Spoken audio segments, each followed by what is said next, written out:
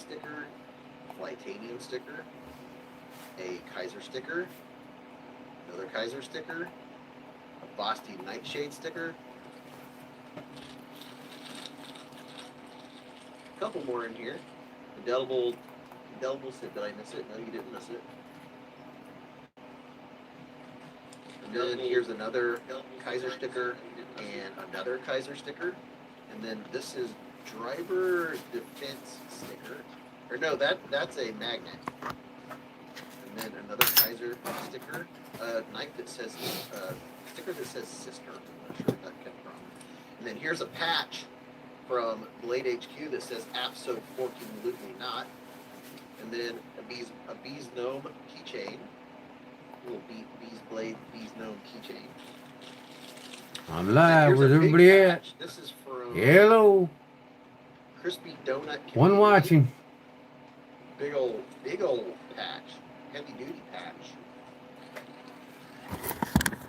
And then here is a booby. We got a booby emoji. You can have a coveted Beast Blades booby. We got that dude in there. I don't think he'll lay sideways and you can tell what he is. Anything like that. Maybe I'll put him down here. Let's see what he is. Oh, he's gonna roll over. Booby time. Let's see what else we got in here. We have 3 little things in here. I'll show you on big screen real quick. So we have this little dude, this little bee. Mrs. B's bought from you guys. Little bug-eyed. It's a bug-eyed bee. Bulgy bug-eyed bee. That dude's in there.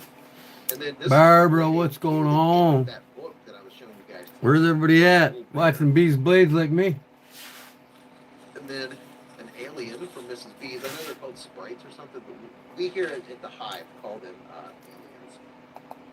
Here is my O-light. This is the O-light I'm rocking today. I'm all about the Christmas theme stuff. Yeah. Gio, what up? I got my butcher knife as good as I want to get it. You can see through the handle. I got orange plexiglass for spacers.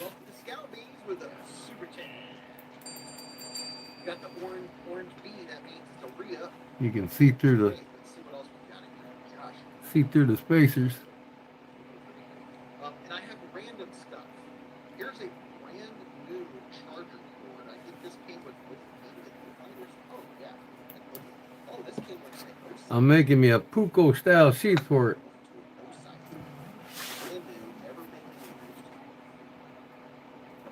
Outside. One of my it's on one of my pistols. USB-C, brand new USB-C charging cord. Put that in there. And random stuff in here. Here we have a My buddy gave me a big sheet of it. bracelet.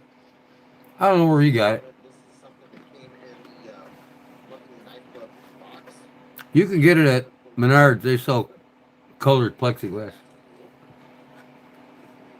see over here. Thing turned out nice, boy. Then this is I love it. a little It can cut. random. I'm not even sure what it is. Oh, yeah. Titanium bottle. Big spec. So they're there. It's just a random plastic. In a case of these, can I buy one of those little bees? This is balsa, yeah. I'm wrap it in leather. I have the bandwidth to sell. I need to. And see how I do this groove. I draw my blade out, right? And I want to go the half the thickness of the blade on this side and half the thickness on that side. So what I do is I use my router plane that I showed you. I just come along these lines, and that Allen wrench blade, that cutting blade there, gets the depth that I want. This is medium strength thread line. Cuts it out the right depth. I mean, I already did this, so that's what this thing does. So I cut out the same exact depth, which is half the thickness of the blade on both pieces. That's how you make a Puukko sheath. But here you go. Here's a random piece of cowhide. It actually probably be like this. Yeah, Yeah, there's enough. it's gonna be just like my Puukkos, Gio. Cut a rectangle. Same concept when you make a Puukko sheath for a Puukko knife. Sand it down, make it flat. Here's a random Now I'm piece gonna of glue it wood. together. Just some super glue. That's all you need. And then here is a QSP penguin. Is everything penguin, right? Penguin. And a top dog rubber band. I mean, it is approaching 3 feet. 2.5 feet. Big rubber band. Let me show you what the table's looking like. All the randomness. Let's see what else we got here in the bottom bag. Delvis, my dog would probably like that leather. Here's another QSP penguin. And here's another QSP penguin. So you get a blue and black.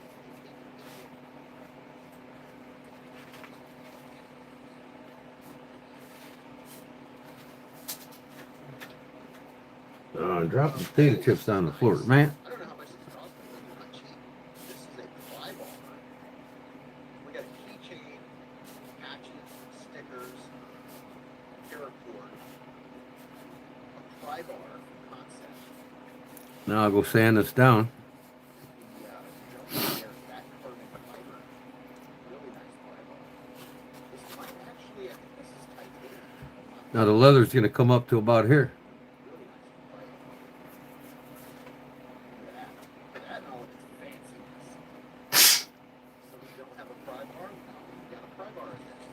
Then, so just keeping track, we have the charger cord, keychain, patches, stickers,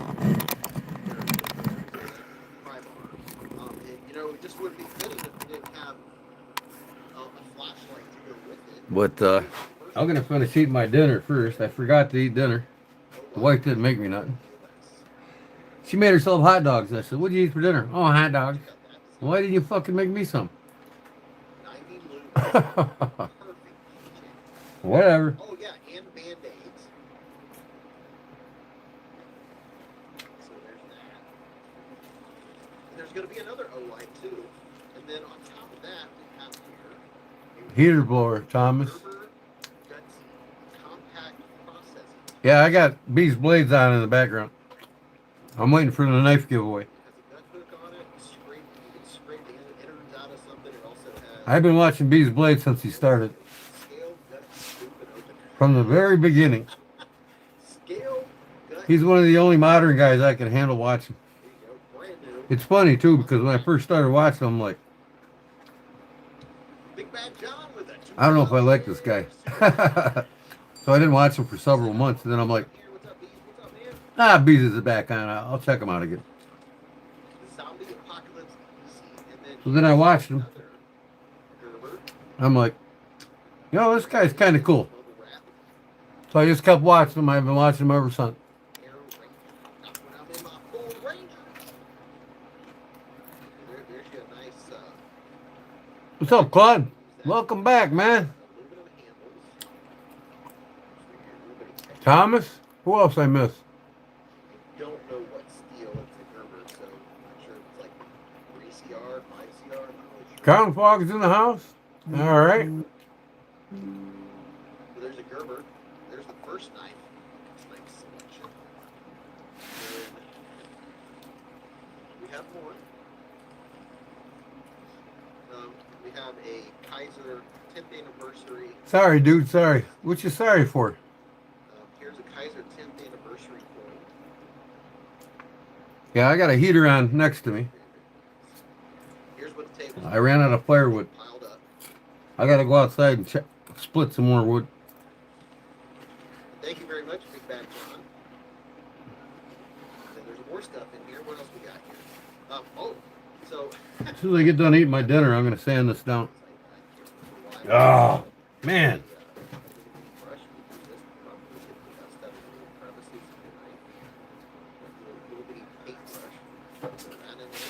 And then here from P&W Funworks is a I keep dropping my chips. What is that? It's like a totem. It's like a totem pole. That's nifty. I haven't seen one of these. What you sorry for, Barbara? It's a pin. It's a little plastic dealer. P&W. It was a heater blower and yeah, and bees blades both. You go to EDC Roundtable, and I have a tip. Well, you was right. I'm assuming it still works. Freezing. What's freezing in Arizona? 40 degrees? Pins, pry bars, knives, hooks, flashlights, keychains, coins. I think we're covering the full gamut of these. I got my wood burner going. It's 90 degrees in here. Here's another fine brush. Use that for whatever. I got a regular Clean and dust out of your heater for down here that hangs from the ceiling. why I got them. I was And when I redid my fuse panel, I don't think I ran two 220 lines going to it. Only one. crevices. I'm always buying extra. So it's only half powered up. Oh, and here is I gotta run another wire to it. So if you have a unique clip or anything like that, there's five brand new razor blades. Got some razor blades in there. This is what the pile looks like.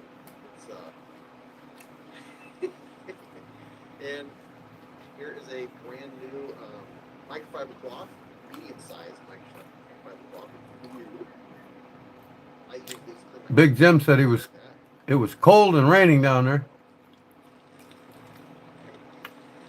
He says he got a hoodie on and a sweater, a military shirt.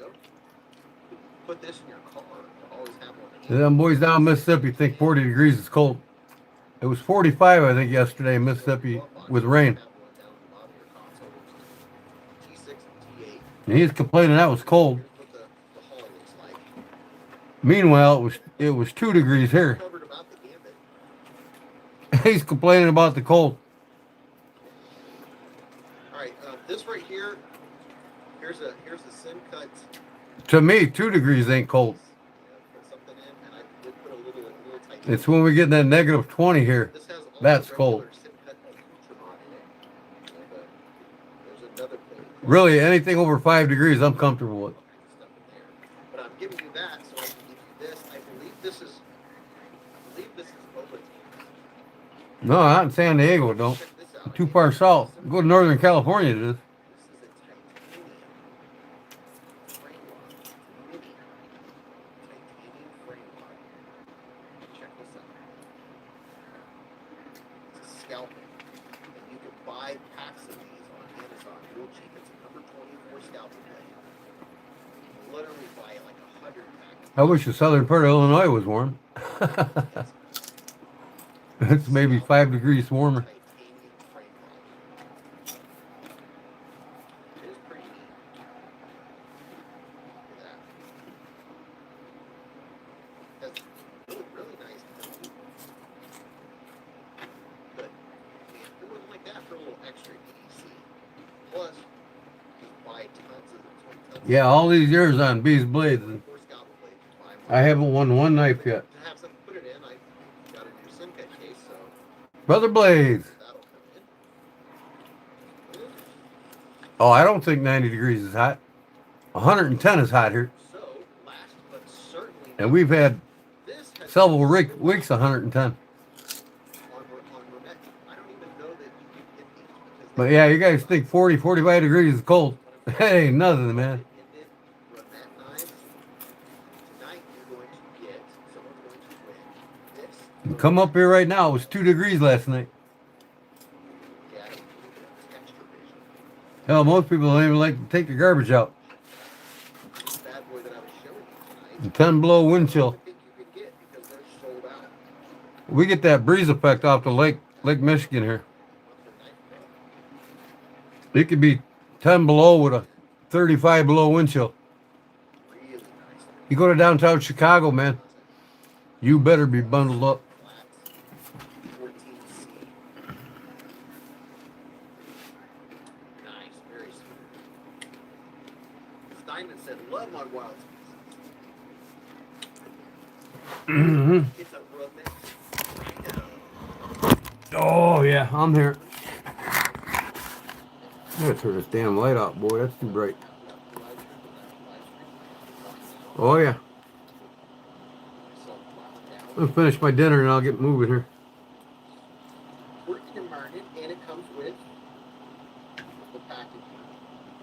And there's another microfiber cloth. So that's An easy chicken patty and Italian bread with cheese and mayonnaise. at least 3 microfiber cloths.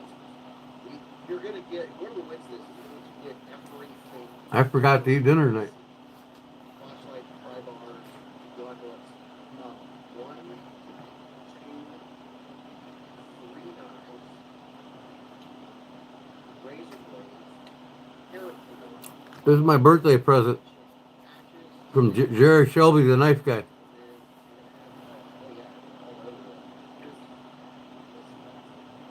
we got, I don't know, probably 3 pounds of stuff. Oh, yeah, some leather. No, but really, Brother Blades, 90's perfect, man. I love it when it's 90 degrees here. There's that. We had a drought here this summer too. It was 90 plus for a month and a half. No, it's not, I don't have a ton. It's about it's about every 5 weeks. So, I go fishing the cooling lake over here. we're going to find out what extra. It's a nuclear plant, so they discharge hot water into the lake, into the cooling lake. I'm literally on that discharge side fishing, catching bass in 114 degree water. 114 degrees it said on my fish finder. Right here. Had a trade today, huh? Play day today. Your boat worn out, huh? So you're gonna get. Okay, Brother Blade. Thanks for stopping in. I was going to show you this knife that I completed for Seth Bond over there at Deep South Cutlery. You want to see it before you go?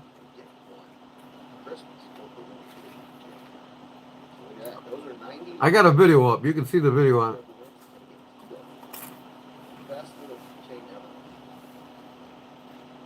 Okay, there you go.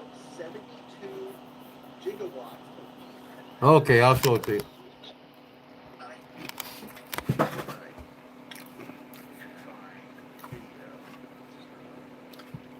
This bad boy is going to Seth.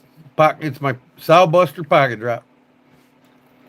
This is a custom dyed leather sheath that I did for it.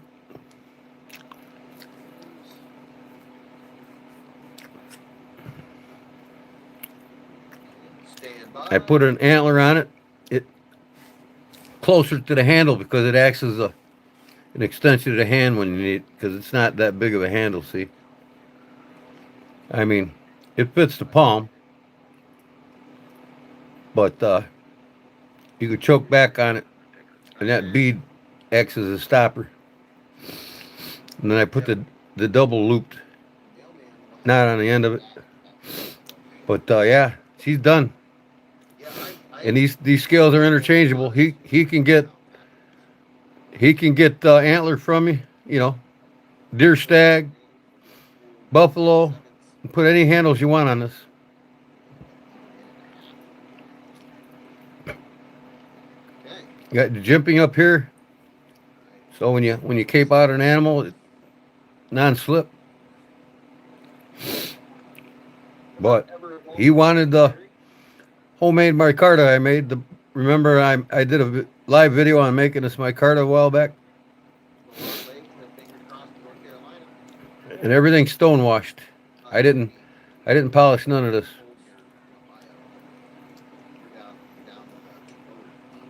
Oh, he said he'd wear it every day. Brother Rex. This thing, whole thing is waxed. Look at them edges. That's all wax, thick wax on there. So it's scratch proof now. But yeah, I got a short video up on it if you want to watch it, Rex. You have a wonderful night. Sleep tight, and God bless you, brother. And we'll see you Sunday.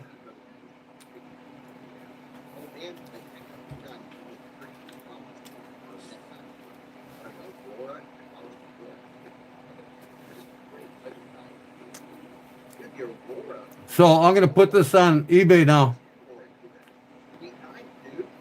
because I literally have 5 more blades ready to go. So all I gotta do is cut the handles and put them on and make the Kodiak or leather sheath, and I can do that all in a night. So if you get one of these on my eBay store, I'll have like 5 in stock. Leave a message in my eBay store. Tell me what handle material you want on it.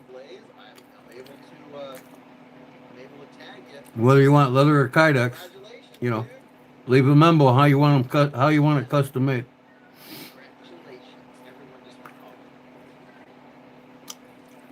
But I'll tell you, the leather costs more than the Kydex, and the special carving on the spine costs more. So I'll have the price differences on my eBay store. A lot of Georges here.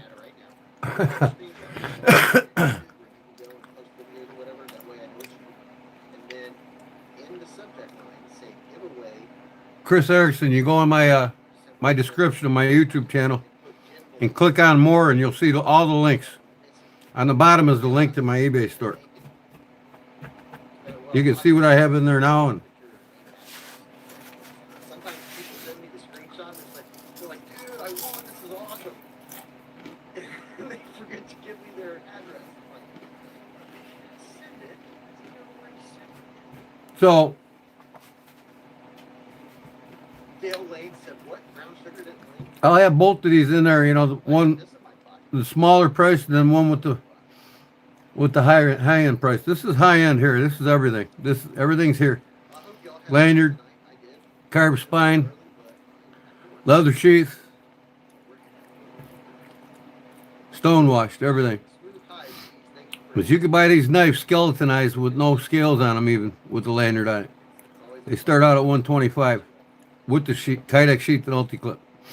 And then they go up from there. You get the scales on it, it'll be 170. You get it with this on here, with the carving on it, around 225.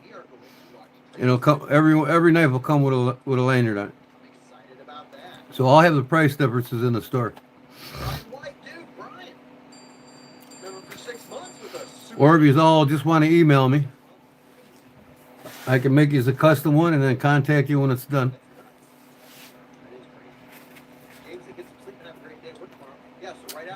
There's Deary.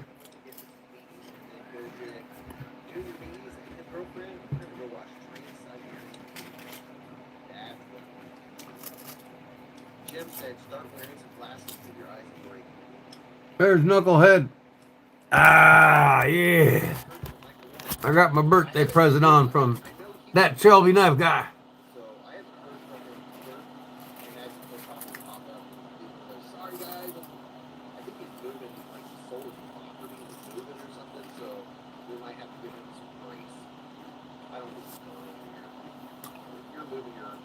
These, a lot of my knives are done out of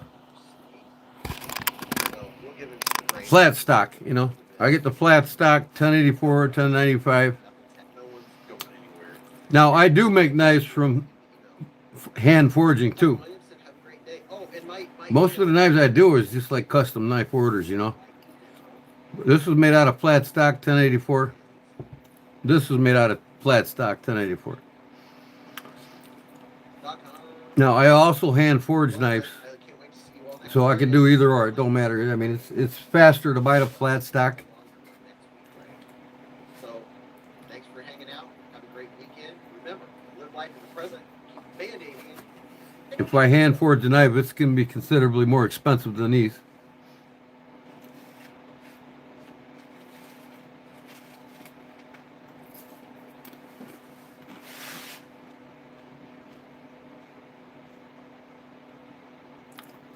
A minute away from Gordon seems like an eternity.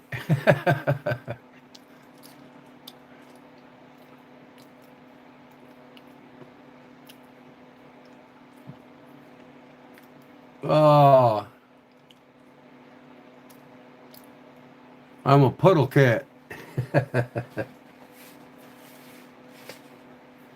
Wait, did I miss the damn giveaway?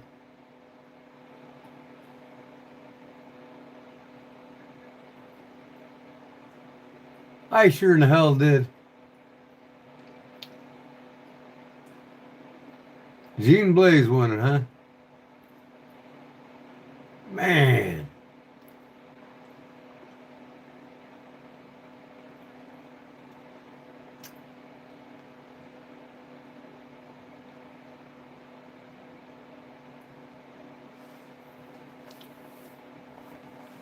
That slipped past me, man. I had no idea. Wasn't paying attention, I guess.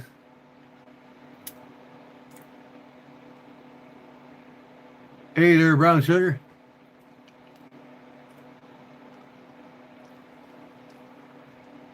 Oh.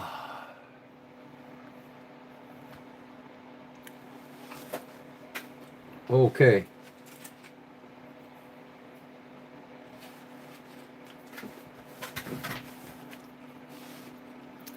I've been wanting to sand this down. I'm going to go finish sanding it. Take me 2 minutes. All I got to do is sand this down and a little bit there and round the edges, and should be ready to wrap the leather. I'll be right back.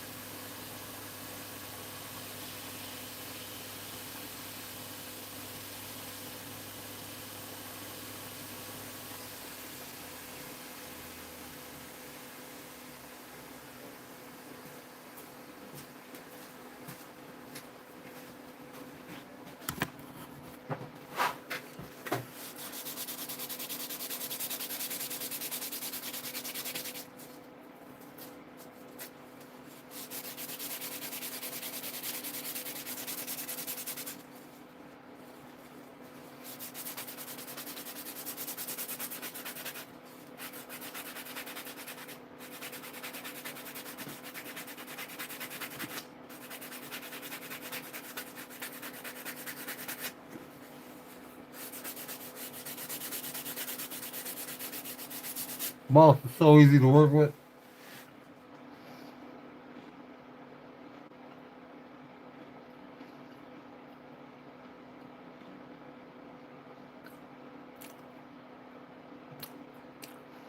You have a love affair with Hunter's Case, old timers and boggers.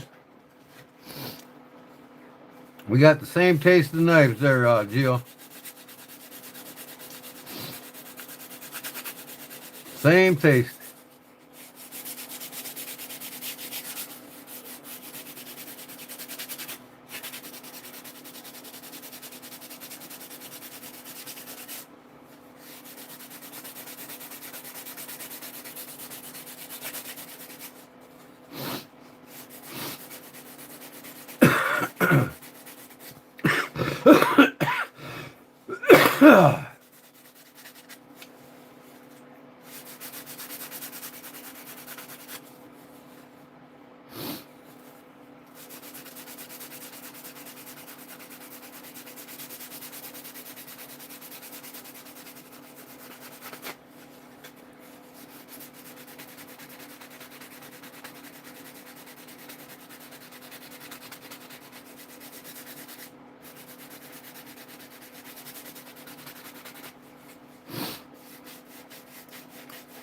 So in case you guys are wondering, this is how a Puukko sheath is made.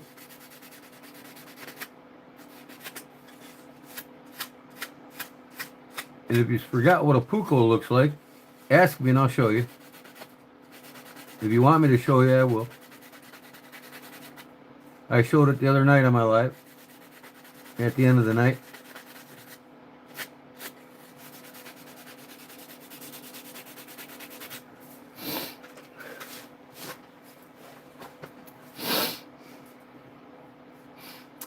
Gordon hit the wood with a small rasp. It'll be way faster. No, this balsa goes off sands real fast. I mean, I don't even really need it. I'm almost done. I'm not gonna make it.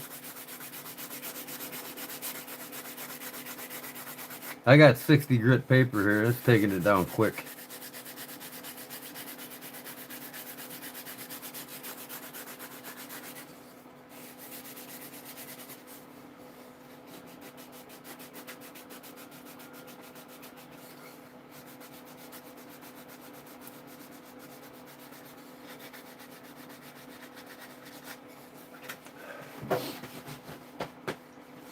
I mean, I'm about ready where I need to be.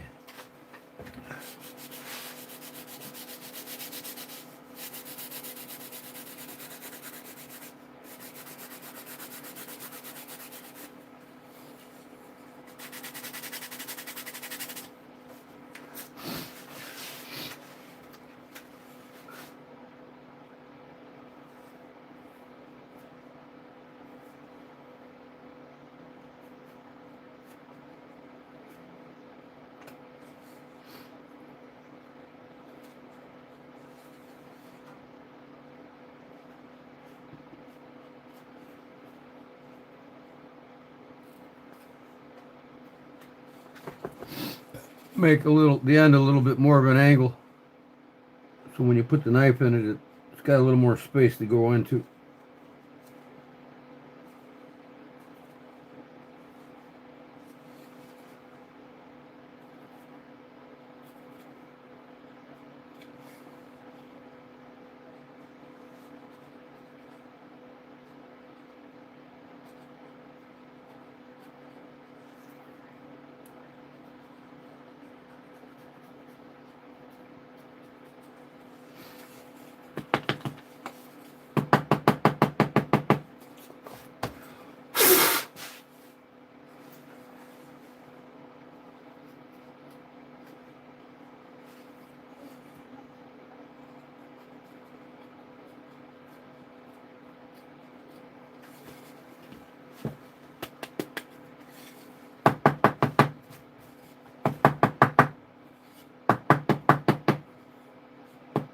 Yeah, there is a bunch, ain't there, Claude?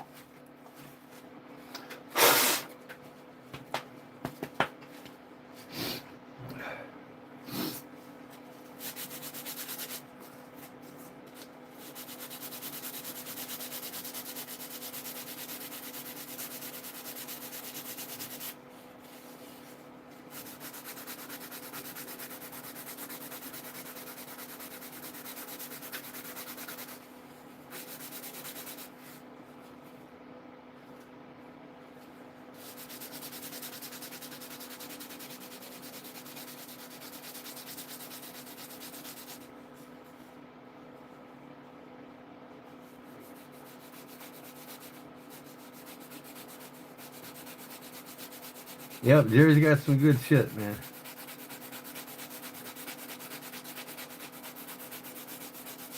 He loves doing it.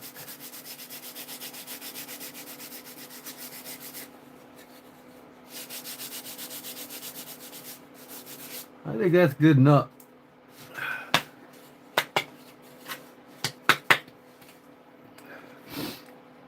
Oh.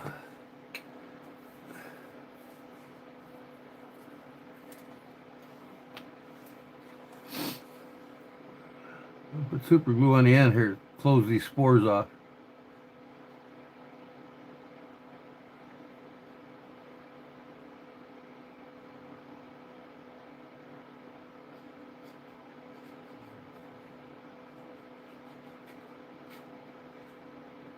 And it makes it a little tougher.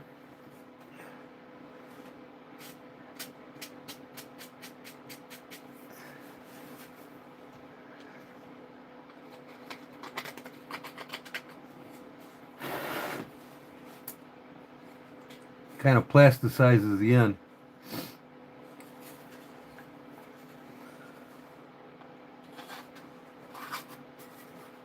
All right, ready for some leather now. Yeah, this thing turned out nice, man.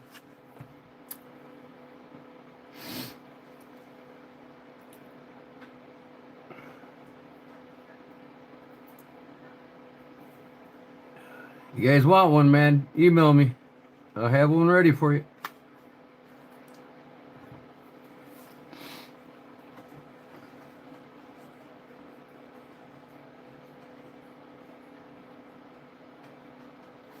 I can't stop once you get started. Yeah. Yeah, it's too fun.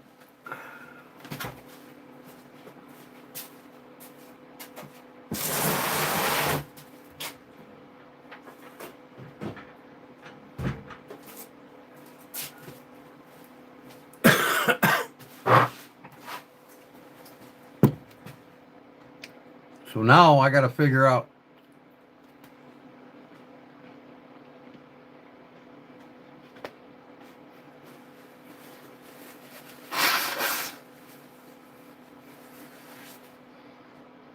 I got some black velvet leather I think I'm going to wrap this with. That'll match the handle.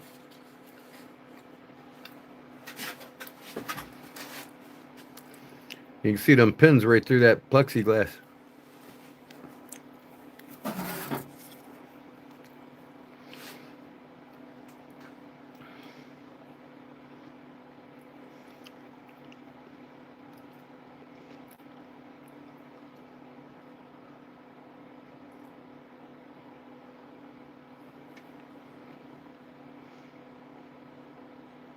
Pretty cool, huh?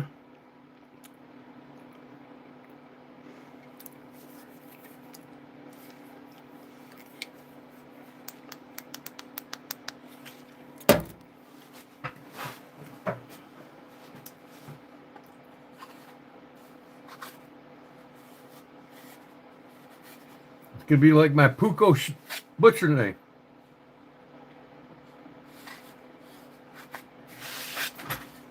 She's done.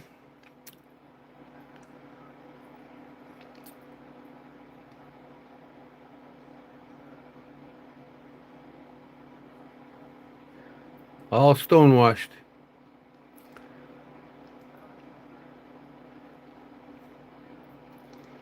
And it can cut.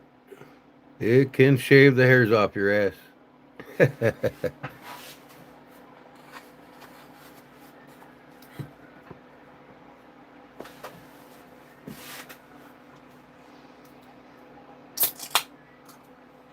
Barney Roble, what's up, man?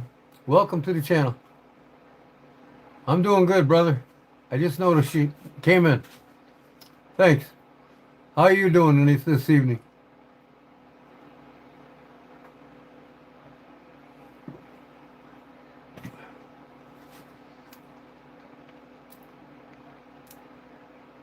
No, it don't get easier on collecting. It gets worse. That's for sure, Jerry.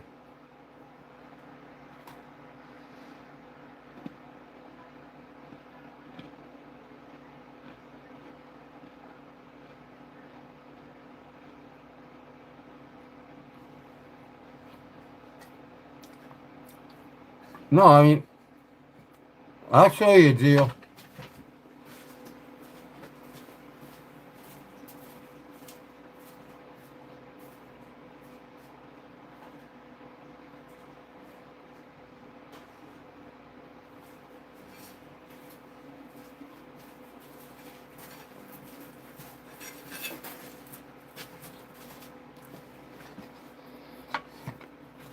It's blade stock. This is what I get.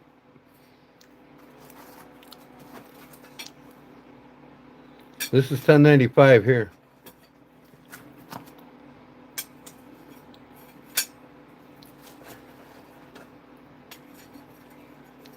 This is all $10.95. I made them out of $10.84.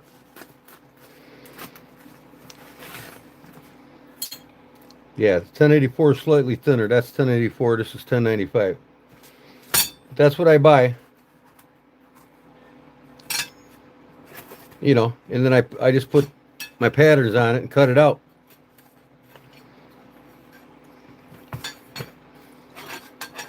See here? I got 2 more knives here, center punch, ready to go.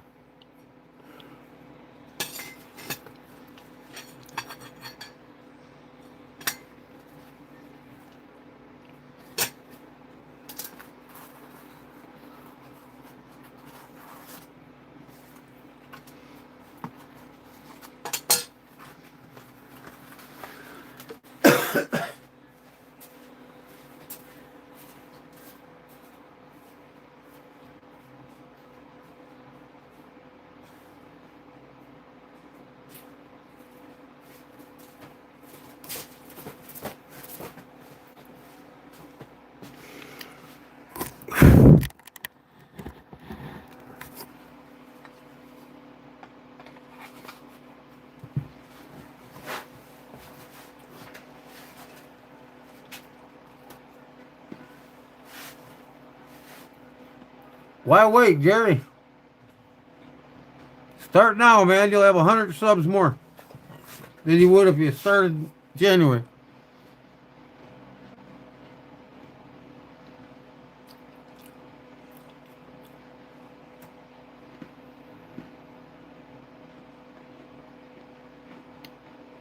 I hear you.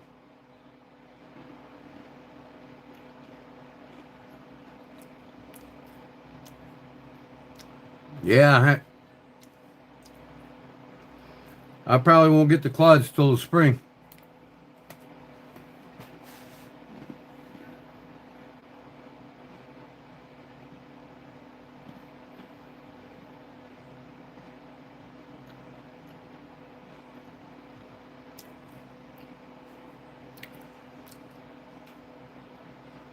But we might not go to clods until the 4th again. Because on the 1st is the Case Family Reunion at Smoky Mountain Knife Works. And I want to go there first. And there's no sense of going to clods in the spring. And then go to Smoky Mountain Knife Works July 1st. So just wait for 4th of July to go to clods again. We'll be there on like the 2nd. But I'm damn sure my wife's going to let me miss it this year. The Case Family Reunion every year, June 1st at Smoky Mountain Knife Works.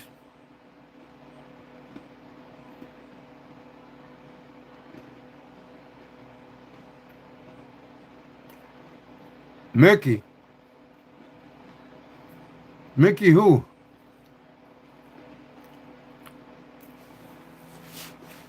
Mickey Mouse?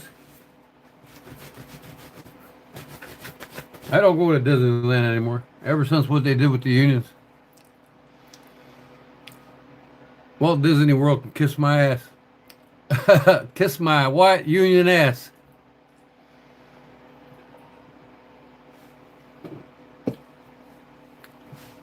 I don't like how Disney treated the union tradesmen. A lot of the union brothers boycott them. Even though I've been there when I was a kid, many, many times, because I lived in Florida.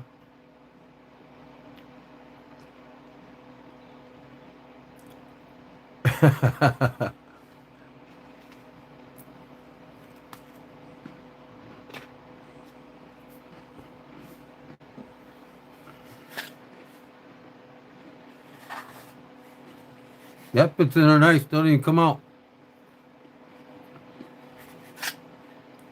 See, that's a good thing about having a stone-washed blade. You don't have to worry about scratching it. It fits in there like a glove.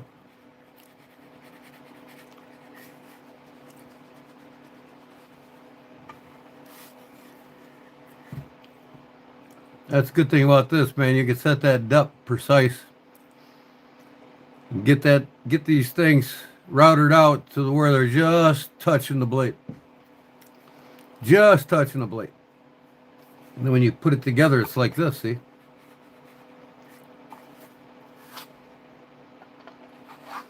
That, and then the leather's going to come halfway up. Man, maybe about 5/8. I'll get on that in a second.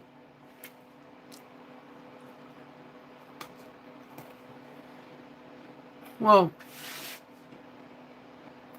yeah, I know, Jared. It's an American thing. It's an American thing. Take your children there. My parents took us there when we were kids.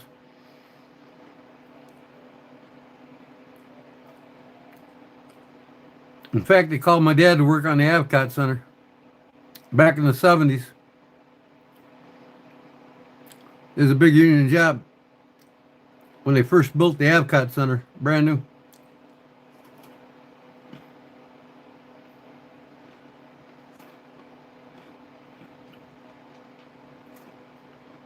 But what they've done recently, there's a lot of union tradesmen boycotting.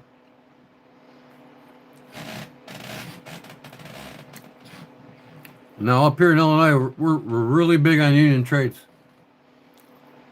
It's what built this country.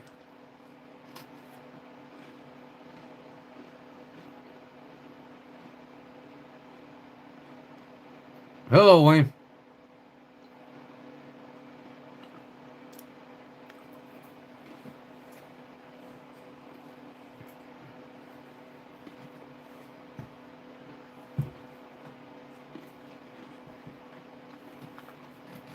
Yep, and I'll get this off the shelf tomorrow, man. Can't wait till he does a video on it.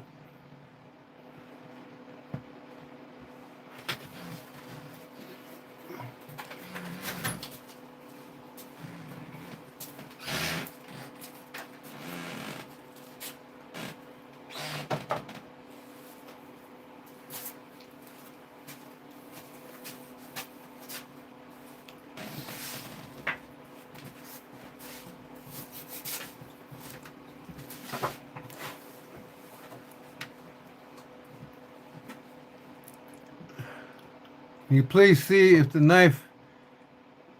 Yeah, yeah. I was gonna show you though. See, this is what I'm making now. This is the Puukko sheath, the Puukko knife I made. It's got the wooden insert in there. See it?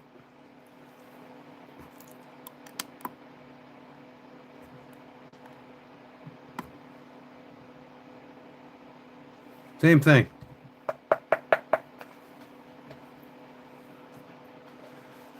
So that's what I'm making for my butcher knife. This is my Sow Buster. I designed this around a case side buster, but I wanted one with a fixed blade. So this is my pocket drop here. You can get this in either custom leather or Kydex, any kind of pattern you want in Kydex. So this is the full feature one. This comes with everything. Carved spine. Now these scales are interchangeable. They're torque heads. They're torqued on, so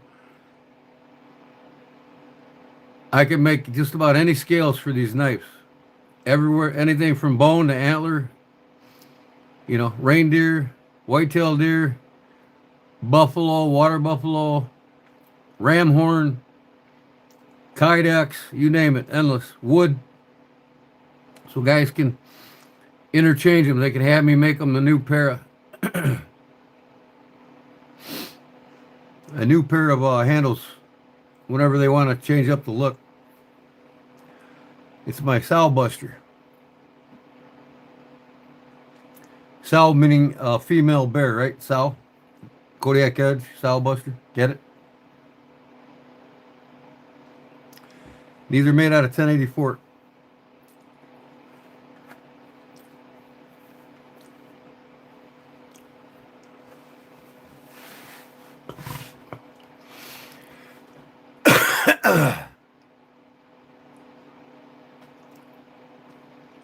There you go, Wayne. Thanks, bud. Like I said, if you want to order a knife off me, any kind of custom blade, or whether it be a butcher knife, a Puukko knife, whatever you want, man. Even if you want me to put some new scales on a knife for you. This here is a petrified fish beluga. I put Finnish burl on it from Finland.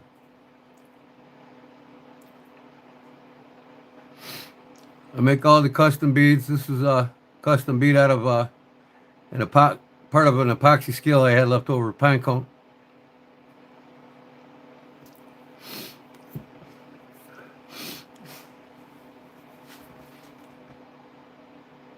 Lily and Becky, so 673 said hi. How you doing? I love case knives, but I just don't like the new ones. I love collecting the older case knives. I don't really care for, I don't collect newer ones. I'll pick up a new one here and there. That's about it. Not for an investment purpose, but only for a cool factor. There's not too many of them that I like, really. But all the older case knives, before 1989, I love them. When they actually made them worth the damn. I'm trading you all my case knives. Sooner or later, I probably will.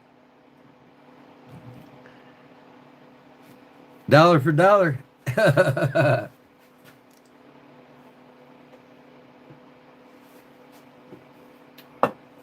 Oh.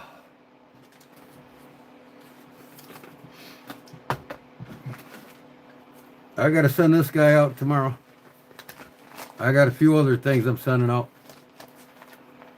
Made this Wednesday. Swedish butter knife. Out of wood.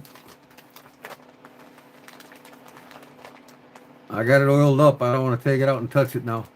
The next person that's going to touch it is the fellow that's going to get it.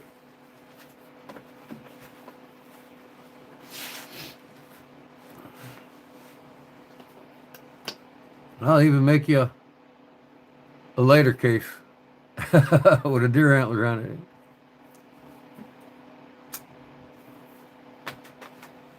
I don't know what the heck I did with my... Oh, here it is.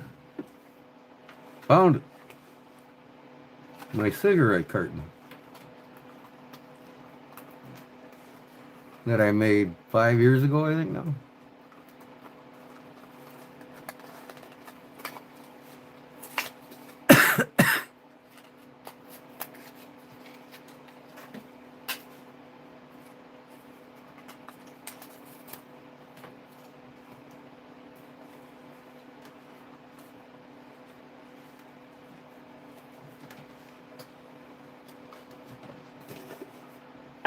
Oh, shoot. What I got from Jerry.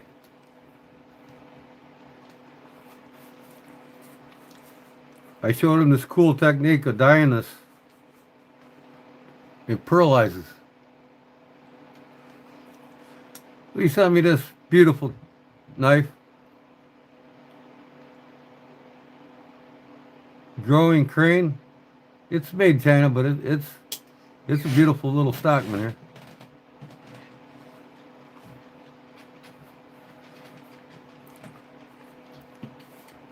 I want him to make me a sheath with the Bart Simpson on it.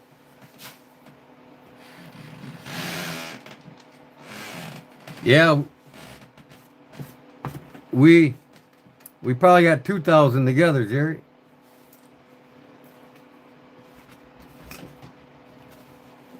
We meaning individually, right?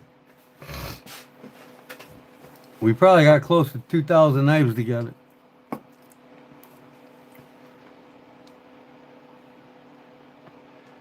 Yep. We're catching up to my buddy Rich's knife shop. He's got over 3,000 knives in his knife shop.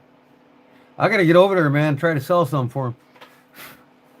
You guys want me to do a live on Facebook one night, like Deep South? Sell some knives. You're pushing 150. That's getting up there.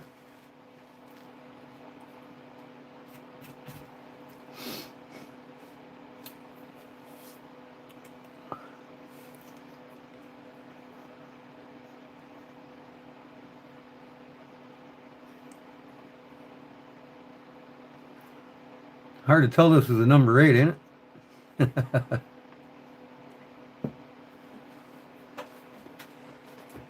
Oh, ulti-clip.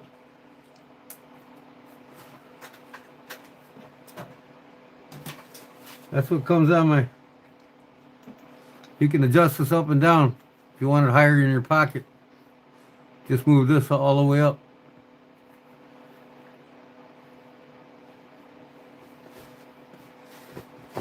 Some guys don't like these ulti-clips because they're hard to unclip. But once you get used to them, they're all right. But I tell you what, nothing keeps them more secure. And I wouldn't sell these with a magnetic sheath. See these guys selling that pocket drops with the magnet flaps on them, you know. You literally got to hold the damn sheath in the pocket when you pull your knife out. Not with us. And not only that, you can clip this on your belt. You can clip it on the inside of your pants, clip it in your pocket, clip it in the back of your pants. Wherever you want to clip that. On your suspenders. Start trading my knives? No, I ain't going to do that. I'm going to wait another 10 years. I'm going to open a knife store.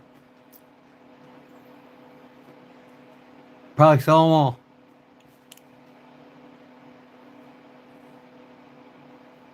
What up, Bengals fan? Welcome back.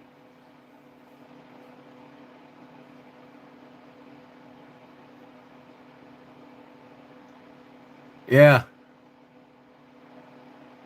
Yeah, Wayne, you can get great knives. I mean, it's hard to beat an open hole, man. You know, of course, this one I modified, and you could do all kinds of things with them. I made this number 8 into a carbon knife. You know, a $15 knife, right?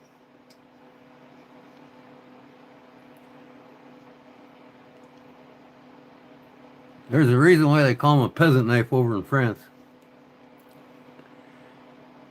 Because the peasants can afford them.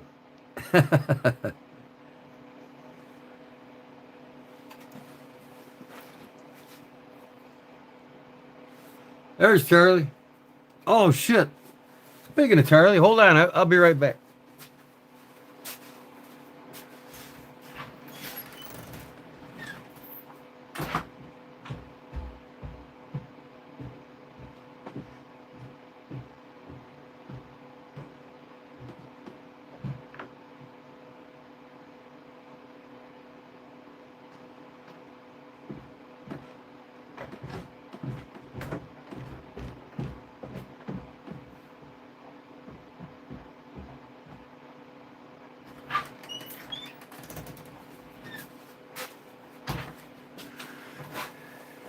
Got a few more things in the mail today. Had to get me some banjo strings, y'all. I'm going to string up my banjo.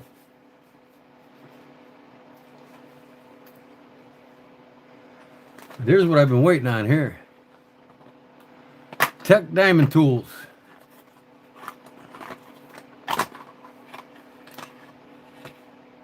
Three different grits of diamond dust. Diamond paste. Okay. 5,000 grit, 14,000 grit, and 50,000 grit. diamond paste. What this is going to do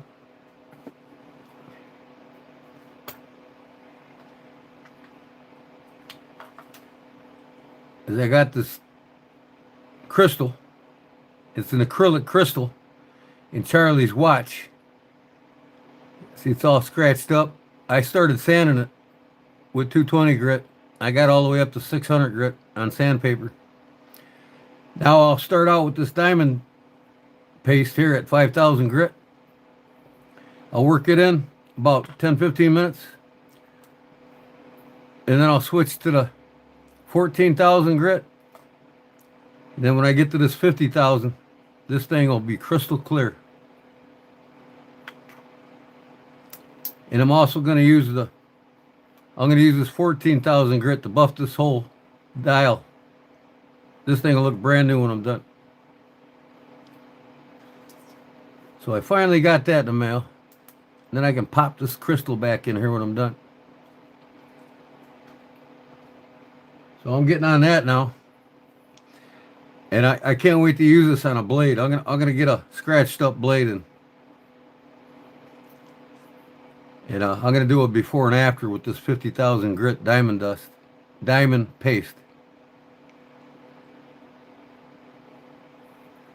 Good stuff, man. This will put a polished finish on anything.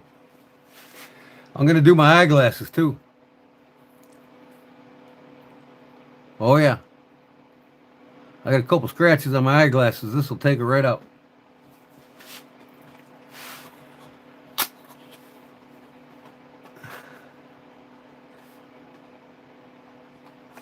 I usually go up to about 3,500 grit of actual wet sandpaper on knives, and it polishes it pretty good. I don't see any reason to go over 3,500 grit, but I'm curious to use that 50,000 on a knife just for the hell of it.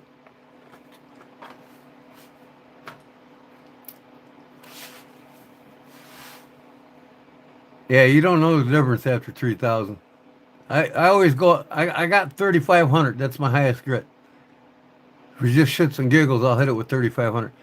But really, when you get up to 2,500, 3,000, you can hit it with the buffing wheel, with the buffing compound. And I mean, it's just like a mirror.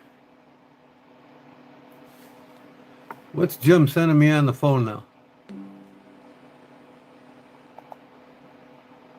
What are you sending me on the phone, Jim?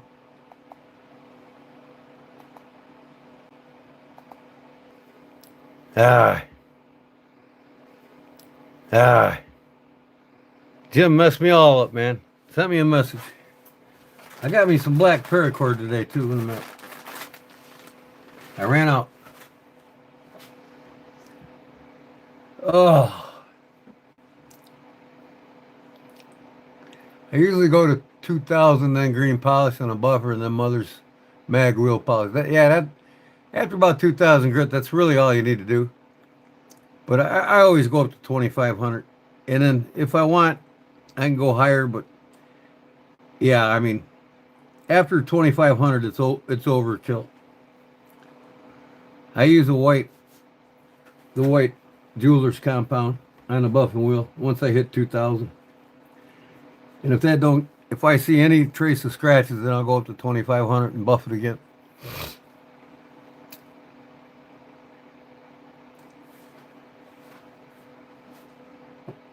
What is Jim doing?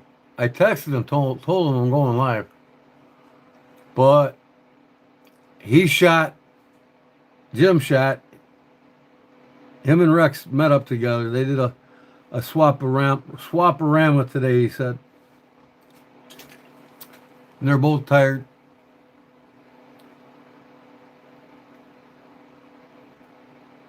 Yeah, hey Charlie, you made that other knife, huh? Did you carve that spine on that other knife I seen in one of your shorts? That looked pretty sweet. Yeah, I got my Sow Buster done here. This is going to Seth Bond over there at Deep South Cutlery. I gave him the whole 9 yards in this knife.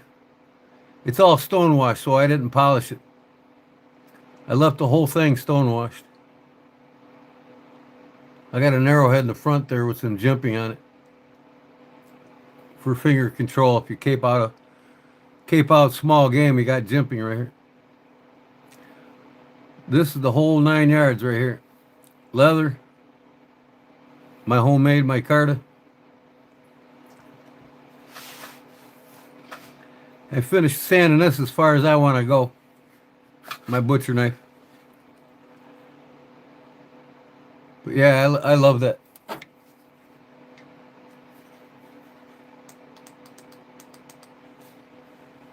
You can see through the plexiglass. See the pins?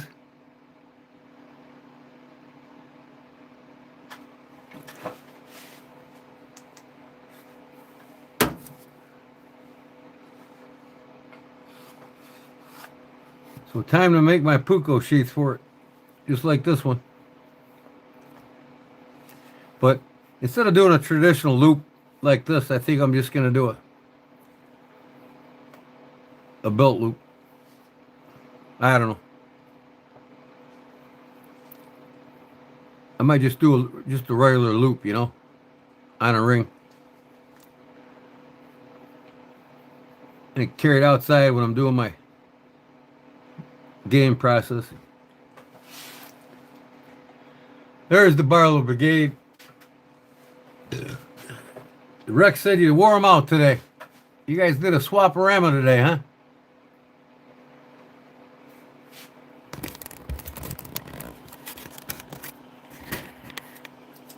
Man, I need another soda.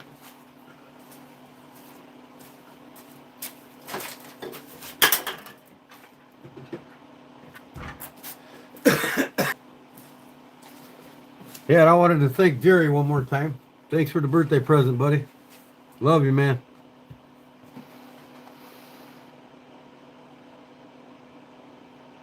You get any good trades today there from Brother Rex there, Jim? I sure wish I could get a good trade from you.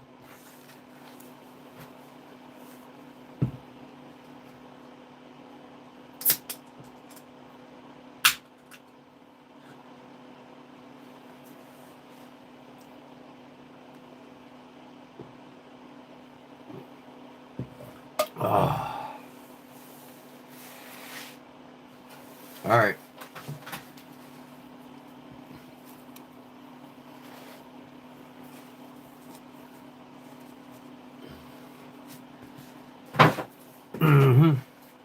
Switch up the hat.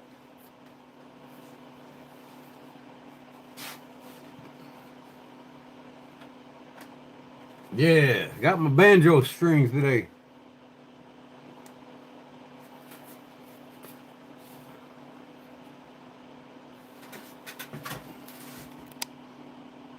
Yeah, light is annoying, boy.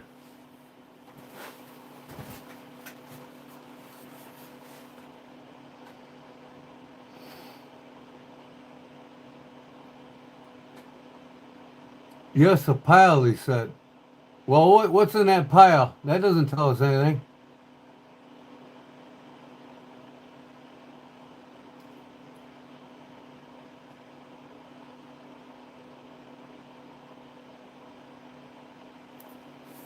I've been watching everybody's videos do it.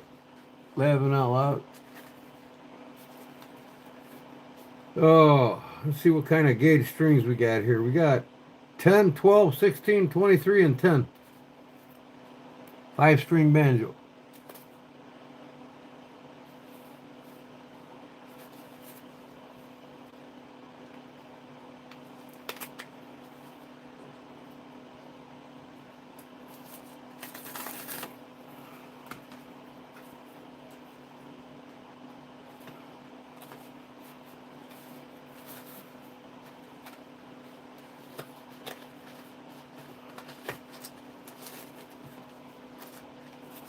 Wow. Come in one package. Brown sugar going to bed already?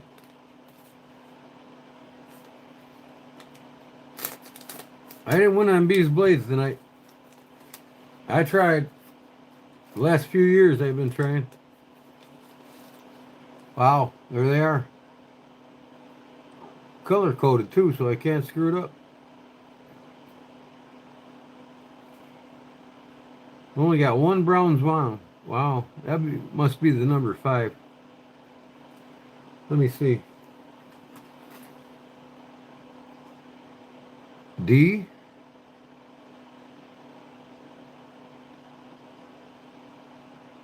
Okay, purple, green, black. Black, the D. 753.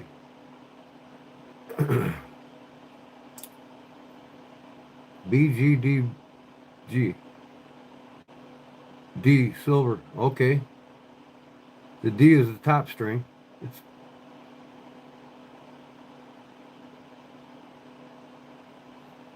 And that's the silver one. Okay. What's the black? It's the 4th string.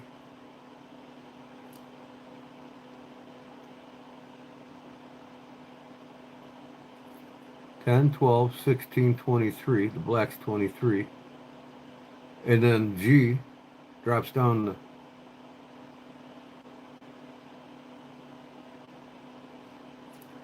10 again. So 10 on top, 10 on the bottom. The D and the G string. All right.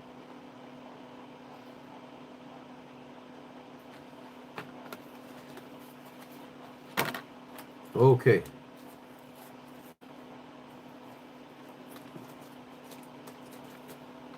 So,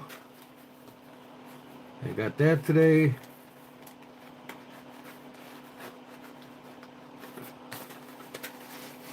I got it yesterday, actually. Got my diamond dust and my black paracord. I think I got 250 feet of it for like $8.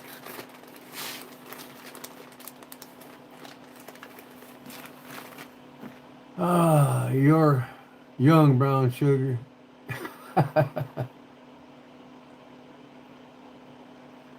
Put on the LL Cool J now. He's all musical. This is my Kodiak Edge. I got this at a thrift store for like 50 cents.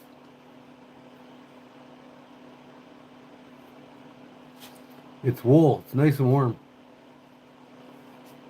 Cover up my earlobes. It's 550 paracord. That's your typical size paracord, 550. That's what you've been using, Jim.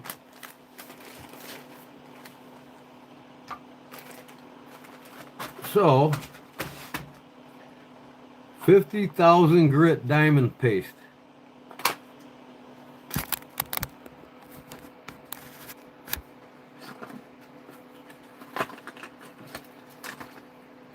That's going to do some serious polishing on that glass.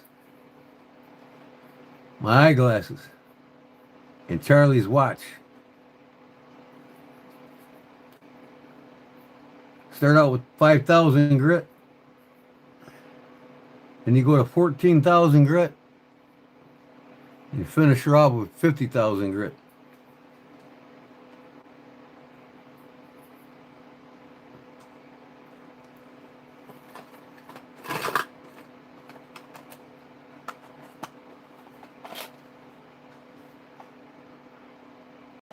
$0.59.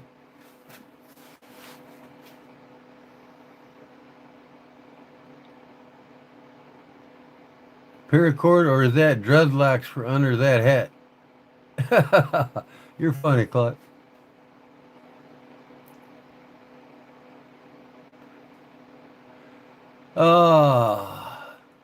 Would you come back in, Barbara? You leave and come back in? You need coffee. So do I, man. I'm going to drink my soda pop first, then I'm going to go up and make me some bolster blend. What do you think, Jim? You think stuff's going to love that bad boy or what? I left this bead short to the handle so you can use it as an extended knife handle. You know what I mean? You can choke up on it and it pinches on your fingers so you don't slide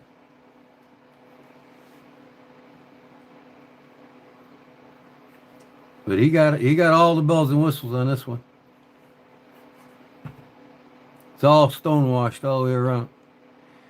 And when he's sick of these scales, he can order some stag off me or some bone or whatever he wants.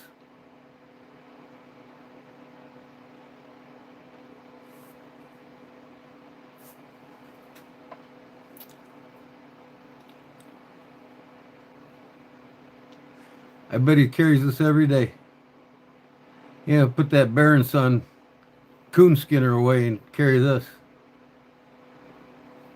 This thing will be more efficient on them coons than that Baron Son. That thing's too big.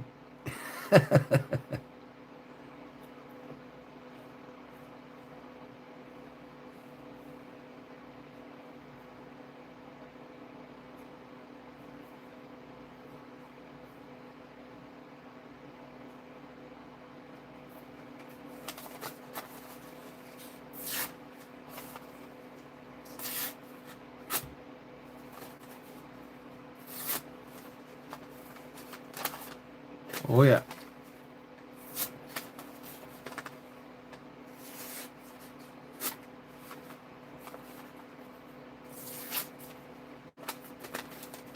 And the paper's fucked up.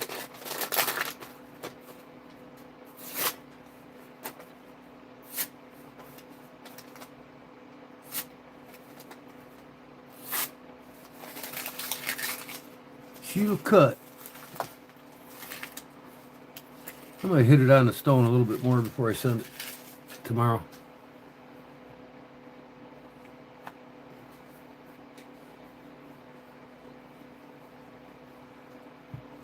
All right.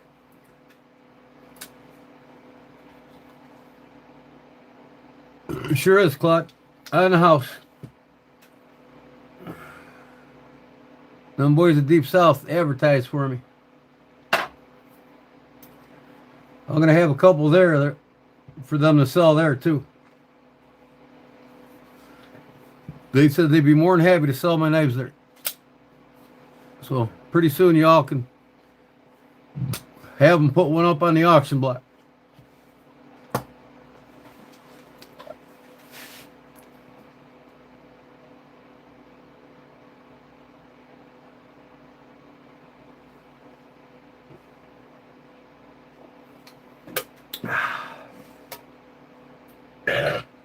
Oh, pardon me. Holy cow, where'd that come from?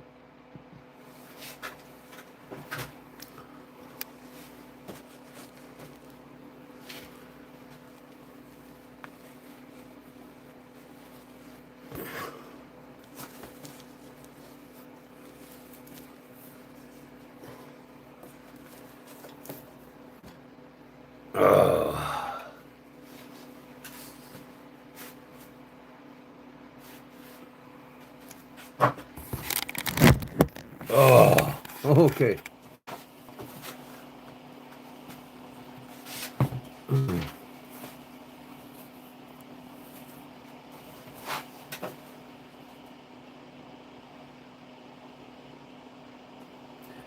Guys, I'm going to going hunting in the morning. All right, well, I was going to show what Jerry sent in for the giveaway. You guys ready for that? I'm going to get out what Jerry sent in.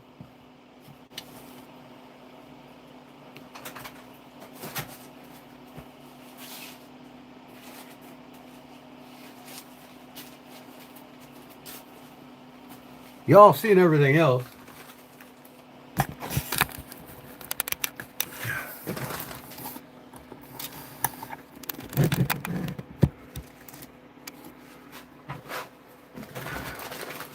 Here's the goodies Jerry sent in. I'm going to be giving away Sunday.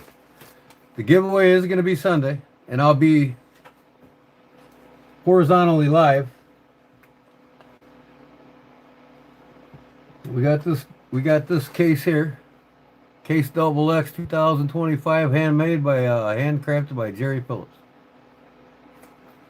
It's got the cross and the prayers on it, some buffalo and a bear, some barbed wire. That's pretty nice. Giving that away. He gave me two of them. Anyways,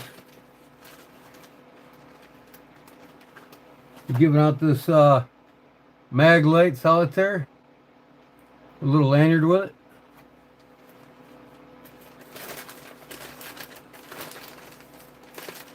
Here's the other sheet that he made. He could tell you what fits in these. This one's kind of wide. You can put your magnifying glass in there for church. Got a beautiful cross on it.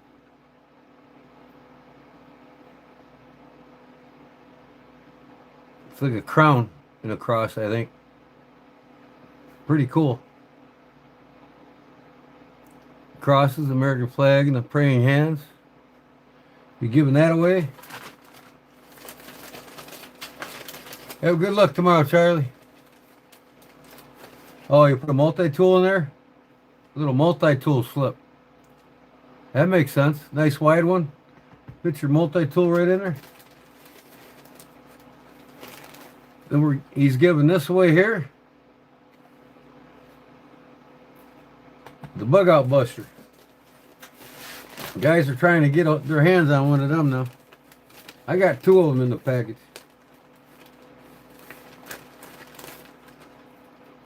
Then I'll be giving out a bunch of the American flag stars that he sent.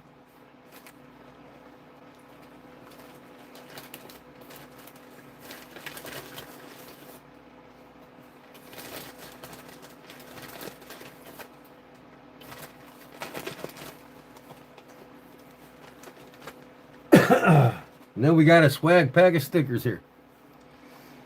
Jerry Shelby, the knife guy. Everybody be getting a sticker.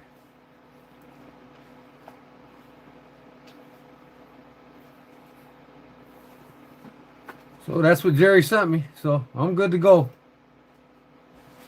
Sunday it is.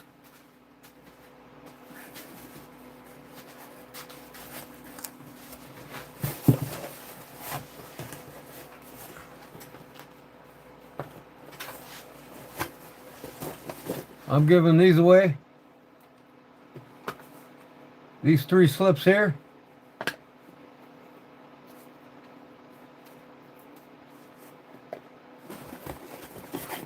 This was Barbara sent in. Oh, I'm giving this one 2 away. 4 slips.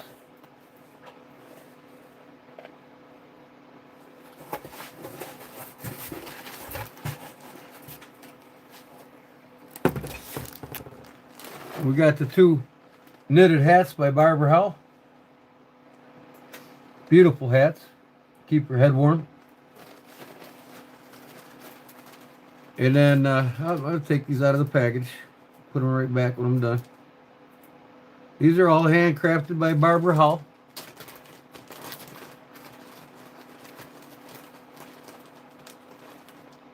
I sent more, but they didn't make it past Gordon. This is the only thing that didn't make it past.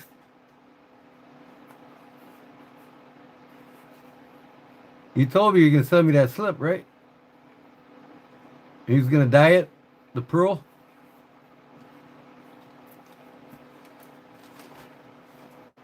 Little octopus. Now y'all give that to your wife. Little froggy. They're too cute, ain't they? Make great stocking stuffers for Christmas. And then this thing here, I guess, is for a wash rag and a scrubber. Got like a scrubby here. I guess you must put your hand in there when you scrub. I don't know. Little scrubby and a washcloth.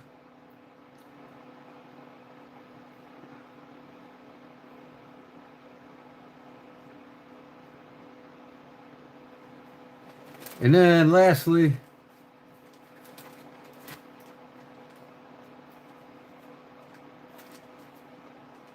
no, you're not. Quit causing trouble, Claude. I'm going to have to ban you. And these hair things here. Hair scrunchies. Pretty cool, man. One of y'all's wives would like to have one of these. Got a little elastic thing in there. I guess you double them up. double them up. They double them up on their hair.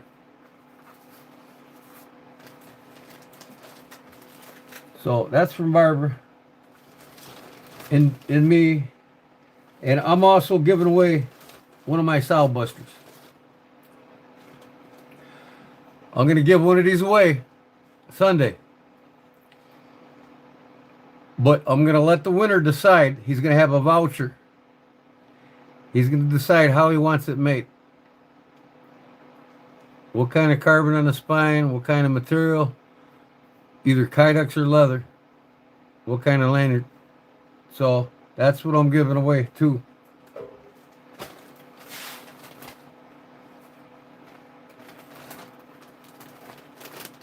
And then we got one more from Big Jim, Barlow Brigade.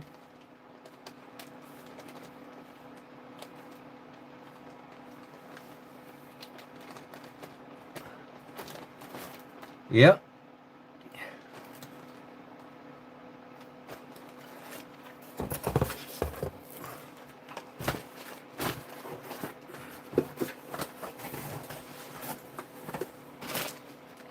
Okay, where are we at here?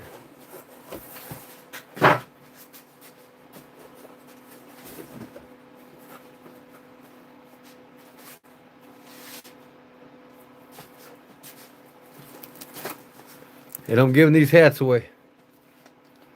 Look at, I got dust on them already.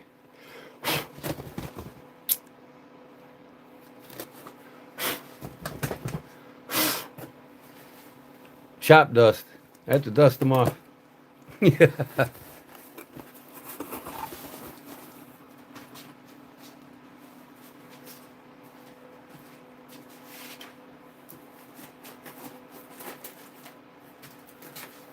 Oh, let me put Jerry's away first.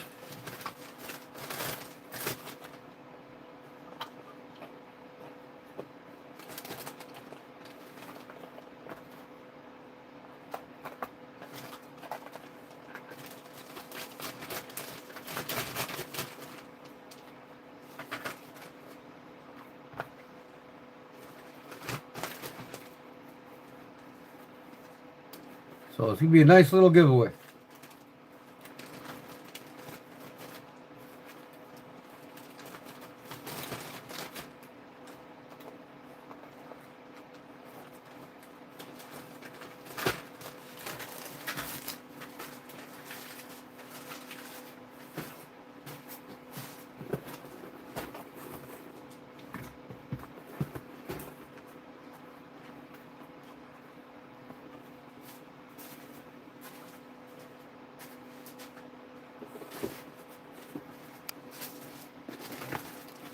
Okay, I got 1, 2, 3, 4 knife. There's knives and stickers, Barlow Brigade stickers inside. We got Dugan stuff and things. This is Brother Rex's wife's sticker. And then some fridge magnets that I made here from me. And then a bunch of Barlow Brigade stickers will be given out along with the Jerry Shelby Knife Guy ones. Another fridge magnet. Couple more fridge magnets. What's this? Wives, guys with knives. This is from Brother Rex's wife too. Another fridge magnet. Deep South Cutlery and Outdoor sticker giveaway. And then here's the knives that's in each one of these bags that's going to be given away. It's a money clip with the knife. A liner lock or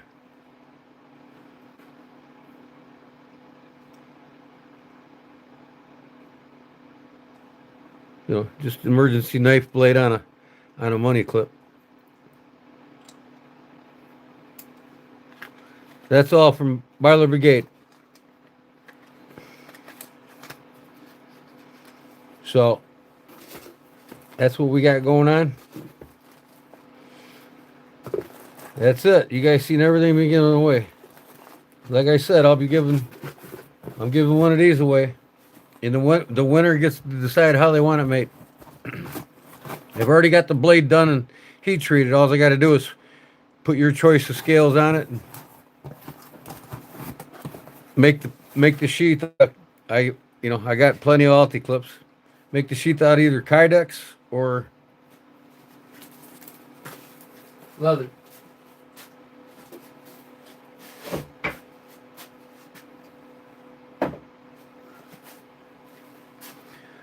Okay, I wanted to get that out of the way. This is getting sent to Brother Bond tomorrow, along with everybody else. Big Jim and Rex. I'll probably send all three of these in the same place.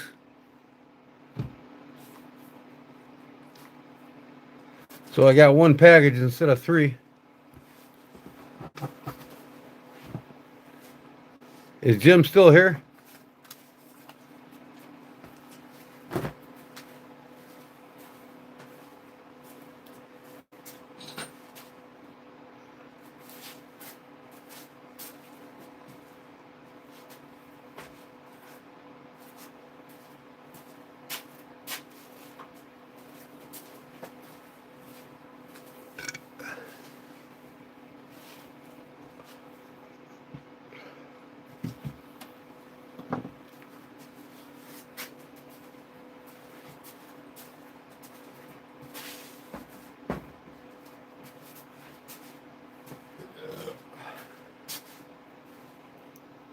Hello, Jim. Are you still lurking, Jim?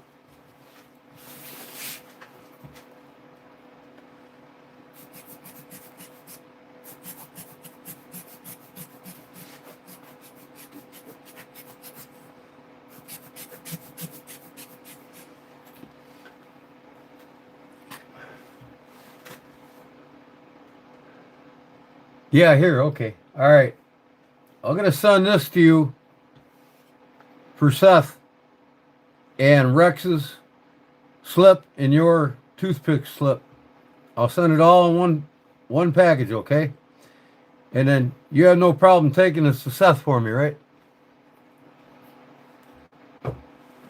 That way I only mail out one direction.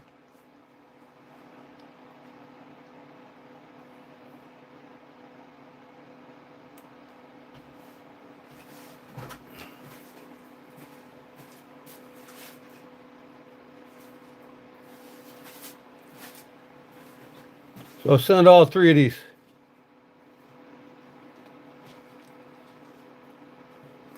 To you. And then you can give that to Seth for me, please.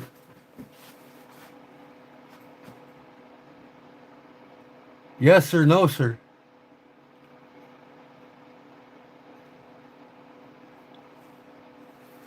I'll tell Seth it's on its way, and Jim's going to bring it in for you.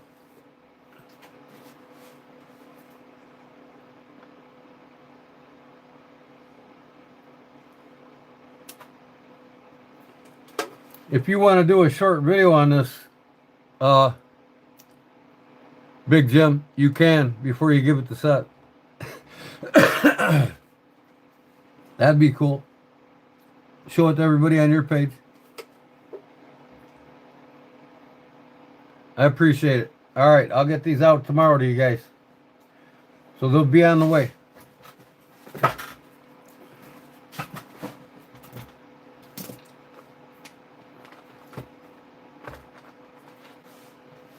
Now,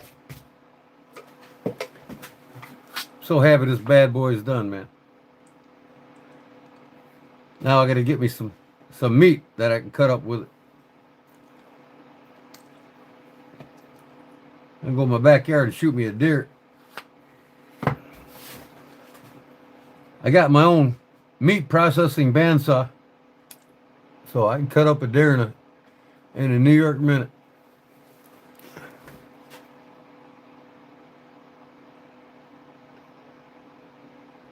Turned out pretty good, huh? Robert. I love it. Stone washed. Old hickory style. Tell you what, this thing turned out great too, man. Now I gotta buff the handle. I gotta sand and buff the handle on this shit. But man, this thing can cut, boy. Whew. It's deadly sharp.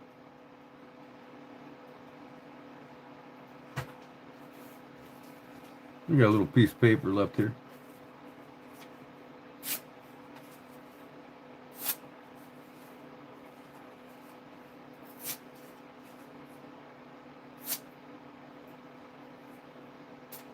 I'm gonna watch my fingers, man. She can cut. I figured I got my knives to about almost 60 Rockwell hardness. Not bad for high carbon steel.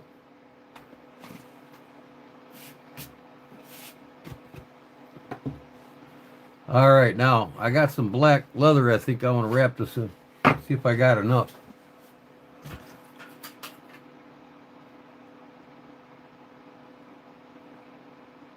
It will cut. It will kill. This thing will kill. It will kill. This thing here. I'll tell you what. This is what David Bowie fought with in the sandbar fight. That's what he fought with. He didn't fight with what everybody thinks of the Bowie knife today. The Bowie knife every Americans took and loved to.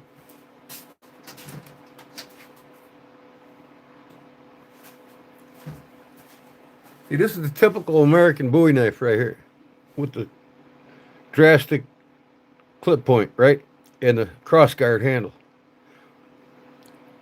This is your typical American style Bowie knife, right? James Bowie didn't fight with one of them. He didn't fight with us. This wasn't even heard of. This is what he fought with, and this is what he was found with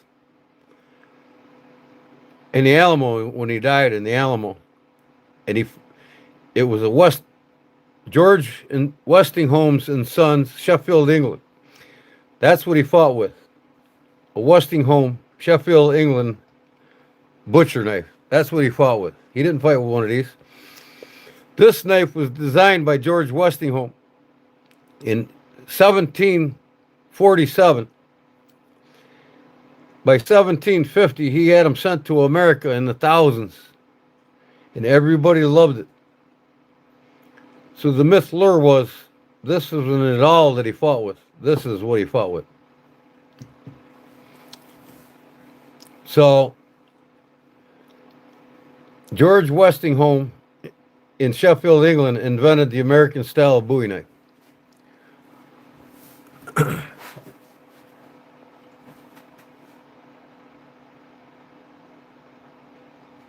Meant to say Seth is an awesome brother. Oh yeah, he's a good dude, man. Definitely a good dude. Is he in here right now?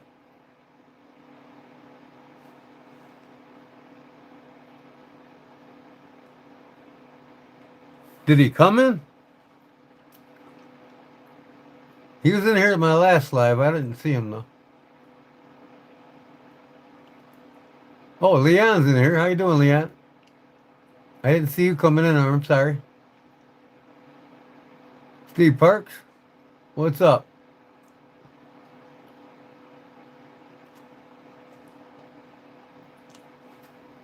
Yeah, stuff's probably busy. He's a young working man, so he's probably in bed for work tomorrow. Probably got to go put somebody's air conditioning in for him. So yeah, this Bowie knife that we love so much in America was designed by George Westinghouse in Sheffield, England. But the sandbar fight, Jim Bowie, this is what he fought with, right there. That's what he killed. That's what he fought and killed by.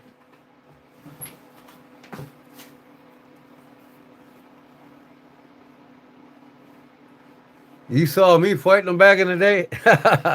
That AI clip I sent you?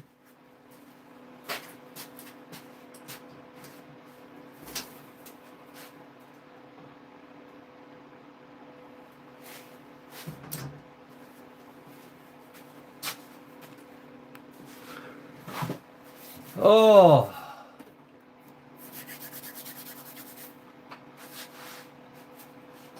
I got the G-Shock on today.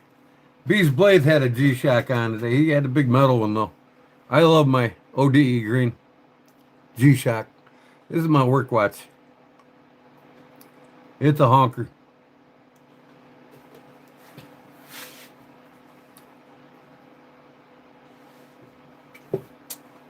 I got the ODE green one, and then I got the all blacked out one. These things are awesome though. I've had this thing for about 6 years. The black one I got a few years back.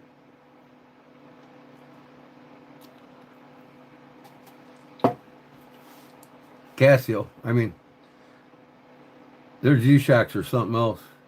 And then it's got a light on it. You push that button and it all lights up. But the newer G-Shocks, man, they're $200-300. This one was $150.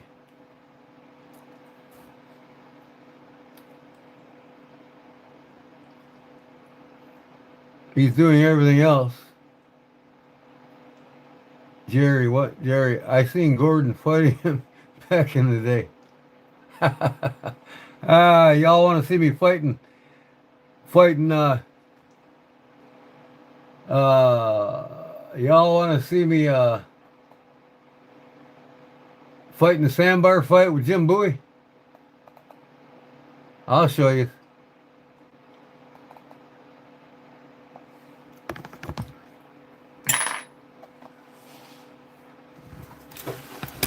Oh, shit. Sorry about that. There I am. I'm fighting a sandbar fight with Jim Bowie. That is Jim Bowie right there. Well, look at, he don't have the chef knife on him. He's got a Bowie knife on him. Oh, isn't that funny?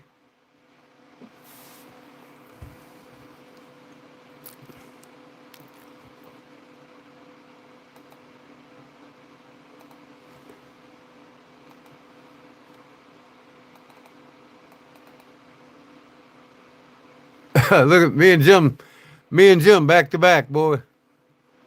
We're gonna mess them all up, Jim.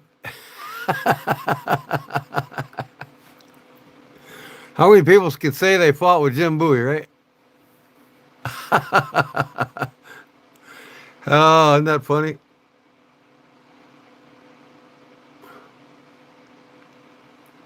That is Jim Bowie, but that's me. Look at that Kodiak Edge hat on, boy. The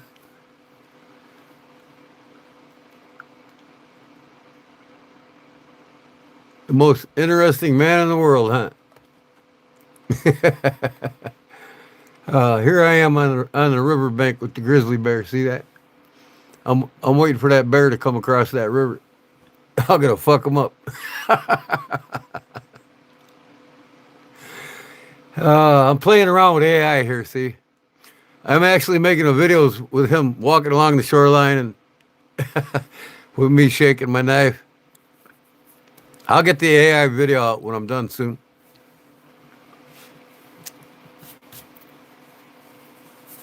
The good thing about doing videos in AI, though, when I talk, I got a full set of teeth.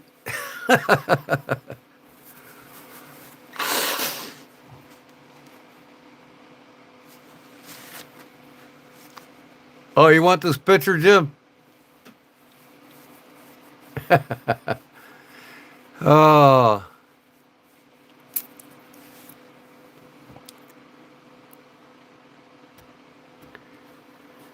I'm going to do something probably in here like Kodiak Edge bladesmithing.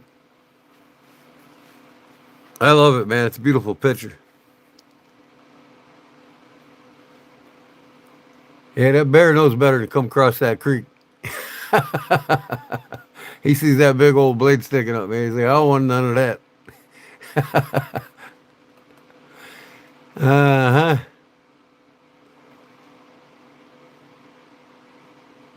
What the hell is this? One of my old videos. Oh, this is that scout knife I completed. 1960s. Oh, wow. Here's an old video. Alright folks, I'm back here with the scouting knife from the early 1960s. First two videos, you've seen how I did. Yeah, I put the burlap my card on it. First one anyways, I took apart the knife, unsealed it, paint over that, and get down there. Where I'm gonna Make it my new spring for it. painting the pens and I'll send it to you, Jim. I'll send you all 3 pictures. there you I see it in your video you posted the one. compound right here. You didn't tell anybody it was me fighting Jim Bowie, did you?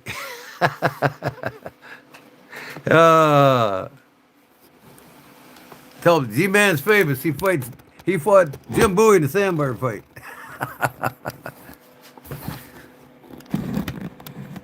Huh? Oh shit! Come on, phone. Sorry about that. Now stay. All right, I want to get going on this sheath. Okay, you're out here. All right. Yes, sir, I did. Yeah. Washington, George Washington. Yep. He designed the Americanized Bowie knife that we love so much today in America. In fact, the Case 119 series, the old man Case invented. All the 119 series knives were got the DNA of the George Westinghouse Bowie knife. The attributes of the Westinghouse American style Bowie knife. The 119 series knives from Buck. Old man Buck had the Westinghouse knives in mind when he made them.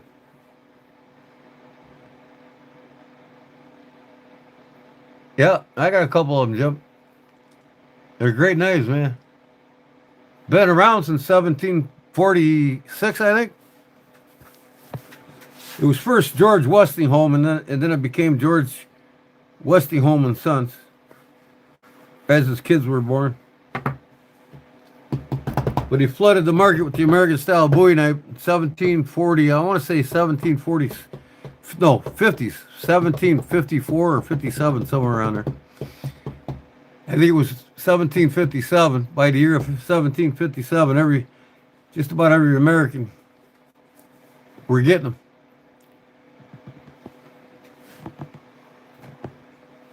Are you talking about the pocket knives, Jim?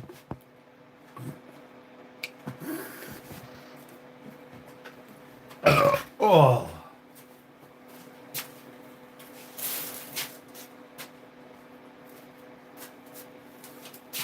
Oh.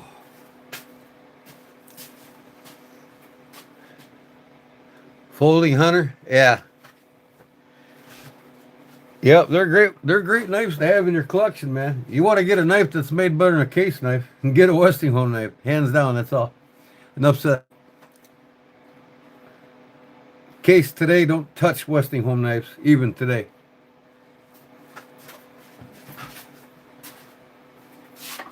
Just everybody's got to have a Case.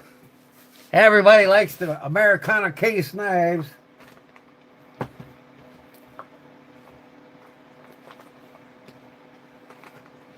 Okay. My leather. First I'm going to toke a smoke. I get misty every time I hear Folding Hunters. Well, you need a Folding Hunter done by me, Gio. You need a Folding Hunter customized by me.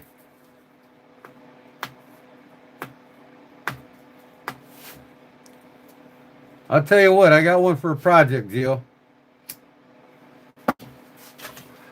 I'll sell it to you when I'm done.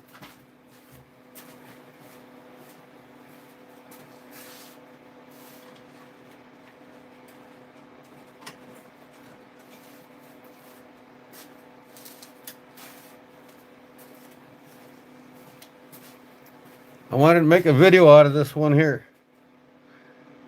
It's the old K-bar, and it's rusty. So I'm going to take all this rust off of it. And I might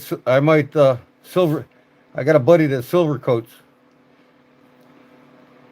I'm gonna take these blades in. I think I'm gonna have them silver coat them once they remove the rust, everything off. Then I was thinking of either putting ram horn or buffalo horn back on this and selling it. But I'll carve both springs for both blades. Nickel plated. I got a buddy that'll nickel plate these brand new for me. Now you can tell this one's a little bit of a user. But when they get nickel plated and they look brand new, it's still a good, capable knife. And I can actually put any kind of handles on here if you want to tell me, if you want to get it at me.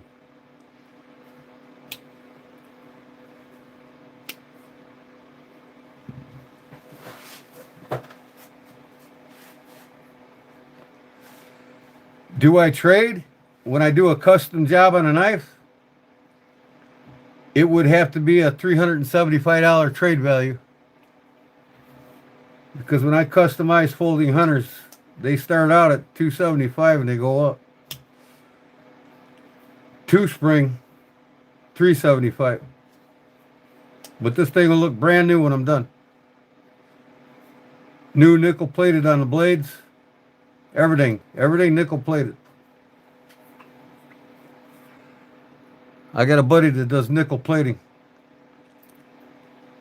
And I'll have new scales on here, whether it's ram horn or water buffalo horn.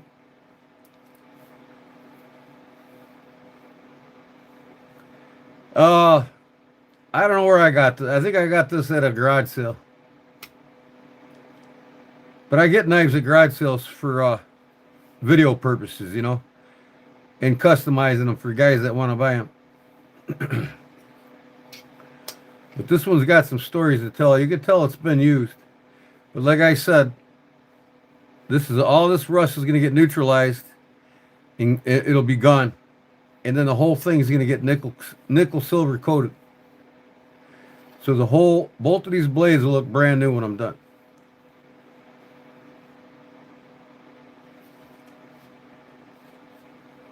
But I also have some newer buck knives. I could do a buck knife for somebody, buck 110. Just thought I'd bring that out and show you.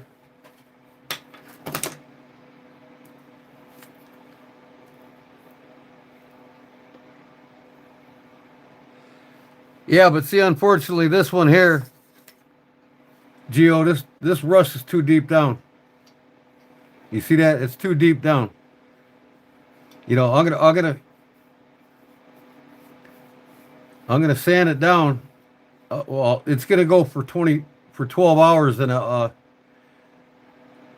90 vinegar and baking soda bath to neutralize everything and take out most of it. And then it's gonna get sanded down real smooth, and then it's gonna get a nickel finish on it.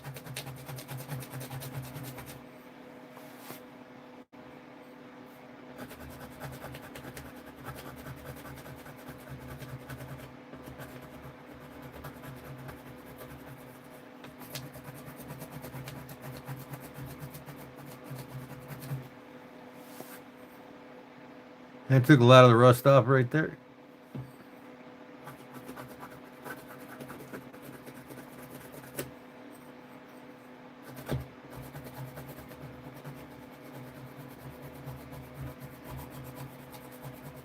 But it's going to get a baking soda white vinegar bath for overnight. But yeah, I mean, I don't have to nickel silver them. I can leave the original patina on it for you if you want it. But these things will be mirror finish when I'm done. And so will the shield, K-bar shield. But I can put any material on here for you. Any. Including one that material I make myself. No, it's not a big deal. Like I said, it'll get neutralized though. And then sand it down to a polished finish. The original patina on it. Guys like that, you know. Like you, me. I like it too.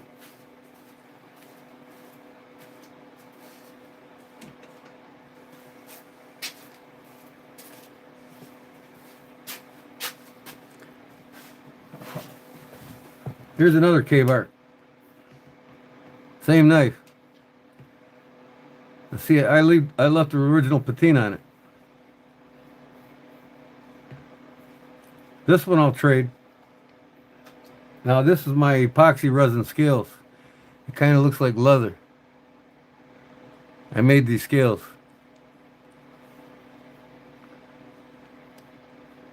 But I gotta finish sanding it yet and buff it all up. But I'll trade this one for $150 value.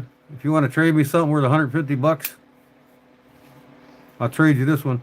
No shield. But it's got clearly on the blades what it is.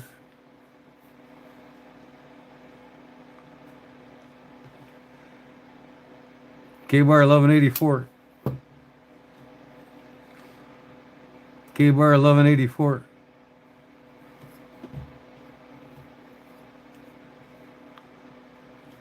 These are the same year. Same exact knives. I might have that shield for this floating around somewhere. I gotta look.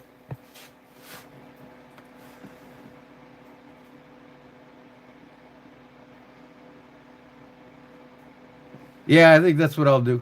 I'll spend a couple hours on it, clean it up. You mean even leave the old, just even leave the old Delrin scales on it. I mean, there ain't nothing wrong with them. I can polish these things up real nice.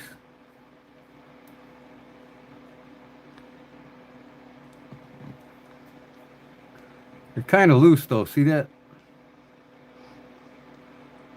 What,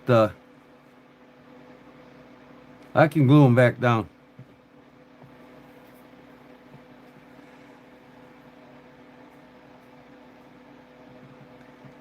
That's right, let an old knife be an old knife.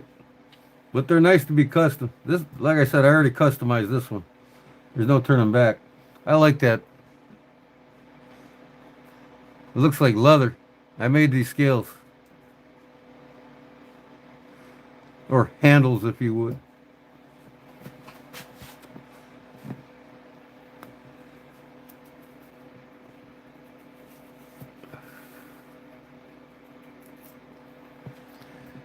So yeah, maybe I'll just do a cleanup video on this.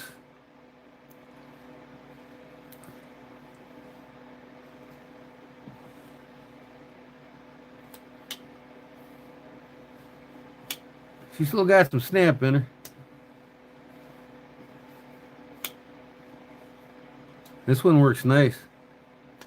You can tell somebody got some good use out of it though. Look at that blade compared to this one.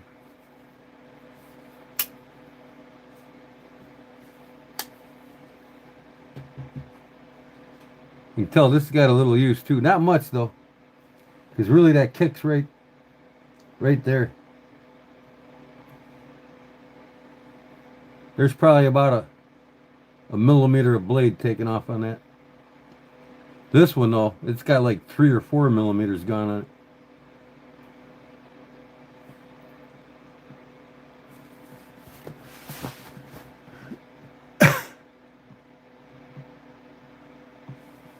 When you clean them up, I guarantee those things will bite you for sure. Spring will be great on them.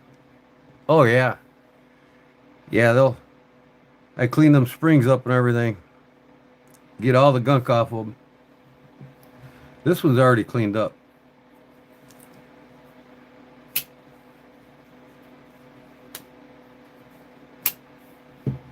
This one ain't too far behind. It just got a little, some rust in there I got to clean out.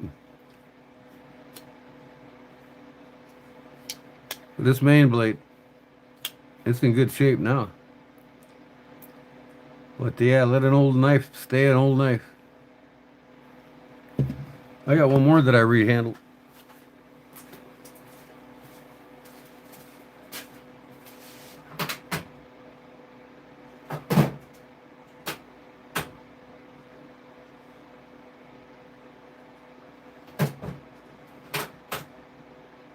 Where the hell did he go?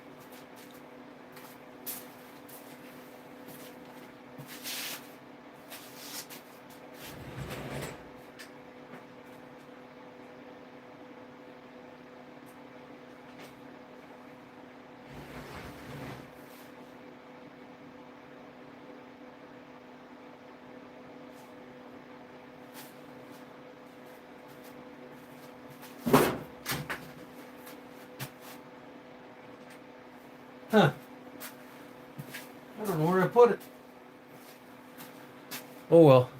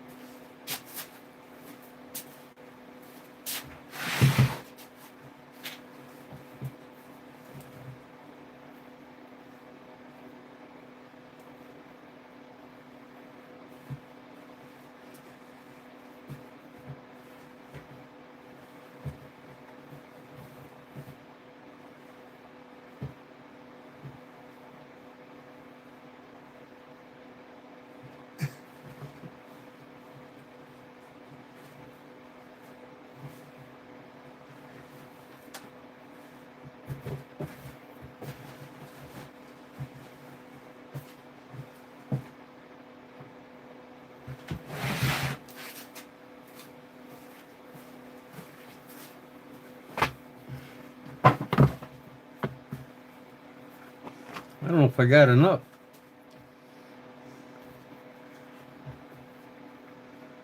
Huh.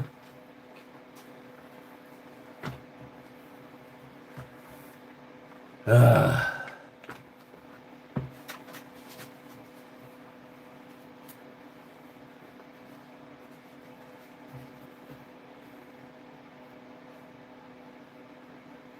Man.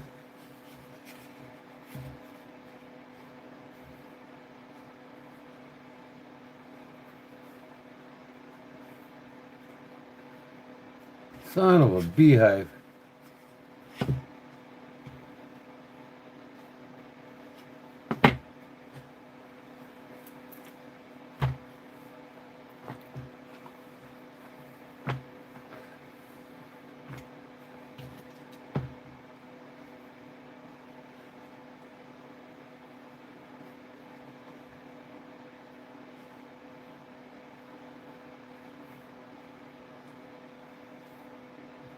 I'm not going to have enough. Huh. Maybe I'll do a double wrap. I can always just do the main sheath. Oh wait, there you go. Right there. Right there.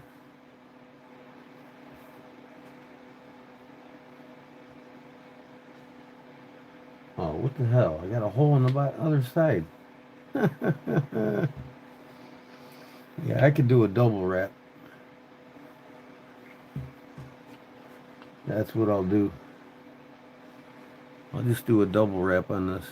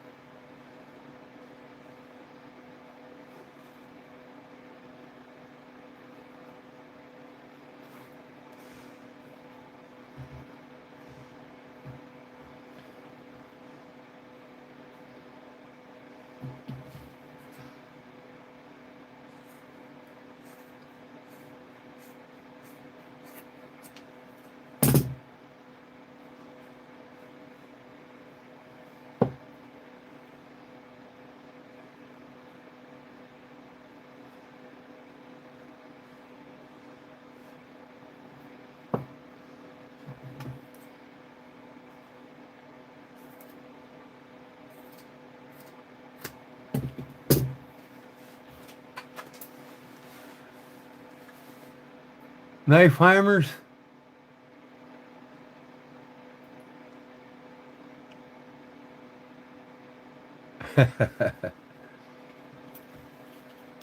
Yeah, I'm gonna do a double wrap Puukko sheath here.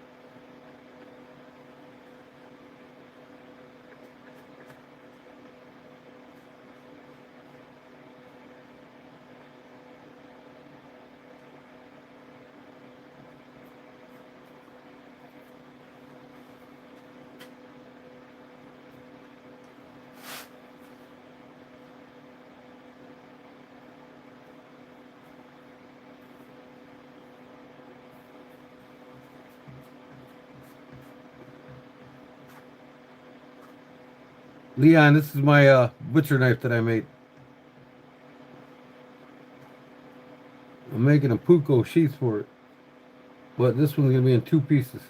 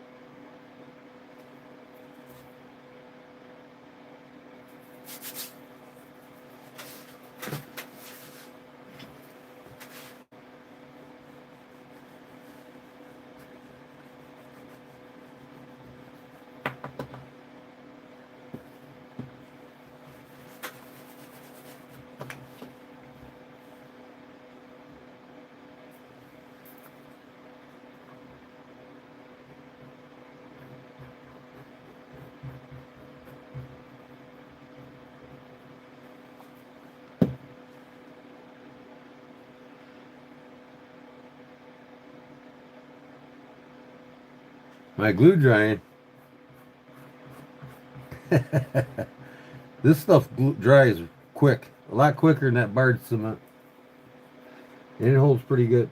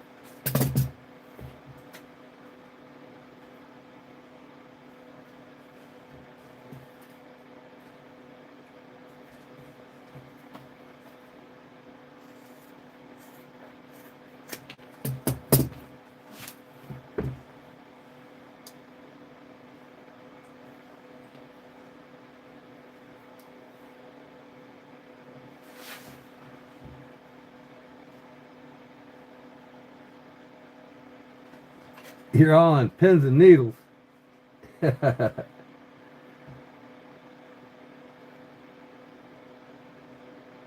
Well, this shit ain't sticking to that fucking wood as good though.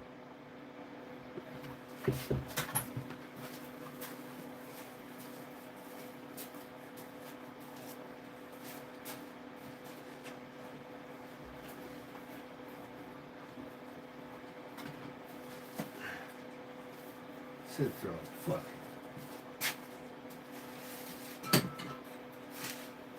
Tough stuff. Sit through. Man.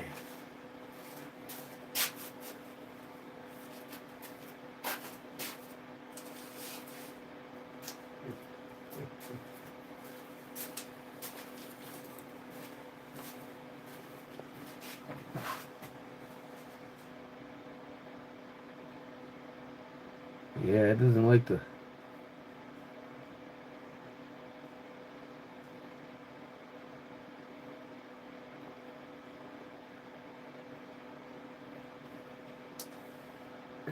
We should use bird cement on this shit. It'll still work. Once I start stoning it.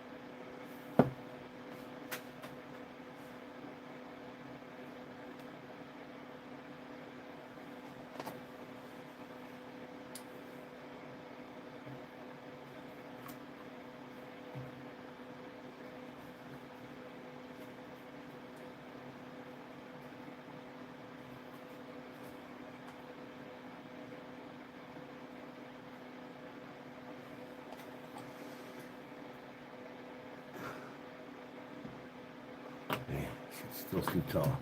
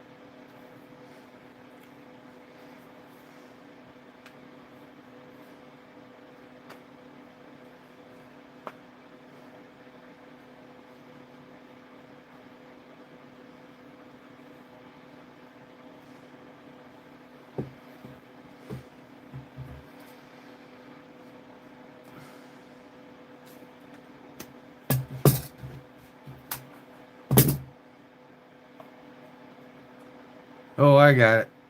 I'm gonna start sewing it this way, and it'll tighten up as I sew it.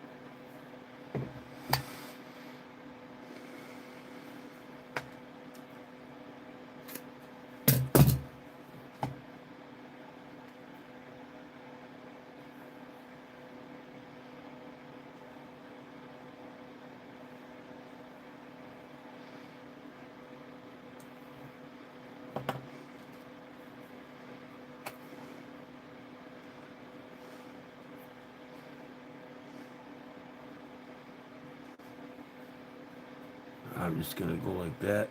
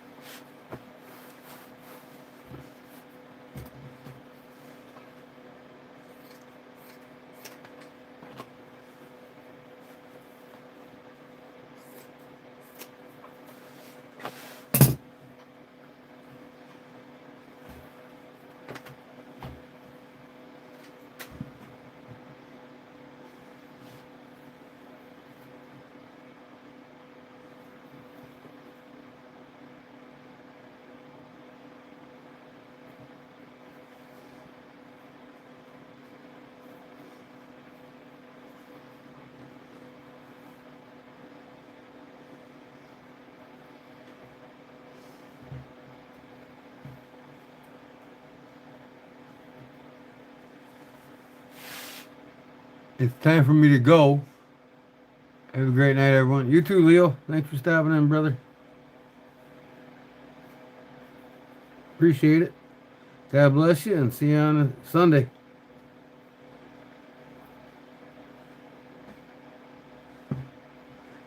I mean, it's not going to be a traditional Puukko sheath because I don't have no leather for it. So I'm just using what I got. But I like the black.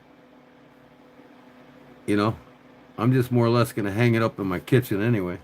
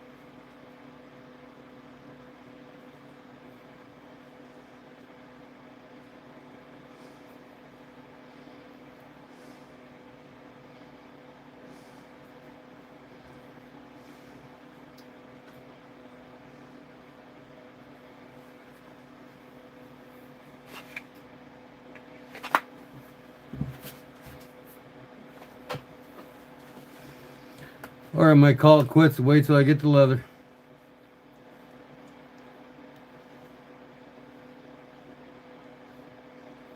I need a stiffer leather for here.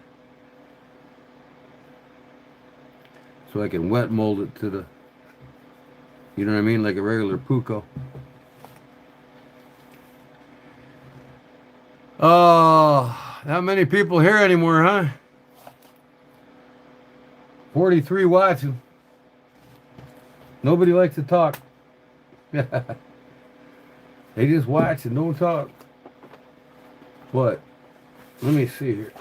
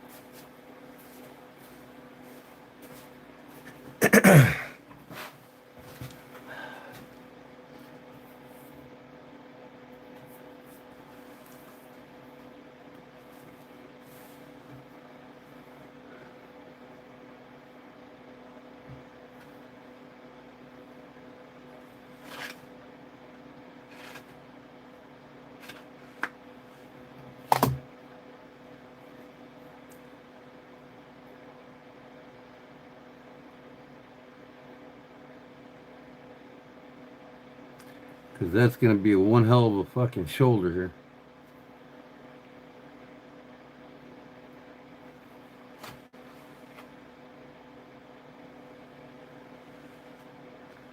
I think I'm probably just going to go just down. But I think I'm going to wait till I get some bed stand leather for it.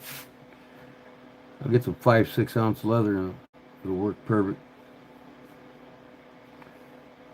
Then I can wet mold it.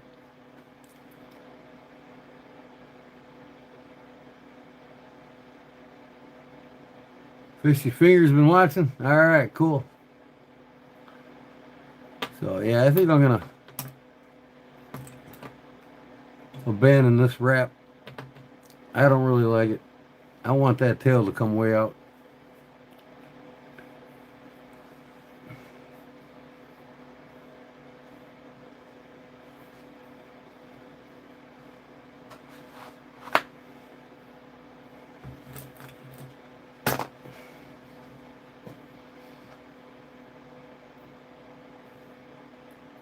Just thinking what else I could do.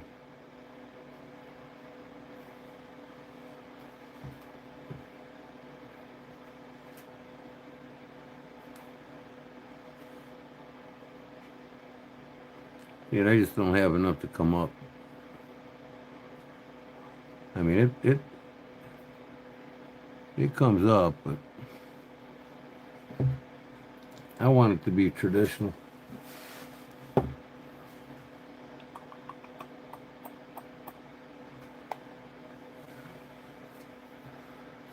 So I think I'm gonna wait till I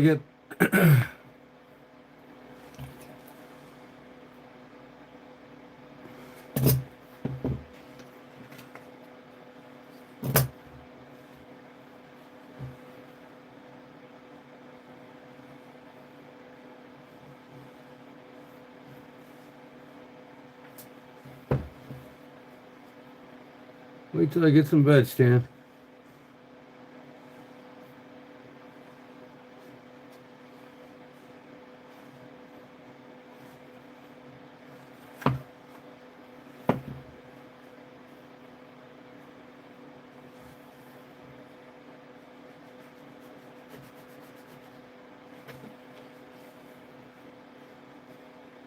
Yeah, I'll get some more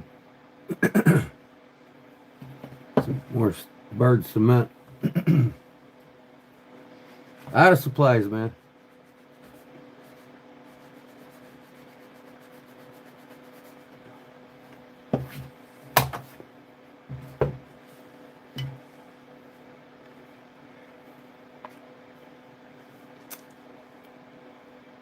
Well, yeah, if I had a rounder handle, it wouldn't be too fat. Just the handle's too narrow for the shoulder. But as you can see, when this blade comes out, it's got to be able to clear that shoulder. I can still get away with it. You know, it's just, I want to do it in bed stand. Because I want this to be wet molded. This come all the way up, come to an end just like a typical Puukko sheath.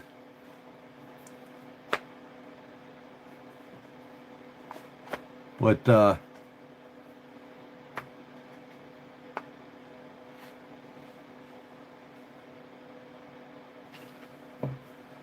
with this being broader than that, I don't think it's a good idea to wrap this. You know, I'm probably going to be better off coming to the end here, traditional Puukko up to here, and then put me a tin cap on here. You know what I mean? I'll have my eye here still come up. It just won't be wrapped around the handle.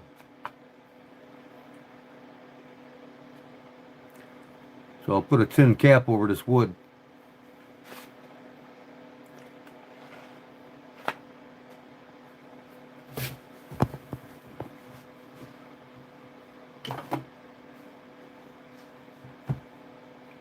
But the rest of this will be all Puukko all the way down with the bed stand, and then I can dye it black.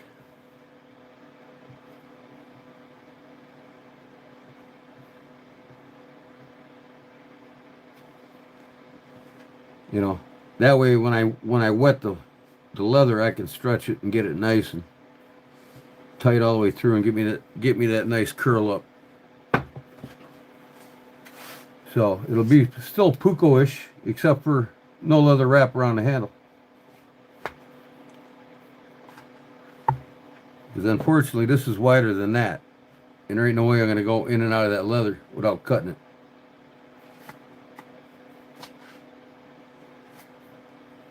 Like I said, all they got to have is, a little lanyard here, like a Puukko lanyard. With a ring, I just hang it up in the kitchen.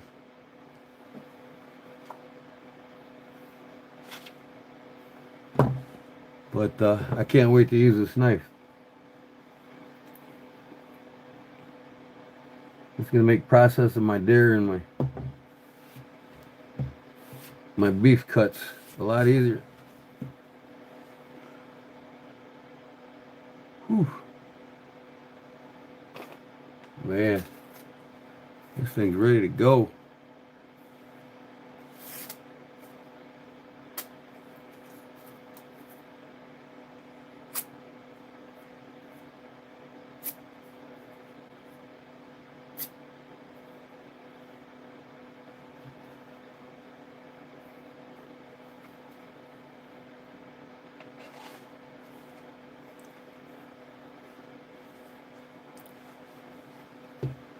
Wanted to, but I'm afraid them tack strips. No.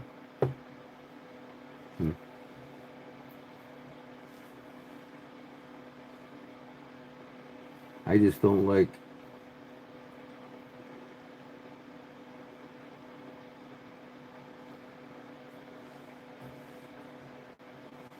this end like this. I want it to come way up here. Yep.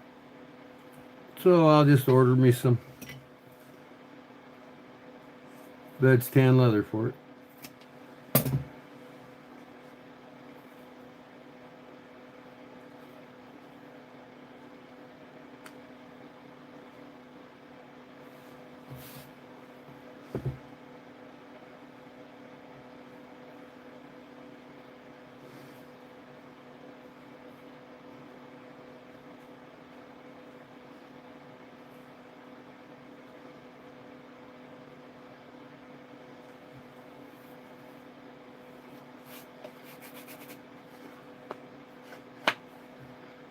Yeah, so I'm going to get some bed stand leather. I'm going to take all this off.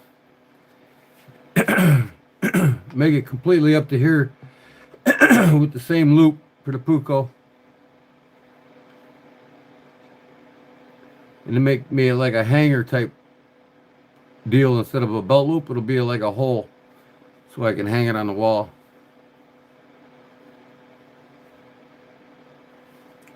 When I want to use it. I mean, it might be a combination of both. That way I can hang it and use it. If I want to go out and say if I'm out in Wyoming, my uncle wants me to help him skin an elk or something.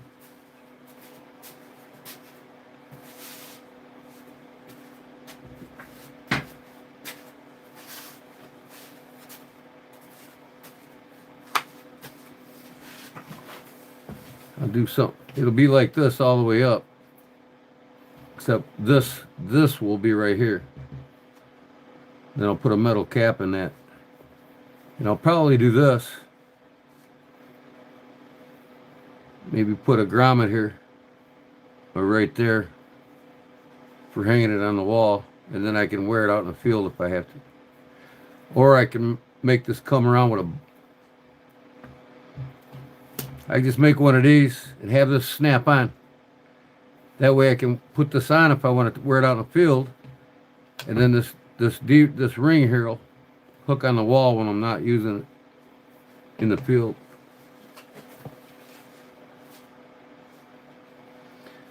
I want to get to making more Puukko knives, man. See, I like to get that traditional flare there at the end. Looks like a vajayjay. The vajayjay flare. All the ladies go to bed yet? Oh, that's funny.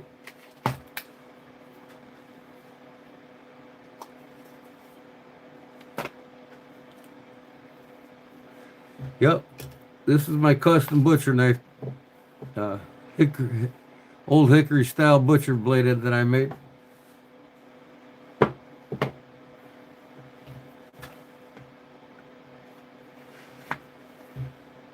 least I got a sheath to put it in until I wrap it, right? So I don't cut myself. No, but you wish you had. Oh, shit.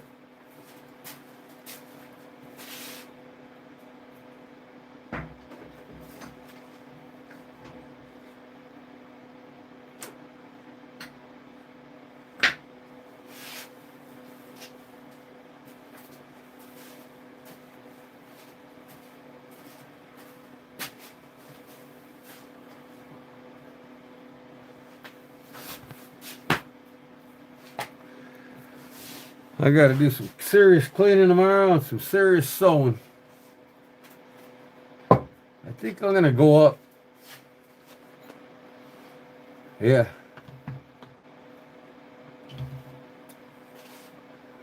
I think I'm going to go up and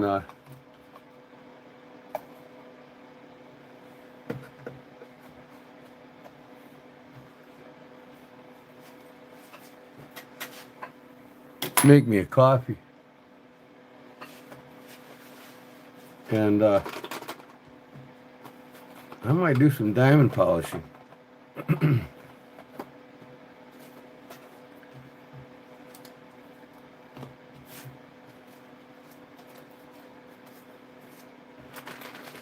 got some black paracord, man. I've been wanting to make one of them Spidey bracelets.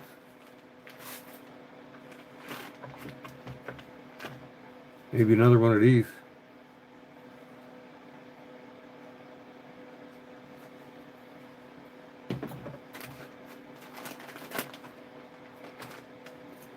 I got one on my keychain too.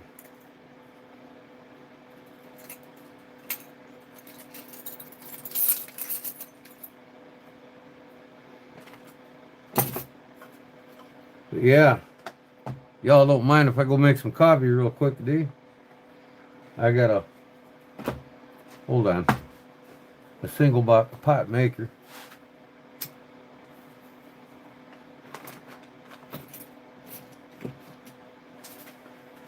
Hit the sack, Jill. All right, man. Well, God bless you, brother. We'll talk to you on the next one. Be here Sunday for the giveaway, man. Big giveaway, 4K giveaway Sunday. I'm giving away one of these. Members only. So, you want to get in on one of these, you got to be subscribed, become a member.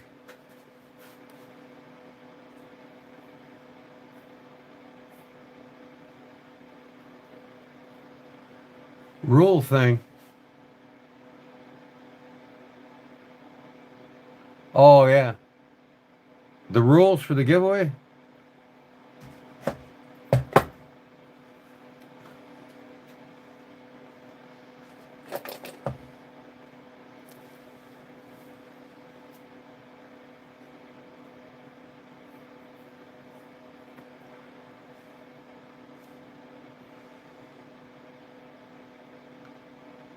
Yeah, the paper. I'm going to show the rules to everybody on paper. So everybody knows. And if they have any questions, I'll just put the paper back up.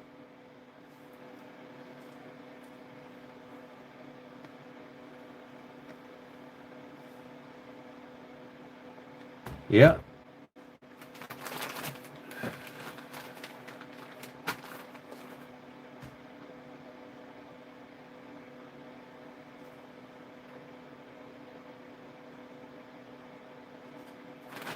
This guy sells his own paracord. I'll be damned. I watch him on YouTube all the time. Paracord Planet. You ever see his videos? I'm going to type them in now.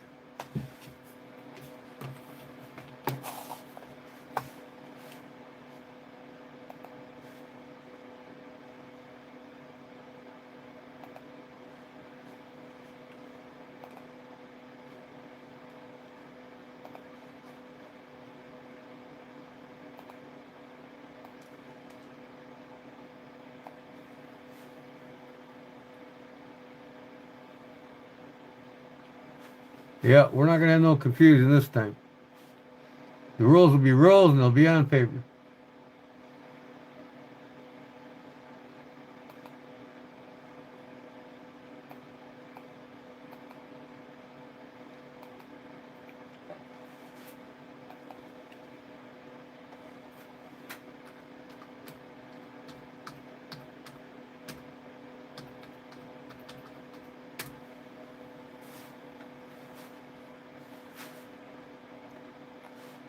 What in the heck?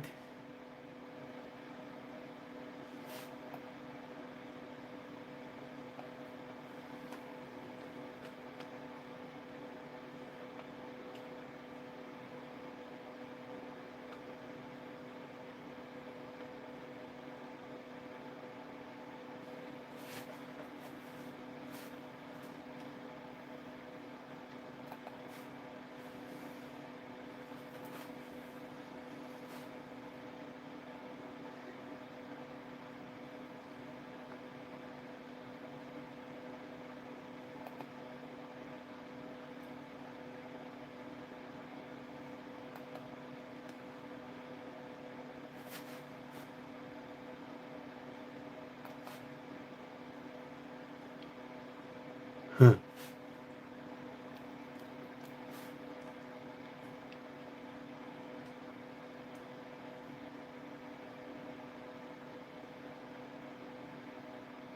Oh wow.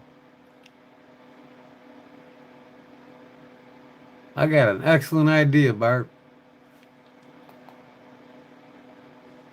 This is cool as hell.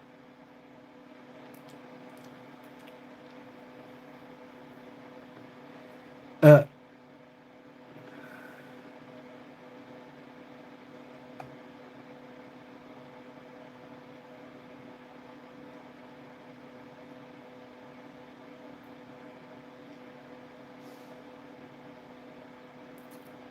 wow.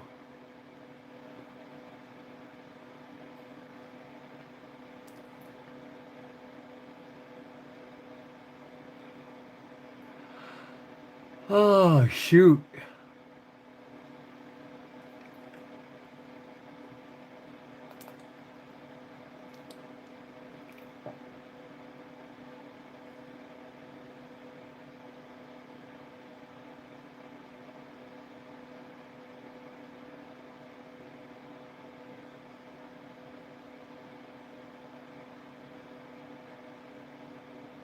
Huh.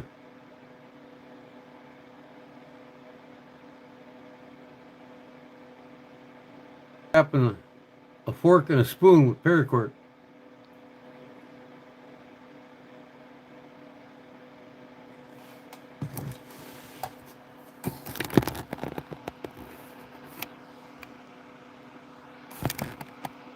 I need to do one of them. That's cool.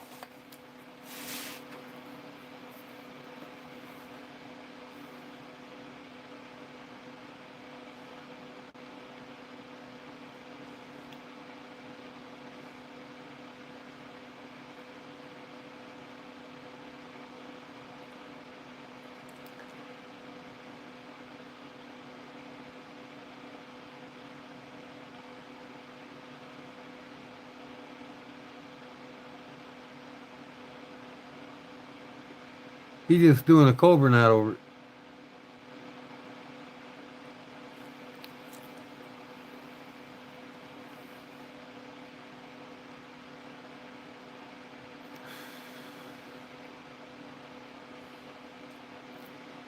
He's leaving it loose down here so you put a carabiner hook on it for camping.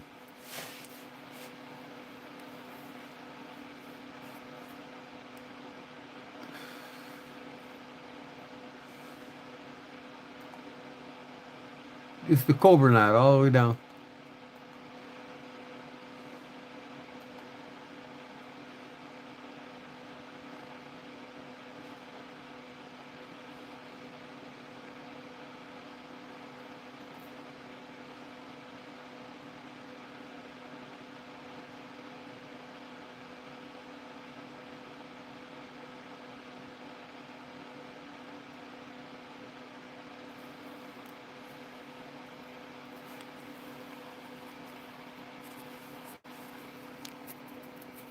Isn't that funny?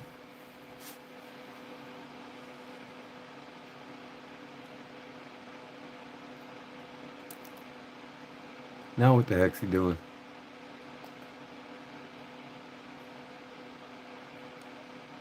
Making a neck lanyard for it or what?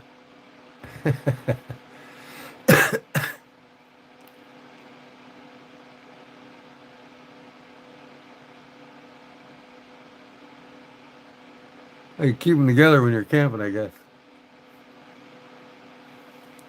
I don't know if I'd do that. That's a cool idea.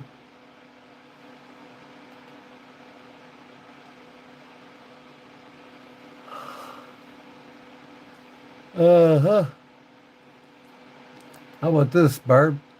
A Patriot Paracord beer coolie.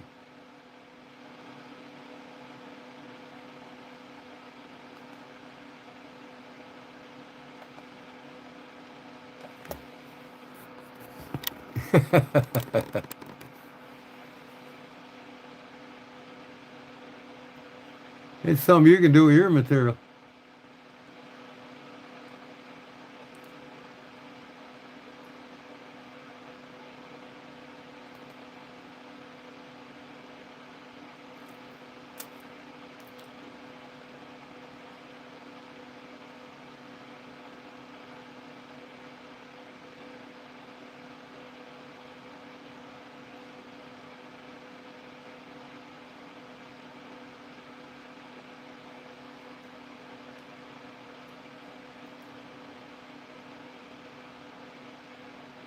I'll be damned.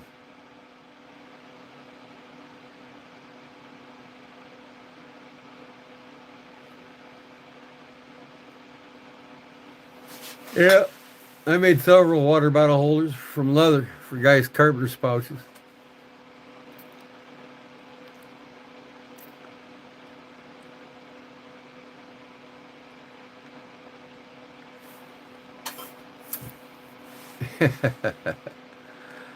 I'm just looking at this guy. This is the guy I bought the Paracord plant.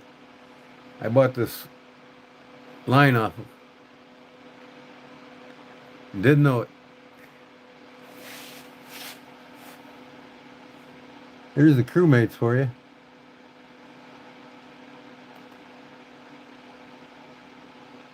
Make a frog. What is that?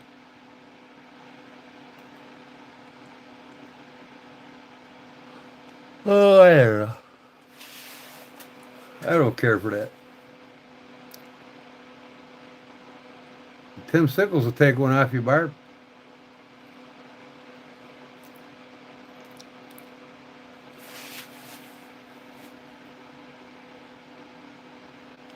See what this guy's, what else this guy made? 5 kinds of paracord tools you need.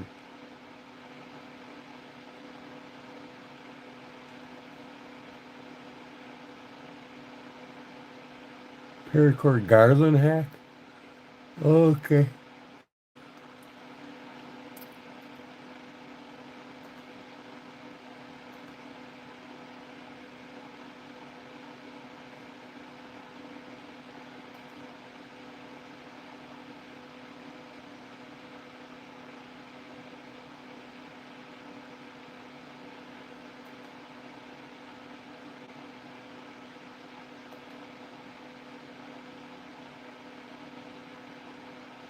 Here's a lighter case for paracord. Water bottle sling. That's cool. Red, white, and blue bracelet.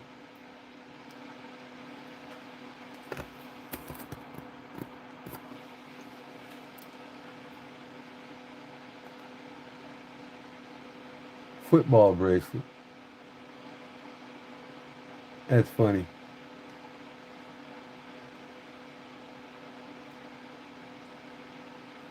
Uh-huh.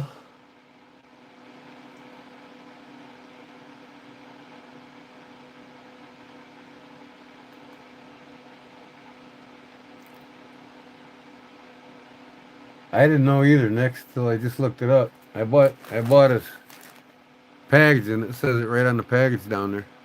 YouTube, Facebook, Twitter, Instagram.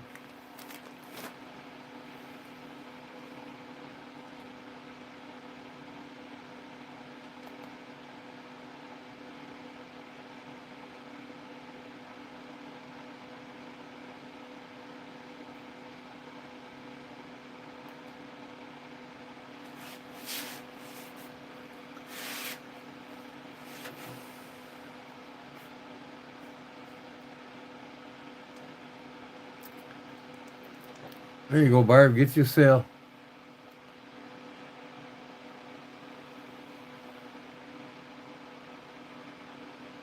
He don't have many videos though. Oh, he's got 683. Maybe I need to click on the. There we go. Hey, he's got a lot of videos.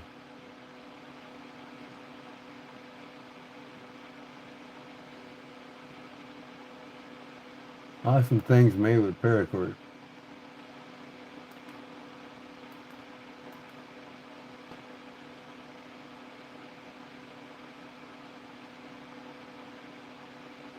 Spider net made out of paracord. That's crazy.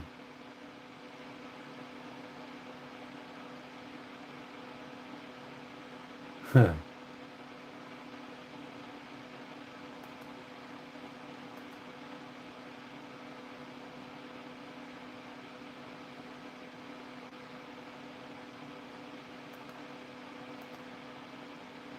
An elephant made out of paracord?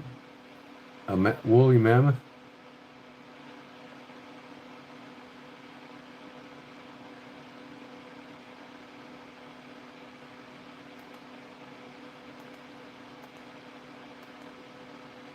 Slings for your guns? Oh, look at that grenade. Let's wrap a grenade in the paracord, right?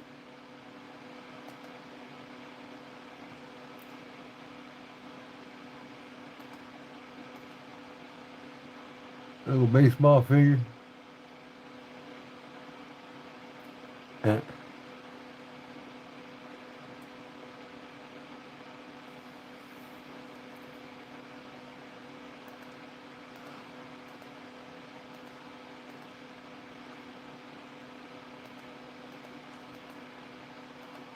Okay, he's just clearly selling stuff.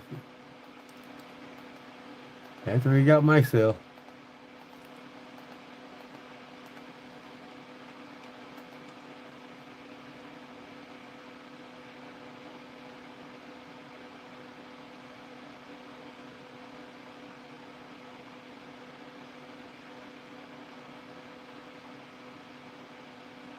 Paracord belt. Wow. Bet you that takes a while. Pet leash.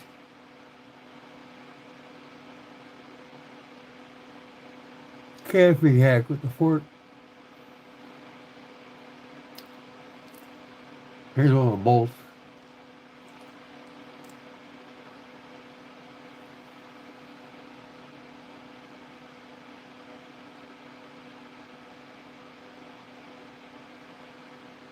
Shoelaces with paracord.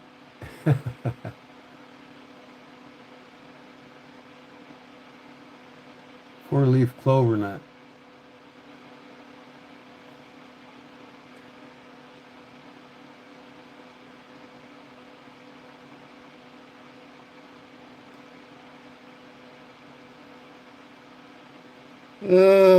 Huh.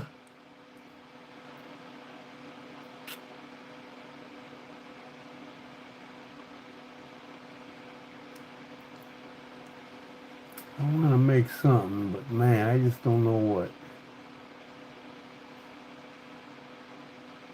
It's alive.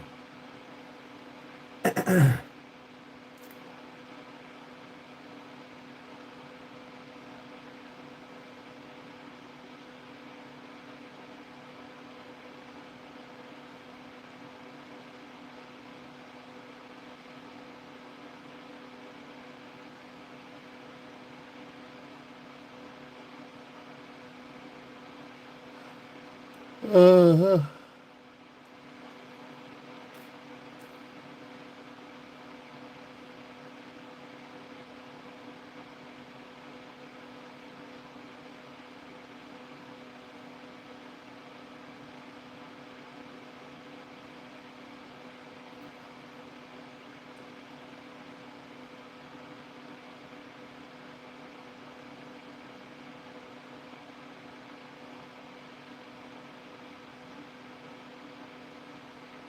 Try a paracord whip. Nah, take too long. A paracord drawer pull. That looks cool.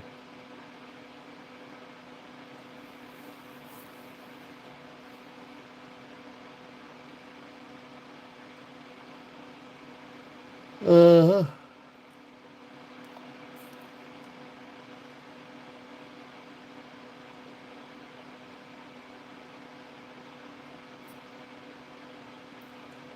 Ninja paracord pal.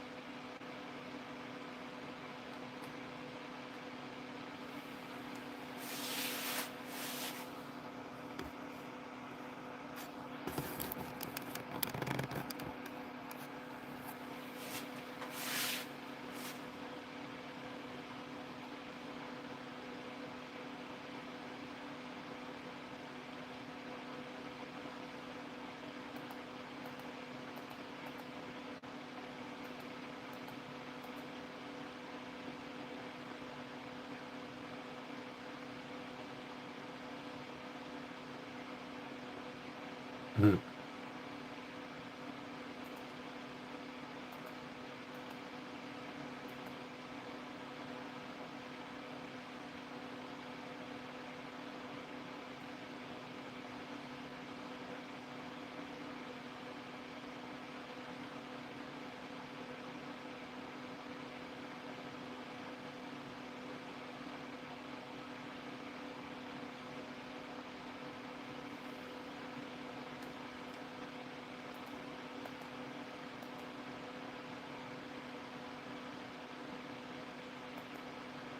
Okay.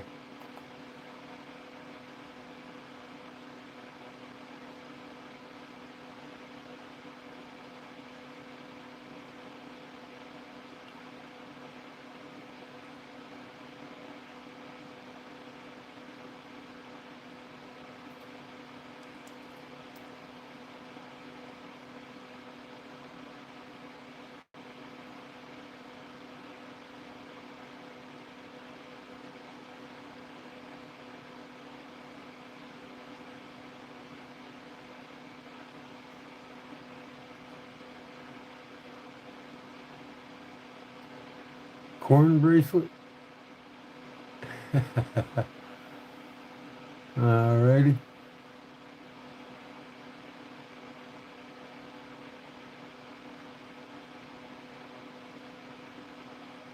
Paracord crab. Belt.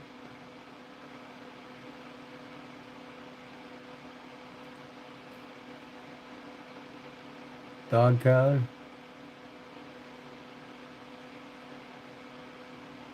Bottle opener.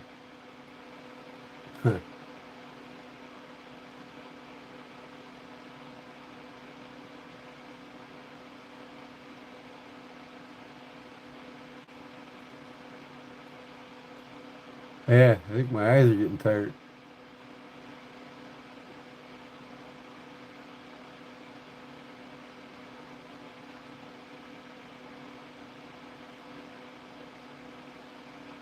Cobra bracelet. What?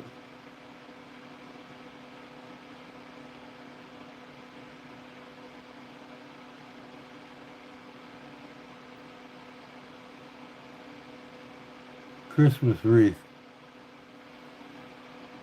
I don't have no green.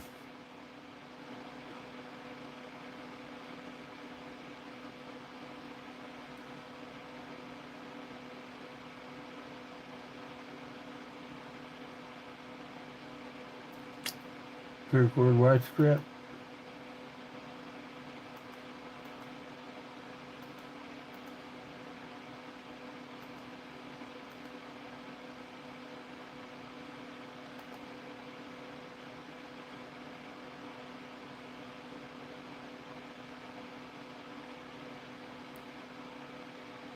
Huh.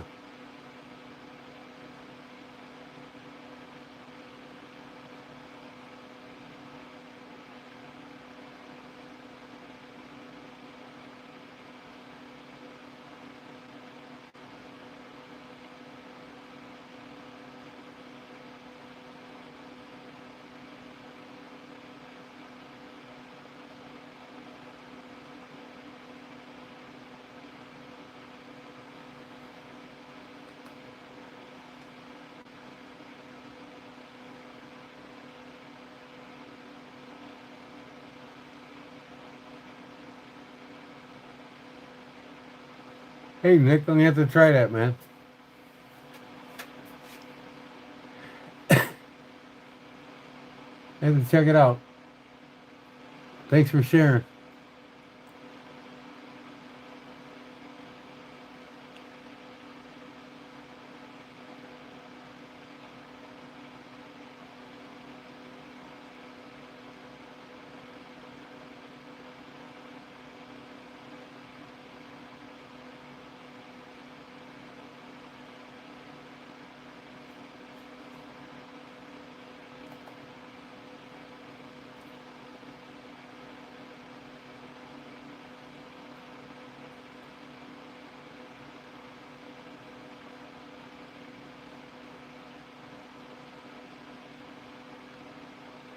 Crewmates. Hat band paracord,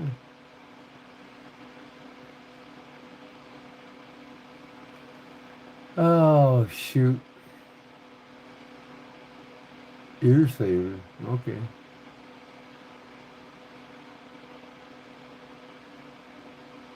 Shark tooth necklace to the target. I don't think I want one of them.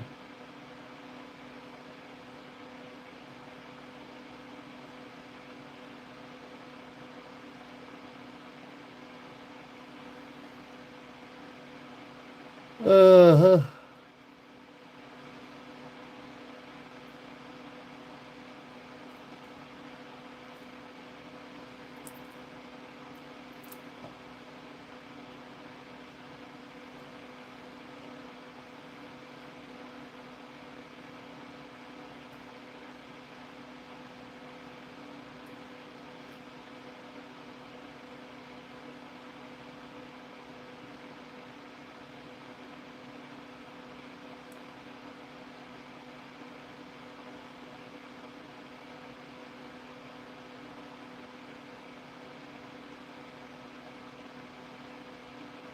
Man rope knot. That's what I tied on the end of this knife here.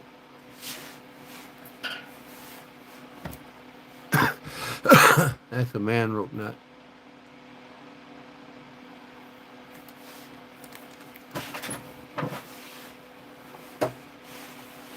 Right here. MK2 paracord grenade.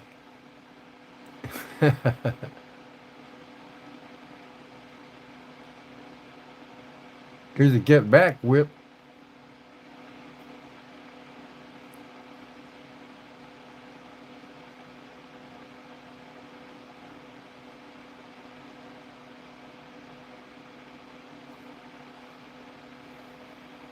Oh, my eyes are getting tired from scrolling.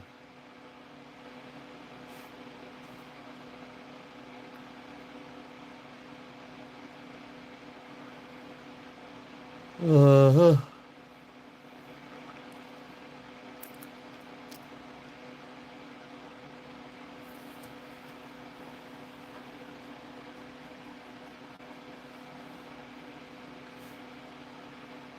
Yeah.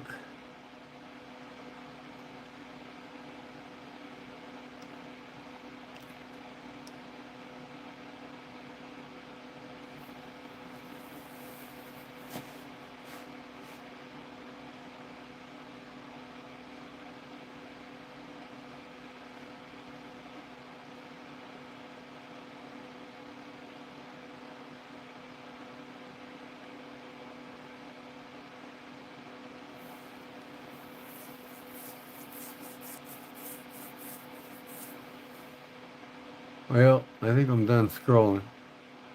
It's starting to get me. I made one of these before. Yeti handle to the turret.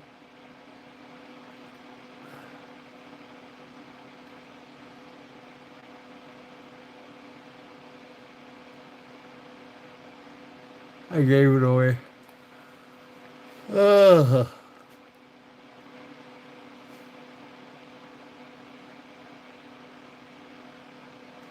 monkey fist jigs.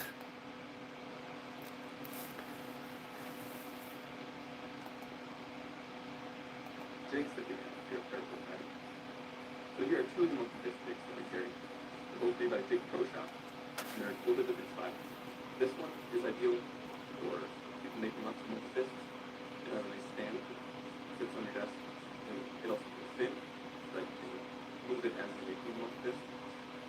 Resize it, you just unscrew these pegs, put it in the correct hole. The other thing that's nice with this jig is that it comes with a sizing chart, so you know how many passes you put of paracord around your core for your different sizes. Personally, I really like this one for this thing. You can easily loosen the peg and slide it to the size you want, and you can actually make a bigger monkey fist than the ones on the stand. We have a couple different sizes of these ones that can get bigger than the one I'm showing you today, but this one can go bigger than all of them, and it can stop on the big one. So depending on what you're doing with monkey fists, either one of these might be a better tool. Oh. Moving on to bracelet jigs, it's got a couple different sizes of these as well.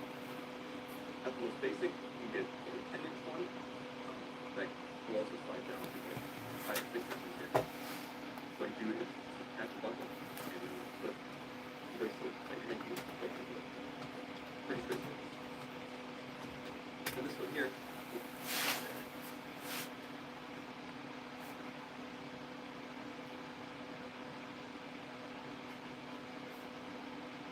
Paracord cell phone cover. Mobile sling carry. Here's one with a handle on it.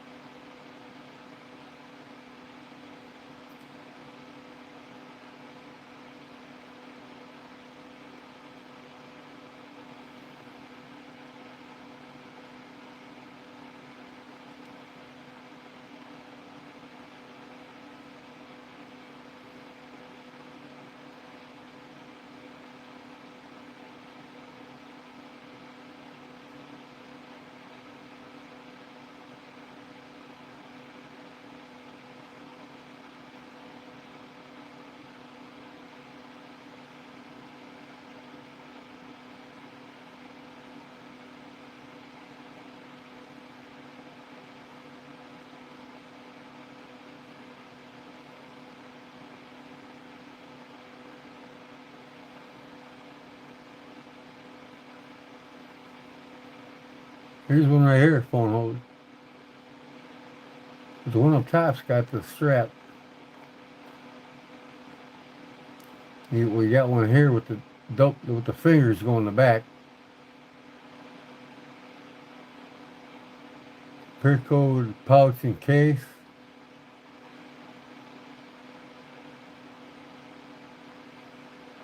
And then up top here, there's one with a strap.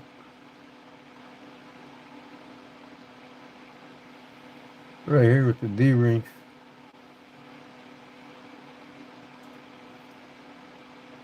Sling carry.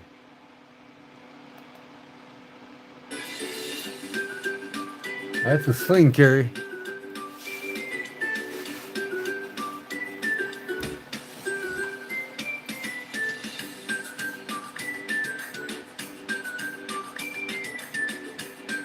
That's a shark.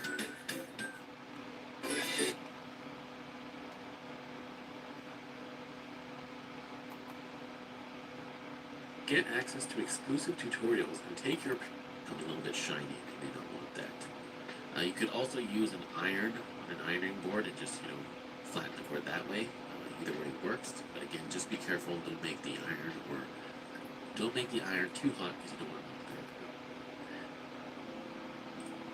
it. Next, I made a cardboard template of my cell phone, and I'm just measuring the perimeter of that phone minus the top part because the phone will be slipping into the case from the top. And for my phone, it's about 15.5 inches. All right, so now with my ungutted piece of paracord, the longest piece in the measurements. Well, this one's got two finger things in the back.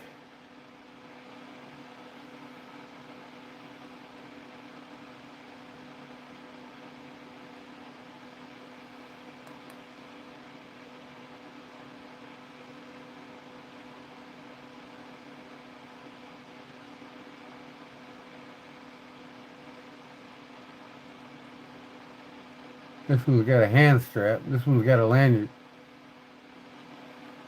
I kind of like that one with the lanyard.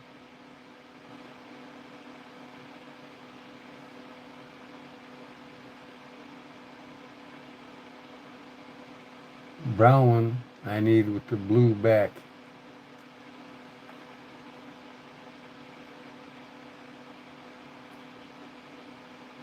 This one here. Get access to exclusive tutorials and take on your belt, and kind of prevents it from kind of You can put that on your belt. sort of wobbling on your belt. But I just did the exact same thing, and I tried to keep it as symmetrical as possible, so that the two belt loops look like they're let's have the same spacing on the holster.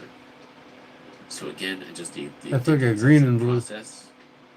Put our knots all the way down, and now snip off the excess cords. This one goes on your belt.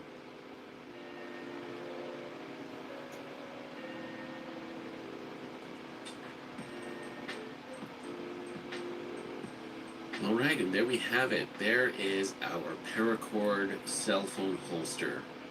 Yeah, I know it's a bit of a tall order on this one, but I think it makes a really, really cool project. And, if you've got the time, you've got the cord, and you want to try out a Paracord cell phone holster, definitely try this one out. You could always just do it without the belt loops, and it'll just be kind of like a slip case for your phone. That way it won't get, your phone won't get scratched or anything if you throw it in a backpack or whatnot. But yeah, hope you guys enjoyed this project and hope you'll try it out. A huge thank you to all my Patreon supporters. Guys, if you don't know, I do run a Patreon page to help support this channel. If you want access to exclusive tutorials, feel free to check out the links to my Patreon page in the video as well as down below. And don't forget, all the paracord, we're going to start weaving our navy cord over and under through that gray cord. This is going to be the simple over-under kind of basket weave type pattern. I got a fid. And you're going to go from the bottom all the way to the top. Now I'm using this kind of double fid method to work the cords, work the fid through. I've got a longer fid as well, and that will definitely help. If you don't want to do all the cords at once like I did, you could just go, over, under, single or double cords, whatever you want. Now again, I'm pulling all the cord to the other side, and make sure you untwist any cord. Now we're going to go back the way we came, and you're going to do the opposite. Okay, so again, over, under, but opposite of that first strand that you did. So again, breaking out that second fin, and I'm going to work one way from the top this time back to the bottom.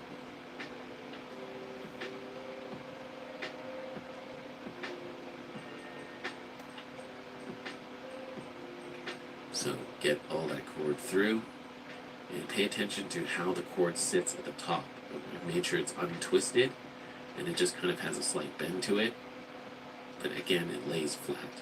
I'm just going to push everything down again, and that's how your cords should lay.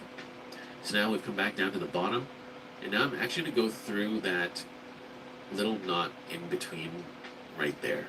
As you can see, it's between two cobra knots on the back side. Alright, so we've gone through that one, and now we're going to go back up, but before we do that, we have to go through one of those vertical cobra knots, like so.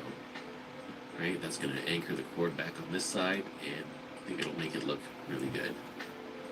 Well, he wants one like This this. out to one side, and again, untwist everything, and make sure when that cord comes through, it's laying nice and flat on the bottom. I can make him one, yeah. So, now we're going to go back up the way we came. Alright? So that is the process of adding the navy color and adding this side to the holster. And you're just going to repeat that process all the way through. So again, there's going to be a lot of twisted cords. You'll have to untwist those as you go along.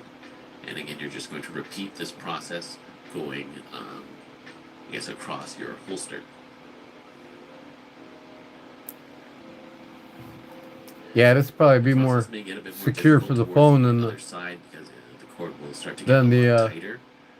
cotton again, yarn, you know what I mean? find using the sort of double fit method a lot easier. not trying to Now we've come down to the very end of the other side. underdo you, but And at this point, I'm just going this nylon's to tough. start going under the over and under the cords singularly, because it's a little bit too difficult to get the whole fit under there at once.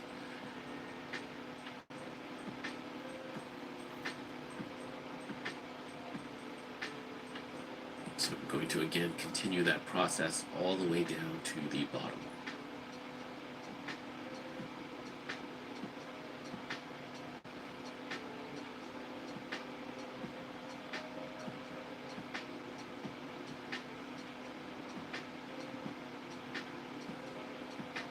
Now I'm coming out that very corner there. See, in between those two cobra knots. Yeah, it does. Very corner. I'm going to pull that cord through. Now you'll notice I still have a bit of a gap on the very side there, and I do need to cover that up. So I need to go back up one more time. And I didn't go through one of the side vertical knots this time. I just had the cord go back up from where it was. At this point, the cord will be kind of very tight to get underneath those weaves. So again, I just did them one at a time. Yeah, it would.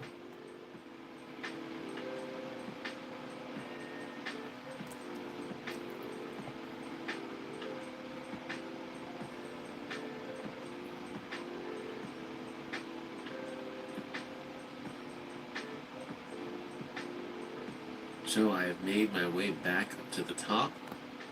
And now to terminate this strand, all we're going to do is loop it back under that first strand. And I apologize for being a little bit out of frame here, but see, just back under that first strand, bring it back down, because you don't want the cord ending, coming out and up.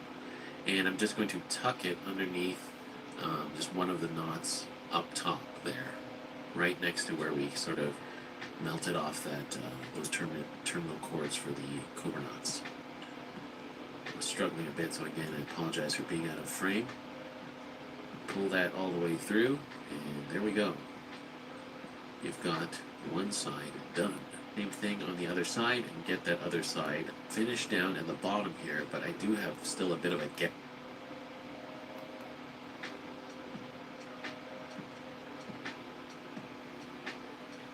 So now back up to Yeah, the it top. does look good. Got everything covered. Again, I'm just going to go back down to bring that cord back down through the top to the bottom. You guys And watch again, this I'm for a just bit. gonna I'm gonna go up and make a slide there 5-minute cup of through one coffee. of the cobra knots.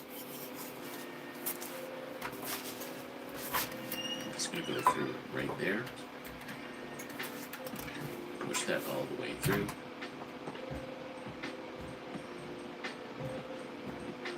And there we have it. The hard part is kind of done.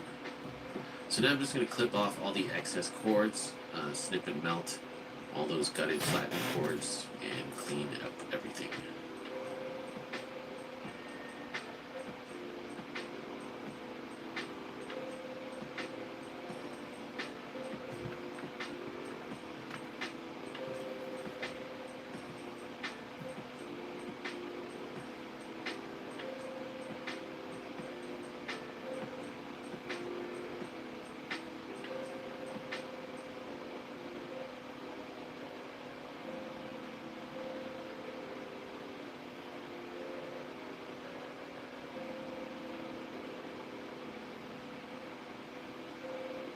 So with all that out of the way, we can now add our belt loops. I did remove the cardboard there for a sec, but definitely keep it in to put the belt loops in.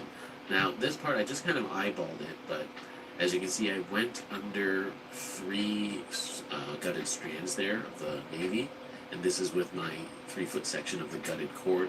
And I was just kind of laying my belt on top just to get an idea of how kind of long I want these belt loops to be.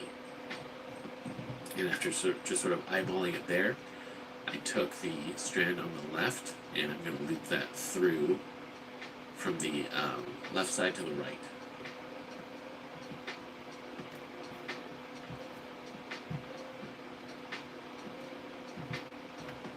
So as you can see, we've got the midpoint anchored on the bottom, the cord on the left brought up to the top.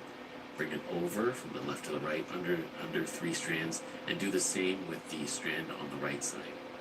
So again, now this gutted cord, that's the one coming out the right side, that one there. And you're just going to bring it back up to the top, go under those same 3 gutted cords, and pull it through.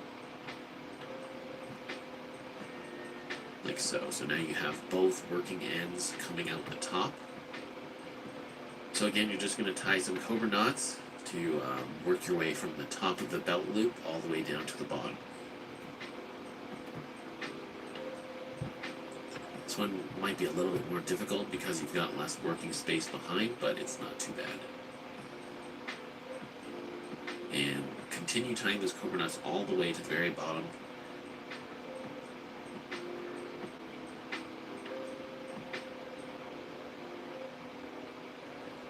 And you can always double check the fit on your belt at this point. If you don't like it, you can restart. But if you're good with it, just snip off those excess cords and melt them with the lighter.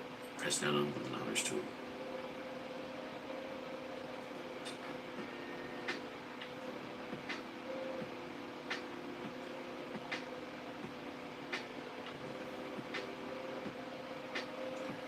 So again, we've done one side, now we're going to do the exact same thing on the other side. I think having 2 belt loops is definitely a necessity. It just makes it a bit more stable on your pocket, on your belt, and kind of prevents it from kind of being too kind of sort of wobbly on your belt. But I just did the exact same thing, and I tried to keep it as symmetrical as possible, so that the 2 belt loops look like they're have the same spacing on the holster. So again, I just did the exact same process. Cobra knots all the way down, and now snip off the excess cords.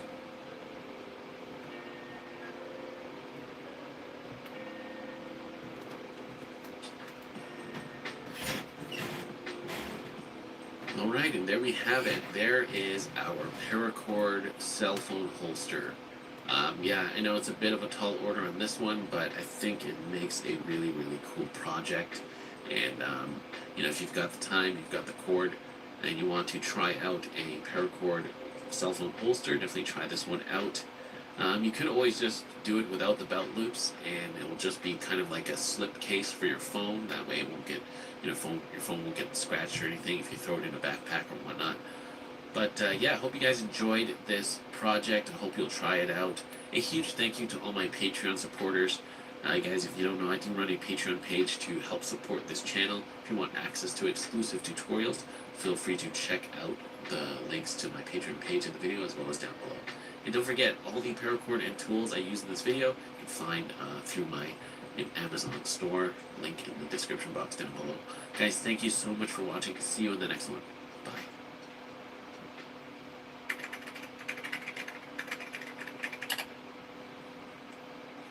Hey, what's going on, guys? Tim here again. In today's video, we're learning how to make a paracord coin pouch. Now, this pouch can be used for anything other than coins, of course. Anything that you feel you can fit in there, yeah, you can use that to carry. And yeah, it's got a nice button knot on it with an elastic loop, so it'll be nice and secure. So that's what we're doing today, guys. And remember, if you're looking for where to get paracord, feel free to check out those affiliate links in the description down below.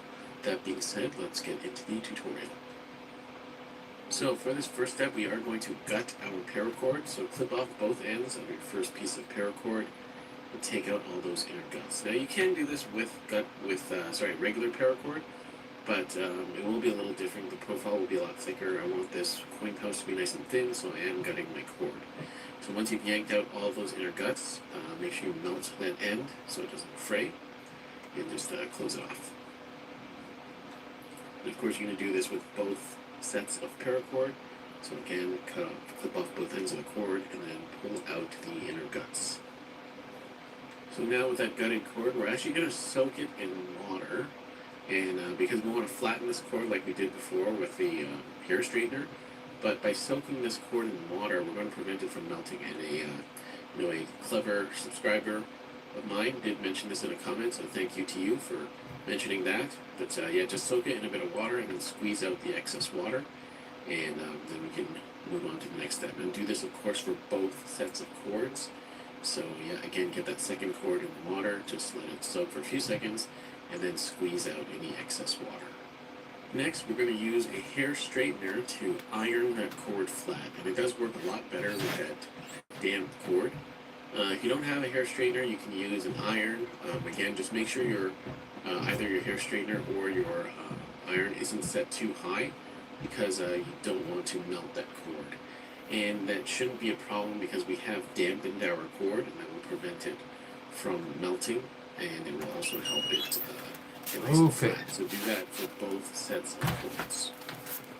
And for this next step, you're going to need a wooden board or a piece of wood. You could use cardboard if you want, but I think wood will be much more sturdy and stable. So what We start another video here. I have marked out a square that is about 8.75 inches. Other than coins, of course, anything that you feel you can fit in there. What in the heck? Use that to carry. Coin Yeah, purse. it's got a nice button knot on it with an No elastic. thanks.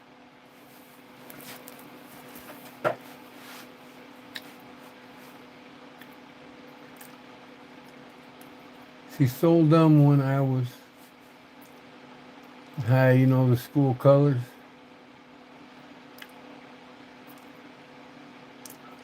Pennsylvania, yes. Below Pittsburgh.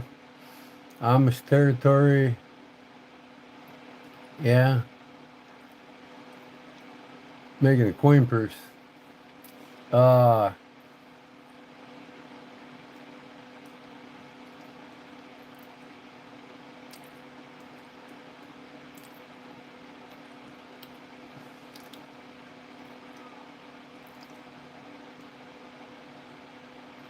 Love the blue holder. I saw that would fit my holder.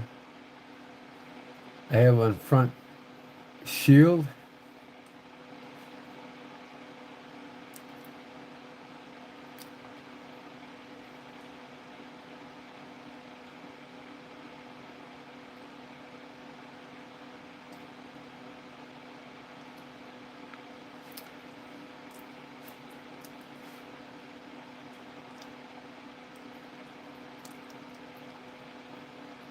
I told him that you could probably make him one of those and they would be more sturdy for his home. Yeah, I can make him one if he wants, but they take some time. So, yeah, I mean, I have to get at least $55 for one.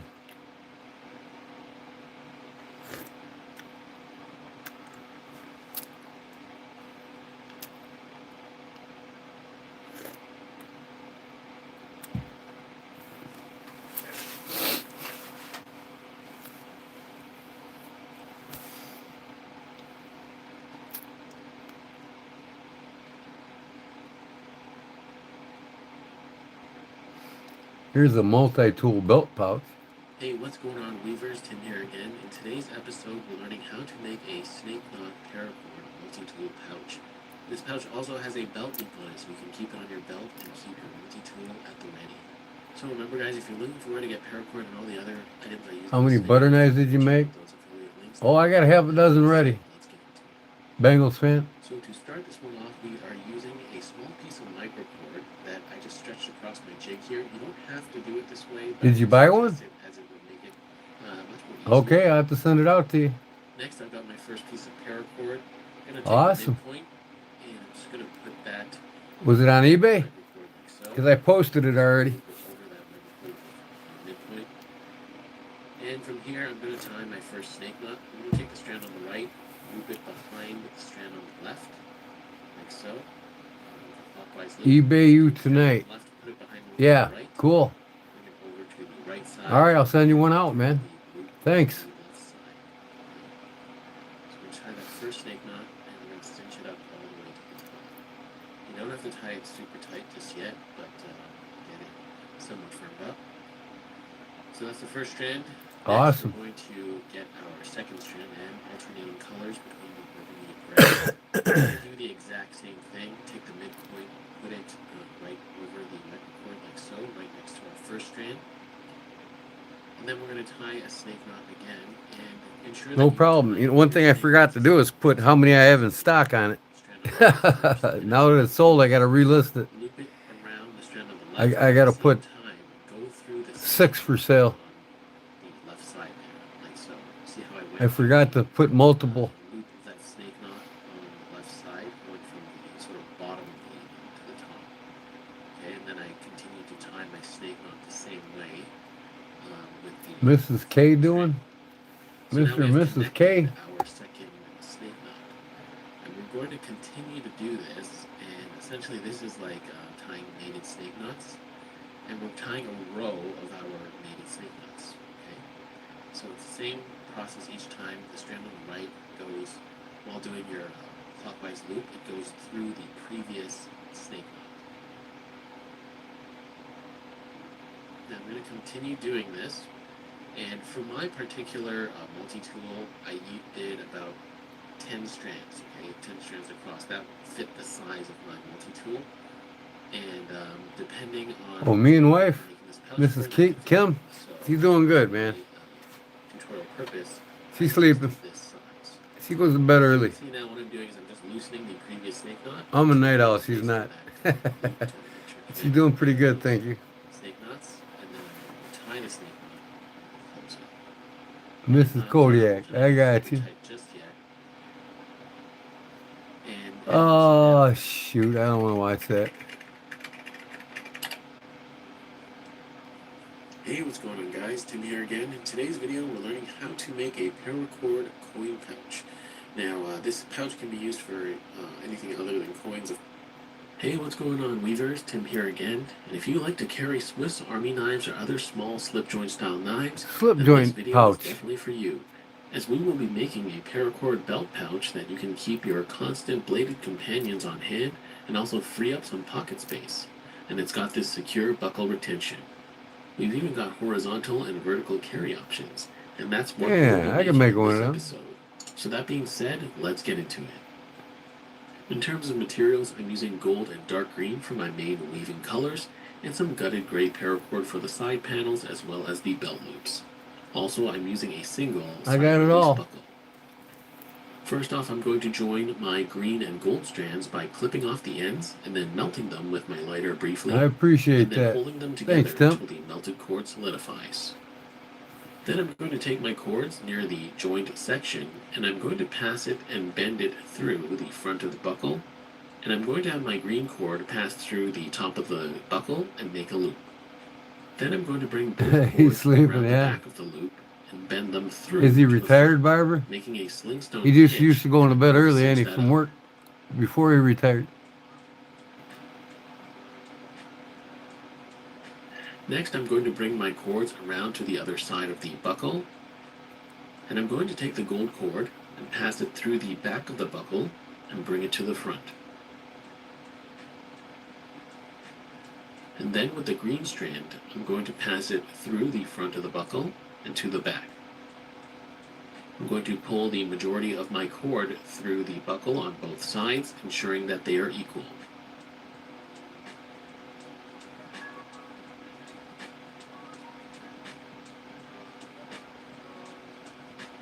And you're gonna do a Then I'm cobra going knot. to tie a single cobra knot by passing the green cord over the core strands. Cobra knot all the way take the around. gold over And then he's gonna weave the sides pass in. it behind and then through the crook on the left and pull tight.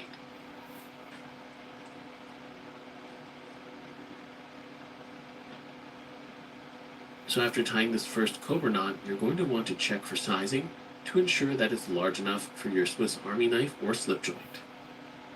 And he's got a We're going to continue by tying Benchmade cobra slip knots joint. now all the way down the core. In my case, my green strand is always remaining on the front using our basic cobra knot tying technique. Do this all the way down your core until you reach the other side of the buckle. I should do these and sell them, huh? For knives. Maybe I'll make a couple, put them on The my thickness of the weave eBay will change store. the sizing slightly, See if they sell. so ensure that it still fits your knife. If they afterward. sell, I'll continue to make them. Now working with the green strand side, I've attached my lacing needle and I'm going to start weaving across the side of the pouch, going through the vertical gold cobra knots on the edge of the cobra knots. Do this going back and forth and ensure that your sections are even. Do this all the way down the side of the pouch.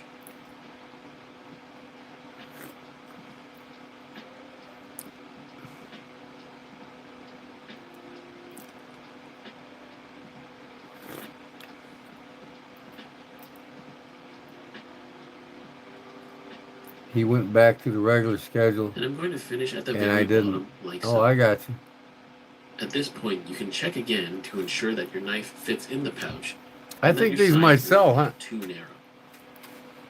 For knives. You know? I could sure put I'm mine in going it. to repeat the exact same process on the opposite side. I got with the this gold one strand. here. The strands might look a little It's a bigger different one, on but the I can make it opposite that side, long if I but want to. just go as far as you can down the side. And notice that it finishes on the opposite side as the green. I got the black and the red too.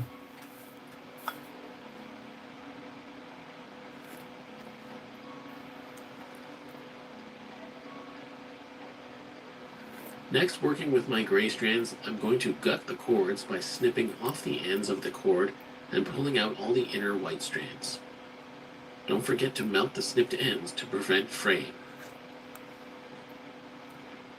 With my gutted gray cord on my lacing needle, I'm going to anchor it to the vertical gold cobra knot section just opposite where my green cord finishes.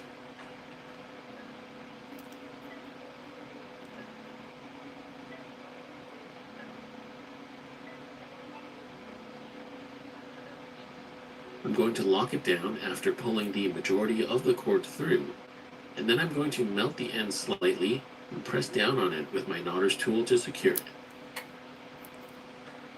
Now you're going to start his Now we're weave. going to weave the side panel with our gray strand. I This start is by going easy. over and under the green strands, going towards the opening of the pouch.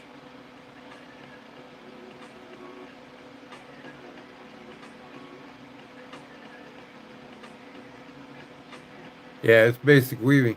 Once you get to the other It's side, easy. pull all the cord through. Ensure that you don't get any twists in the gray strand. Also try to push the strand to the side to make way for the next weave. From there, going back the way we came, we're going to go under, over, and under next to the first strand. So you're going to do this basket weave style pattern across the side panel of the pouch. And for this particular pouch I'm doing, it's going to take 4 passes going across. It might take more or less depending on what size you made. The easiest way to avoid tangles is to untwist the cord as you're pulling it through with your thumb and index finger. Only 4, huh? That ain't bad. Mine will probably take 5 if I got a fatter knife.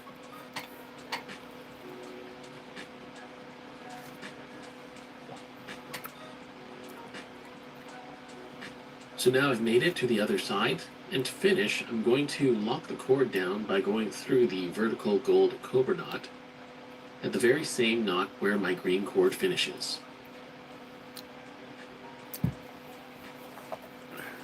With that done, I'm going to snip and melt my excess gray and green cords at the same time.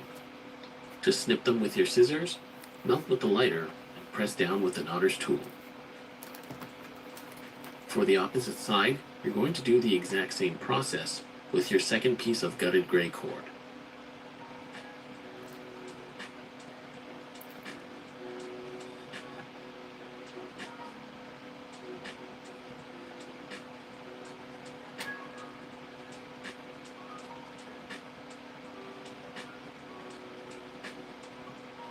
Once that's done, snip and melt like before. Now to add the belt loops, I've got my belt laying across to make it easier to size. I'm using another piece of gutted gray 550 and it's on a lacing needle. I'm going to start by going under 2 of the gray cords on the side above my belt. And I'm going to have equal amounts of cord on both sides. From there, still using the lacing needle, I'm going to pass it under the 2 gray strands again, just below the belt, with the right strand. And then with the left strand, do the same under the same 2 gray strands from the opposite side. I've now rotated the entire thing around, and we're just going to tie some cobra knots going down the core strands to form our belt loop. You don't have to do this on the belt, but I thought it would make sizing easier and also make it easier to see. You can also use the lacing needle on the cord that goes behind to make it easier. Do this going down your belt loop.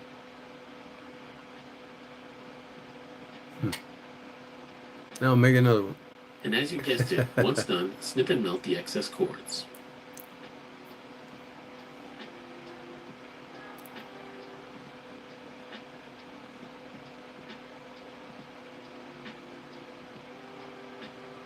So to finish, just repeat the process a second time, right next to the first belt loop.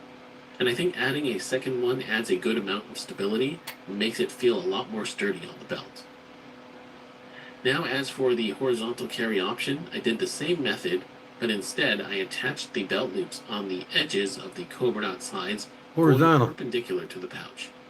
If you need to see the demo for that, I have a link posted in the description box and pinned comment for that additional footage. So there we I like the horizontal one.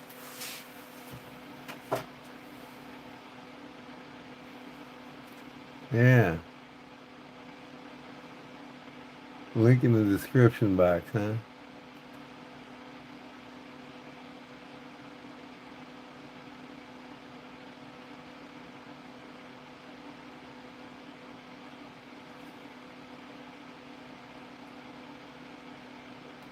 As for the horizontal carry option, I did the same method, but instead I attached the belt loops on the edges of the cobra knot sides going perpendicular to the pouch. If you need to see the demo for that, I have a link posted in the description box and pinned comment for that additional footage. Where?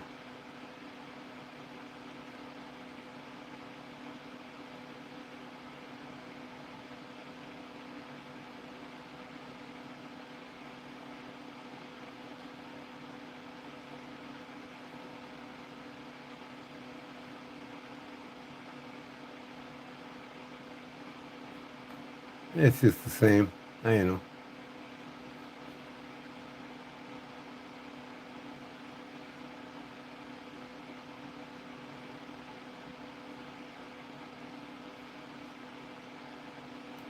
As for the horizontal carry option, I did the same method, but instead I attached the belt loops on the edges of the cobra knot sides going perpendicular to the pouch. If you need to see the demo for that, I have a link posted in the description box and pinned comment for that additional footage. Where?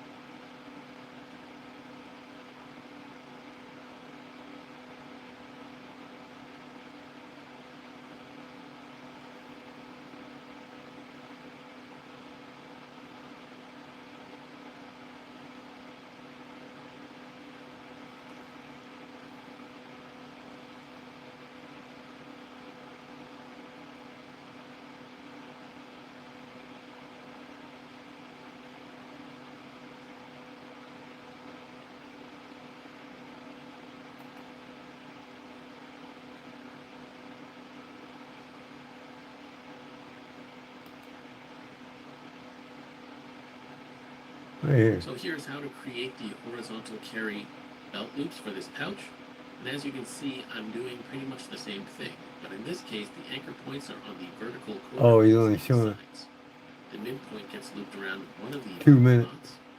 And then on the opposite side, both strands of the paracord go through the same vertical.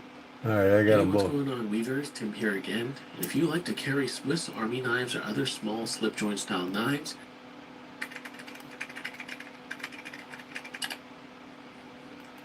off both ends of your first piece.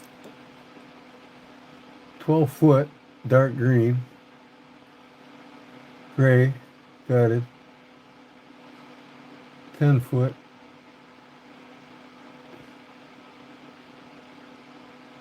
so what is this? 12 foot, dark green. What is that? That's the wrong, that's, no, come on. Hey, what's going on, weavers? Tim here again. And if you like to carry Swiss Army knives or other small slip joint style knives, then this video is definitely for you, as we will be making a paracord belt pouch that you can keep your constant bladed companions on hand, and that's what we'll be making in this episode. So that being said, let's get into it. In terms of materials, I'm using gold and dark green for my main weaving colors, and some gutted gray paracord for the side. Okay, paracord used approximately 7.5 feet gold, 7.5 feet of dark green, 3 foot of gray, gutted for belt loops. Okay. So I need 7.5 feet of black and 7.5 feet of red. I'm going to do the Victorinox colors.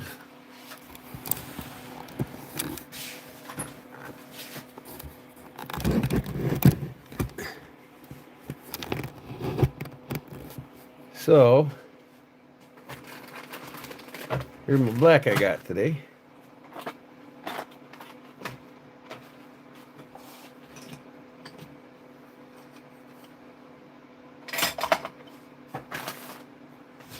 Get this out of the way. I'm going to make it for this Victorinox. And then this will stick outside of the sheath. So I'm going to go black and red with the case.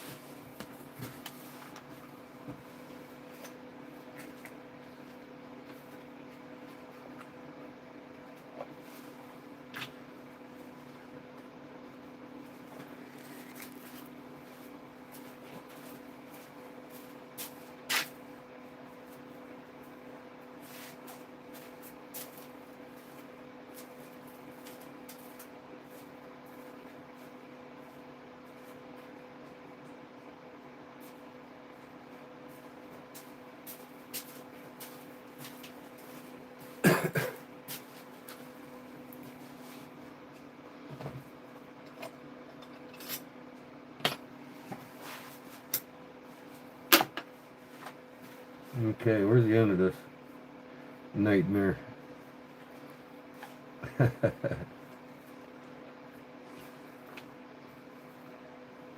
I got a nightmare started here.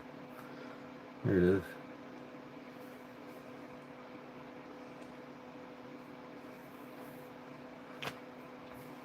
I gotta wrap this around one of them things she told me about, Barbara.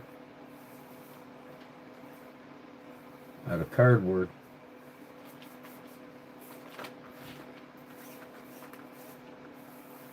Okay. 2, 4, 6, 7, 5. 1, 2, 3, 4, 5. I'll go on another foot. That way I know I got enough.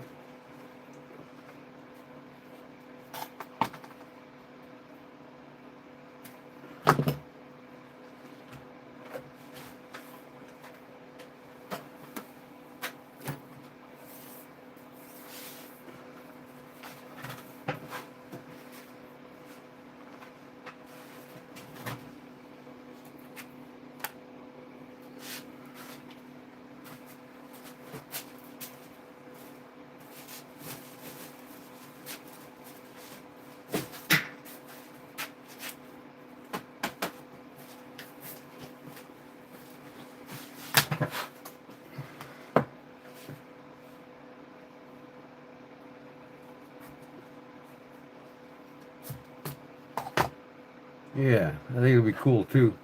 Black and red, Victorinox, right?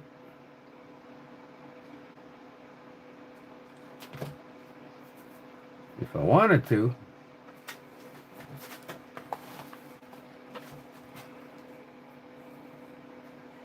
If I think about this, I can make the body black and the sides red. Or the sides black and the front red. And then weave a white cross in it, right? Wouldn't that be cool? And I bet I could sell these for the Victorinox guys, right?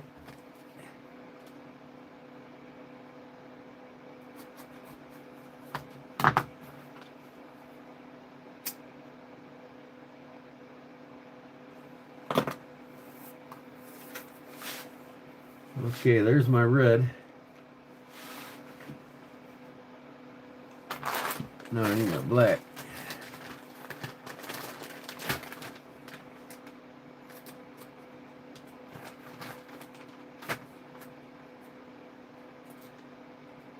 This guy is smart. He would have put this in this bag.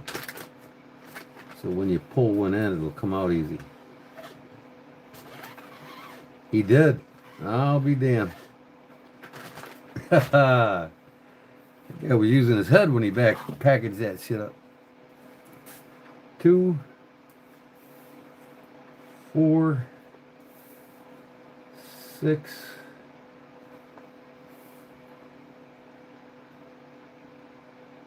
I just go instead of 7, 5. I'll go almost 8 feet. There we go.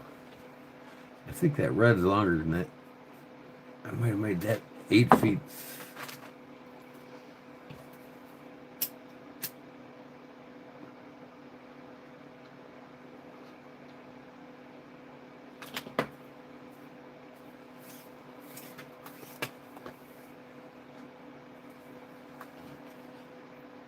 Ow. I grabbed that hot end. Damn it. Come on, man. Oh, it had to go all the way underneath.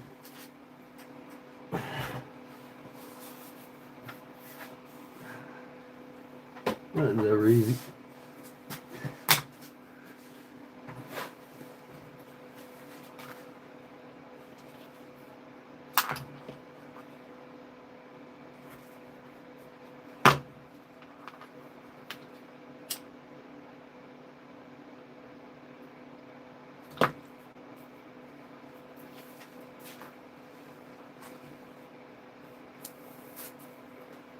Okay, let me make sure this red ain't longer than this.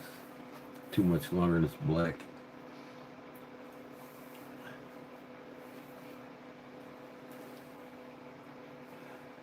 Two, 4, 6,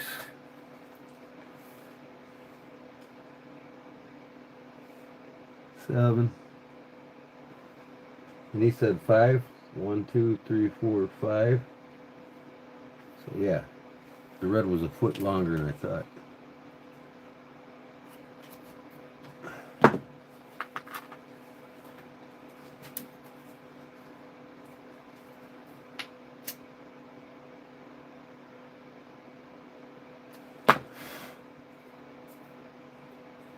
All right. And for the belt loop, let me see. I'm gonna make the front, the sides red. No, I'm gonna make the front red and the sides black. And then I'll use red for the belt loops. So, buckle size 4 by 3 foot. 4 by 3 foot. So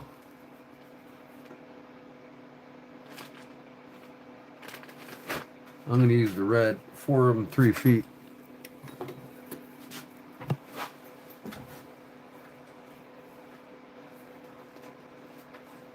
I'll use the black. It's easier to get out.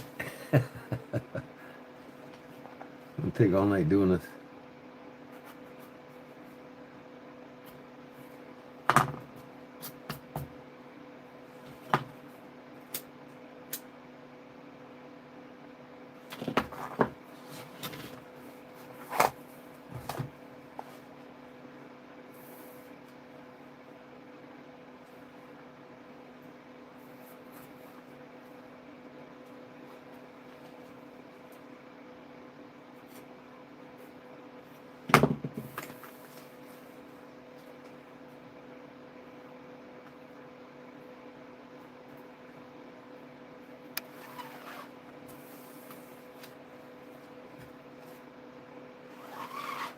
Oh, this is a lot of material to weave.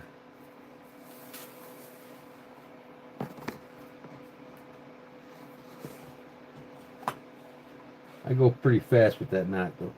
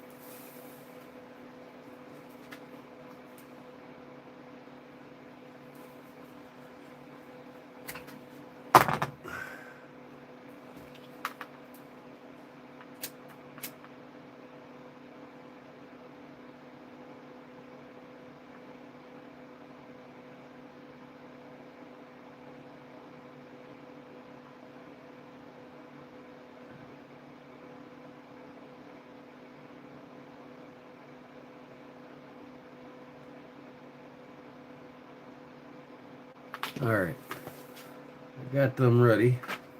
Oh, one more side.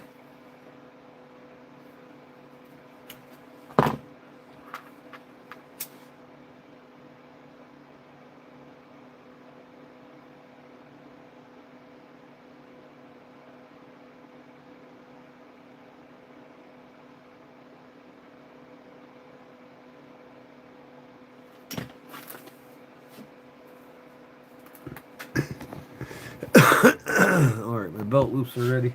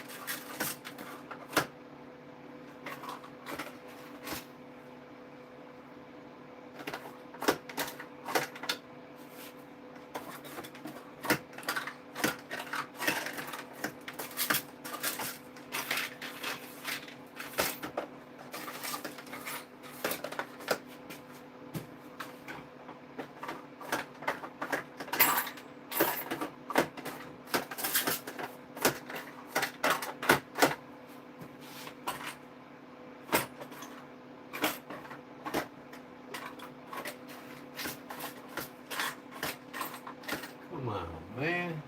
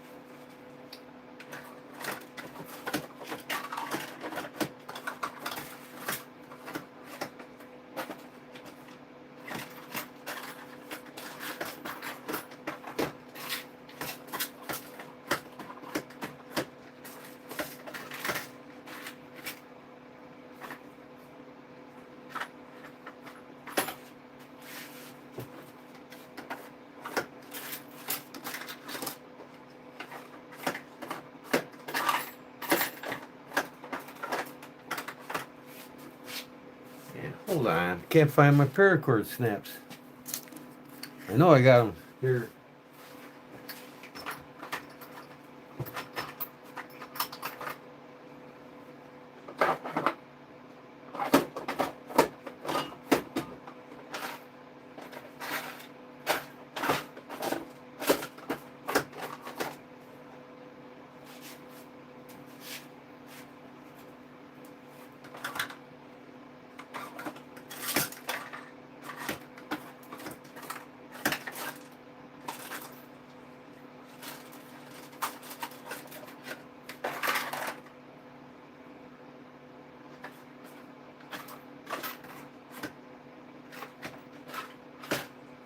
I must put them on my bracelet back under it.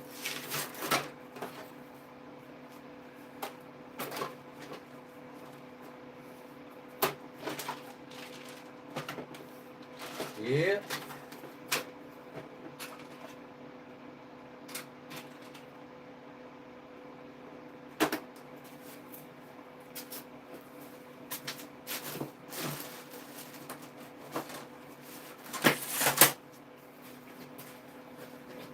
I move it and put it in my... Okay, so what did he say here? 0.6 inch buckle size, 1.25. 0.6 inch. That appears to be about the right size.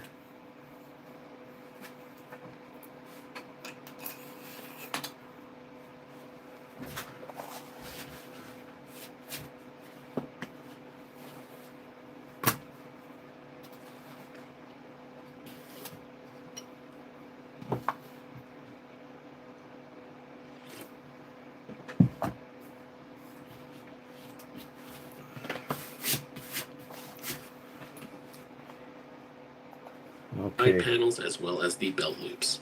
Also, I'm using a single side release buckle.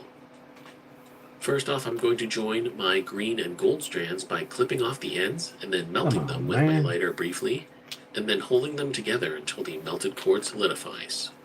What? Then I'm going to take my cords near the joined section and I'm going to pass it, and then I'm going to by clipping off the ends and then melting them with my lighter briefly, and then holding. First off, I'm going to join my green and gold strands by clipping off the ends and then melting them with my lighter briefly, and then holding them together until the pure buckle retention. We've even got horizontal and vertical carry options, and that's what we'll be making in this episode. So that being said, let's get into it. In terms of materials, I'm using gold and dark green for my main weaving colors, and some gutted grape. Gold and green.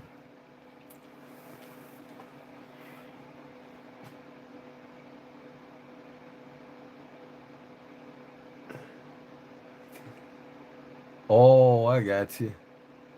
So I'm using, okay, yeah, black. That's what them 4 strands were for the weaves. Okay, I got you. But now he's putting for the sides, the gold and the green together. So it's gonna be black and red together, I guess.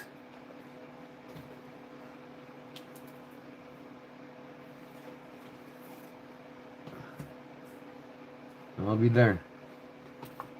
So that's 14 foot. Wow. Makes sense. You need about a foot for every inch that you're moving.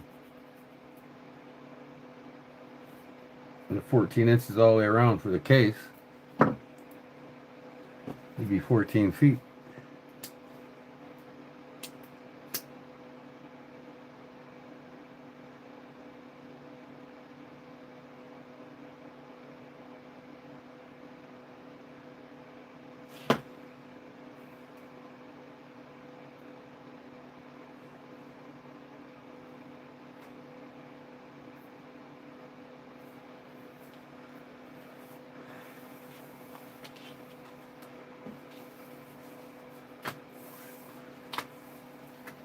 Make sure I ain't got no.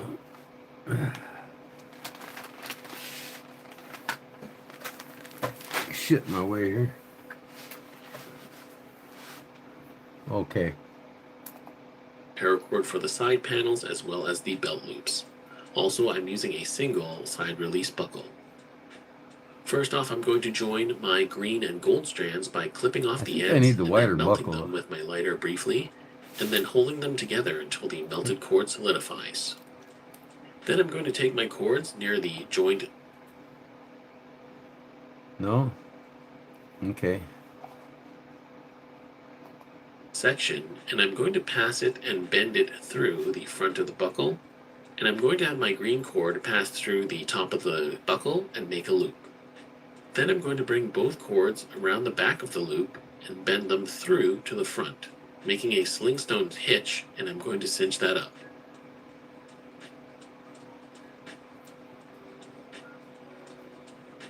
Next, I'm going to bring my cords around to the other side of the buckle, and I'm going to take the gold cord and pass it through the back of the buckle and bring it to the front. And then with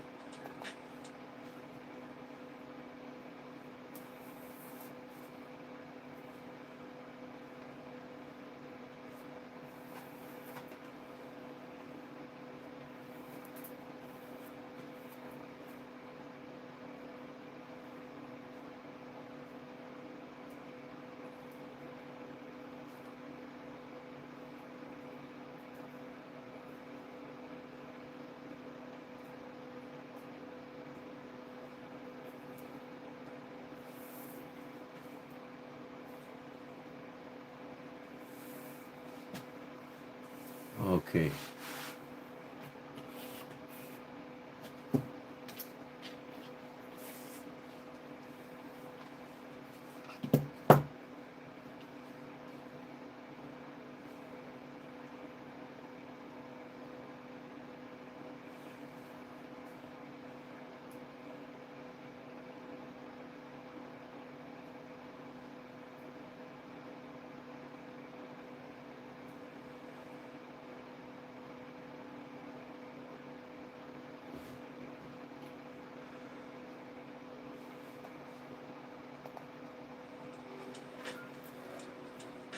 Next, I'm going to bring my cords around to the other side of the buckle, and I'm going to take the gold cord and pass it through the back of the buckle and bring it to the front.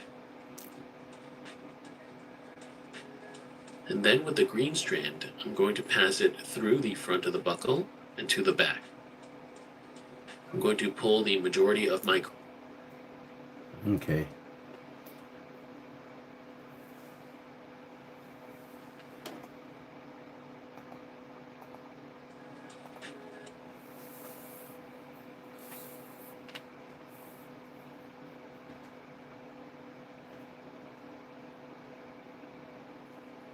What did he do? Go through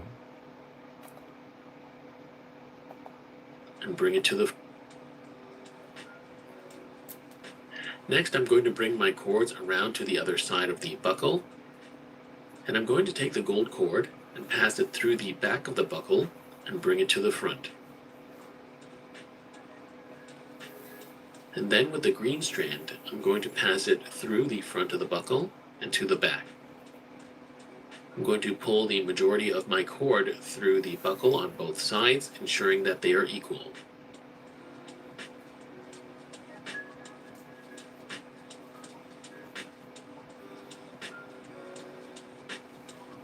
Then I'm going to tie a single cobra knot by passing the green cord over the core strands and take the Oh, I gold see. over that one. Pass it behind and then through the crook on the left and pull tight.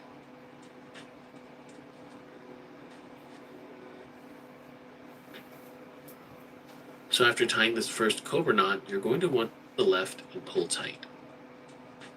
Tie a single cobra knot by passing the green cord over the core strands and take the gold.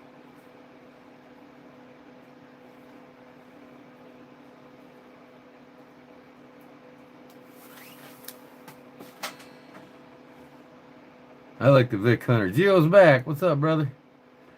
I'm making me a sheath for my Victorinox out of Paracord. Okay, now that we got this, can I move that? Yes, I can. All right. Now I gotta adjust this for the size of my knife.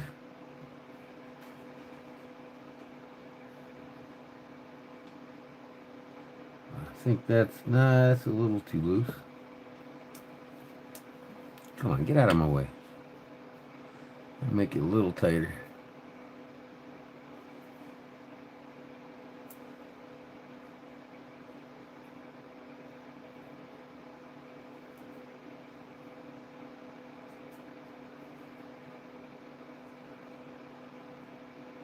Get on the right side there. What are you doing? Right on that side.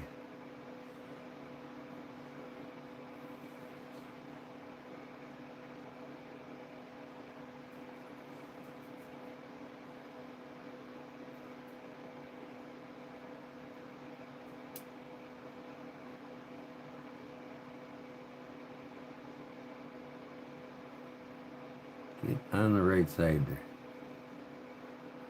Okay. I think that's going to do it right there. Now, this is just a series of cobra knots all the way around. Make sure this is all even. It seems to be. I'm going to fly through this.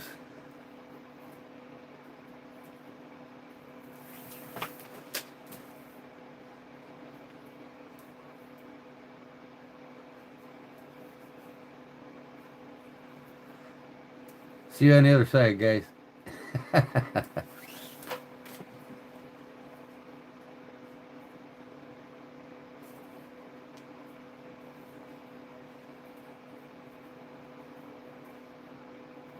I got about 8 inches around to go.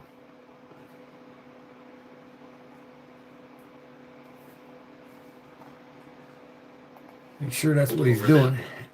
Pass it behind and then through the crook on the left and pull tight.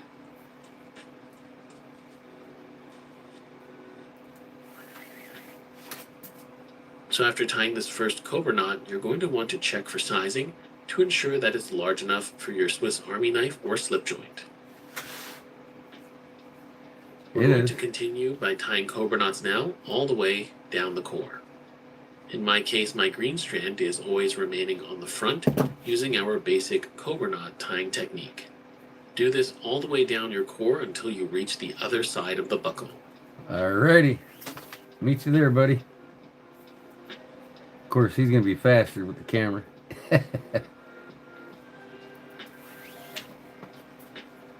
The thickness of the weave will change the sizing slightly, so ensure that it still fits your knife after weaving.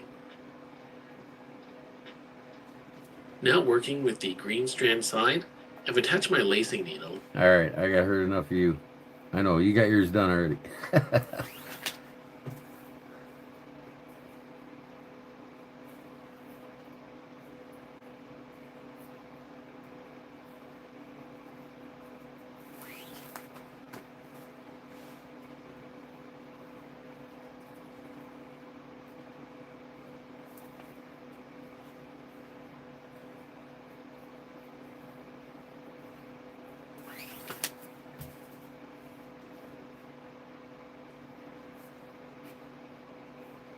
Black and red go perfect with the Victorinox, huh?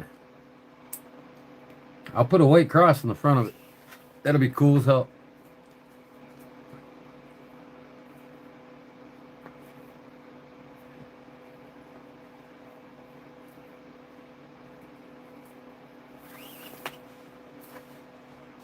No, I should have the right amount. The kid told me 7.5 feet each strand, so if I run out, it's his fault. I actually gave myself almost 8 feet because it's a little bit bigger of a knife. It's almost the same size as the one he had there. He's got a folding Benchmate, so it's about the same size as that. So I should have plenty.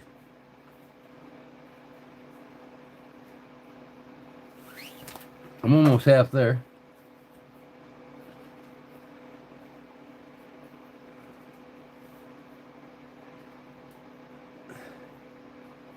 He said only 4 strands on the sides for weaving, so that should go quick.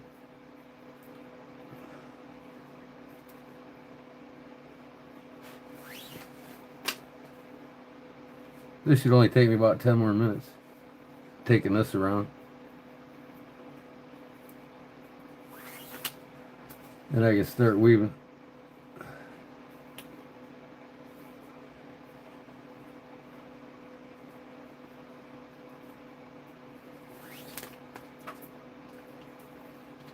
That's looking cool already, ain't it, guys? Having this stick out of it. I think these will sell. I might have these on my eBay store. I'll do them for bigger knives too. I got bigger buckles. I can do one for $1.110.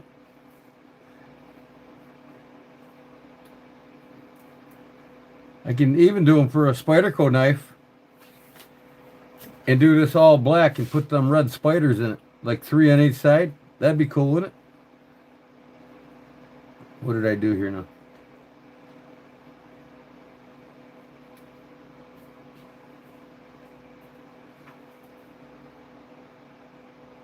Oh, I ain't gonna run out of cord, Zero. It's all calculated, brother. And I know from experience, you need 1 foot per inch that you travel with the Cobra knot. I got 14 or so inches here with almost 15 feet of cord.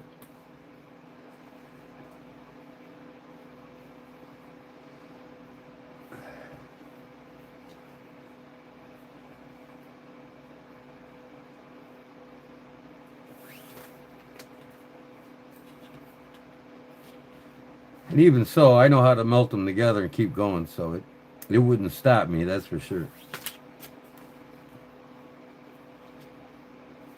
But I got enough. Or this kid's a liar. It's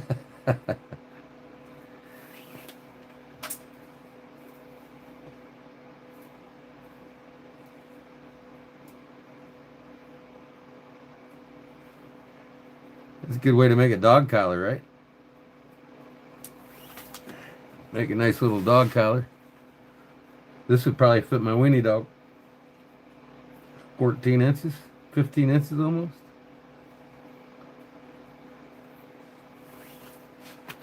I did make one of these for my Bobo boy when I brought him home when he was 8 weeks old. He grew out of that real quick.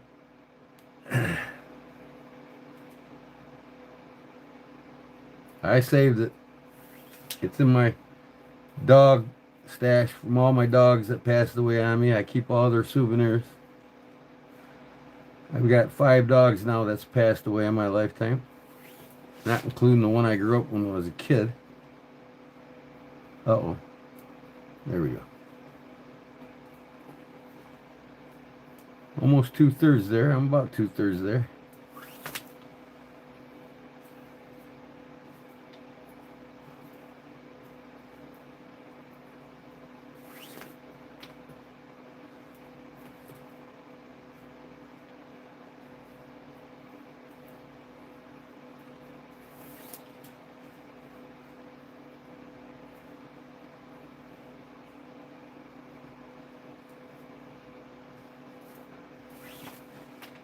Almost done.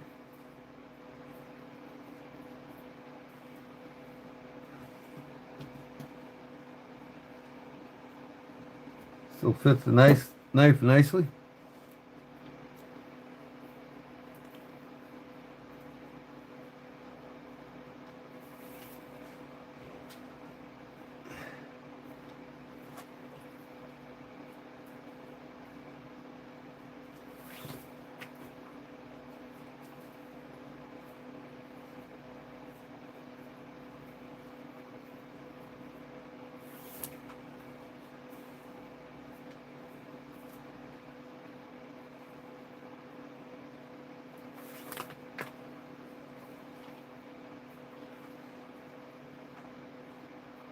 Few inches to go.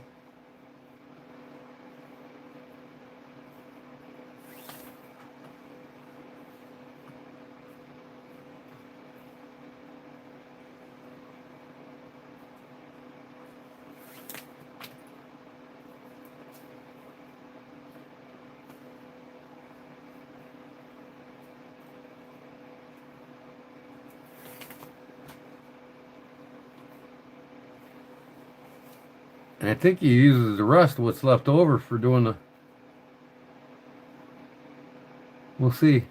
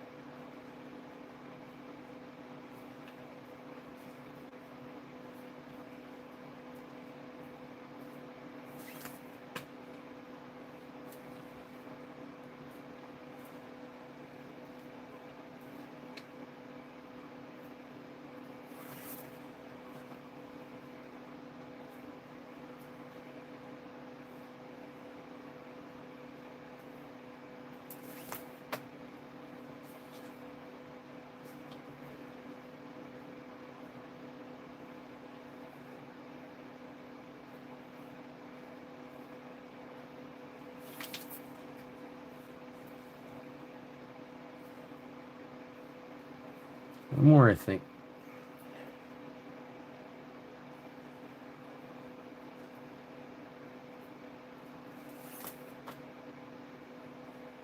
There we go.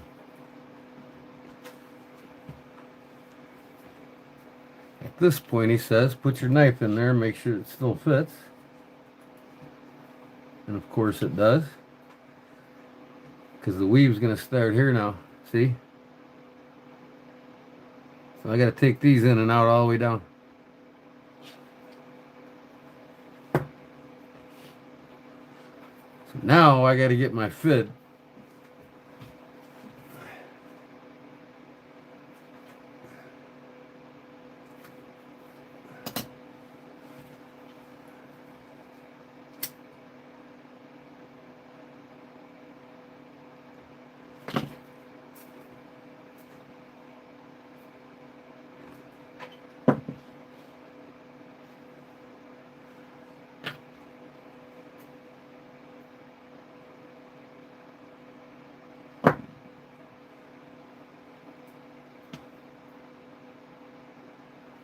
Oh, I'm gonna have to.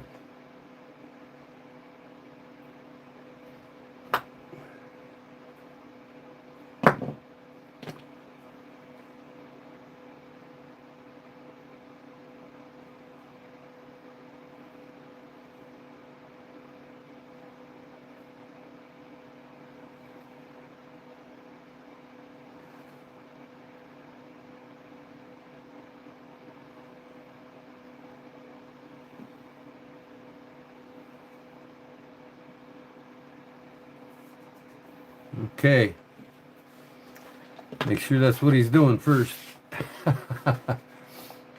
And and I'm going to start weaving across the side of the pouch, going Yeah. through the. All right. Yep. He's gonna start weaving, going through the side of the pouch. So I want my knife right there, right through that loop you said.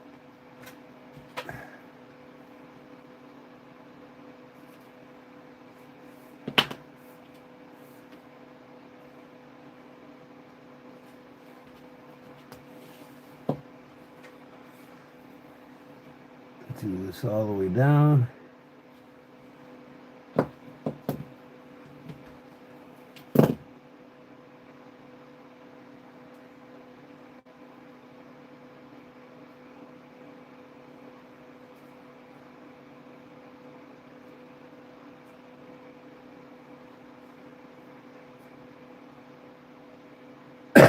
See, this pay is not making these too tight.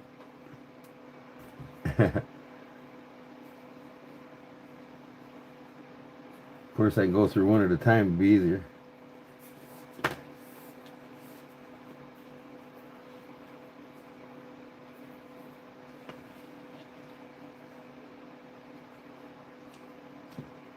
I want it to be about the right size, about right there.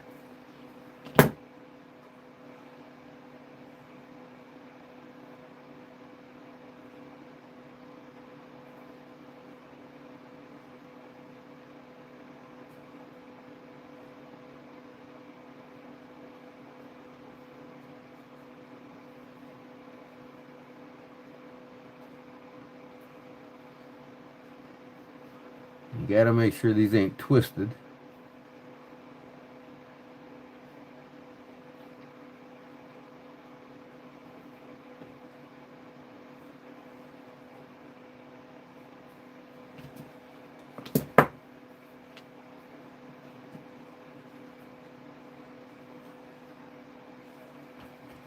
I like leaving it in there.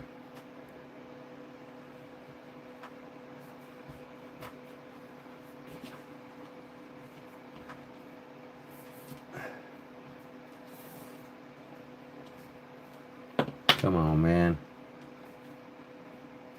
Don't fucking twist on me.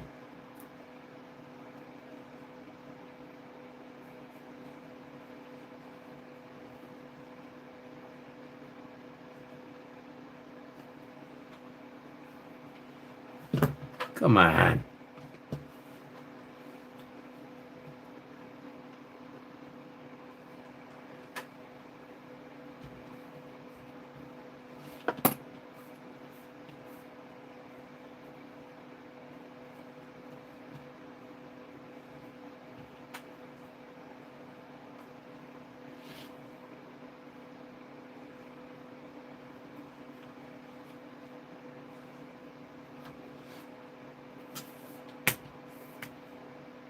Keeps twisting every time I do it.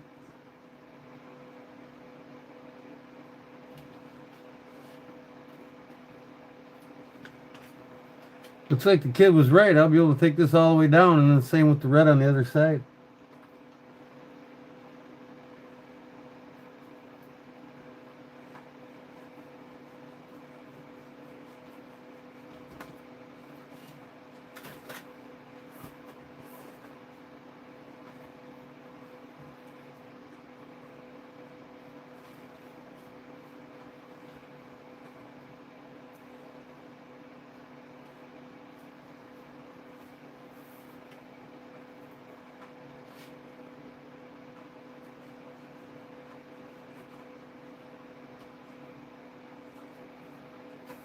Still with me, Gio?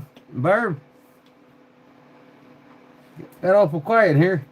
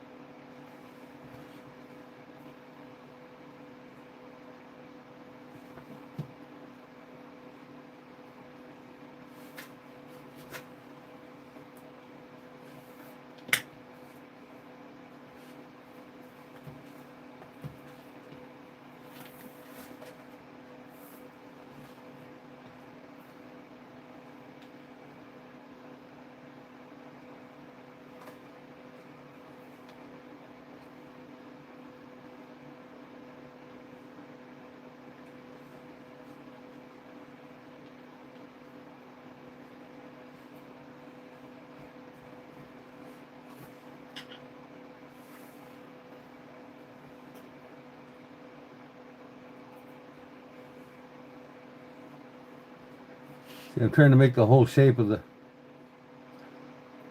I don't know if that's a good idea, though. I guess I can weave down here if I have to.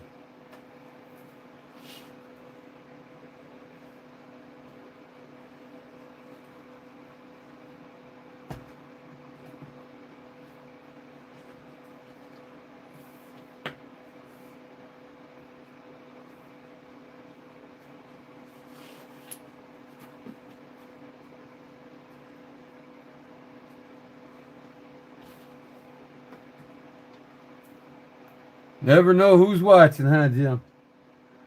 I'm making a paracord sheath for my Victorinox.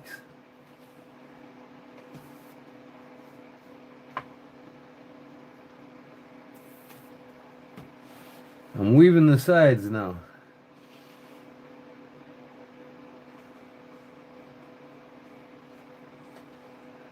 And if these are a big hit, I'll start selling them on my eBay store.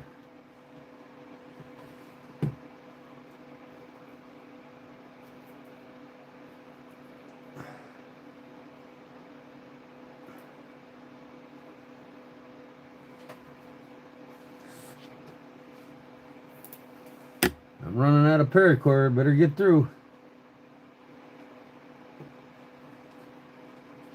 This is where I don't want to run out of paracord. It looks like I got 1, 2, 3 more to go. I think I'm going to make it.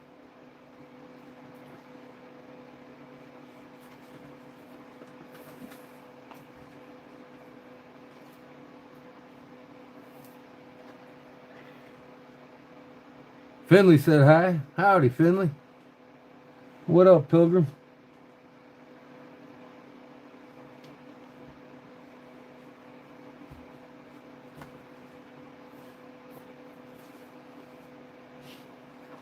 Yeah, you couldn't imagine doing this without a fid, right?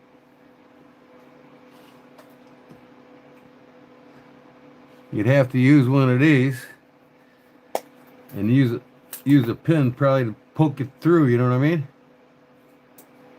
Marlin spike. That'd take forever.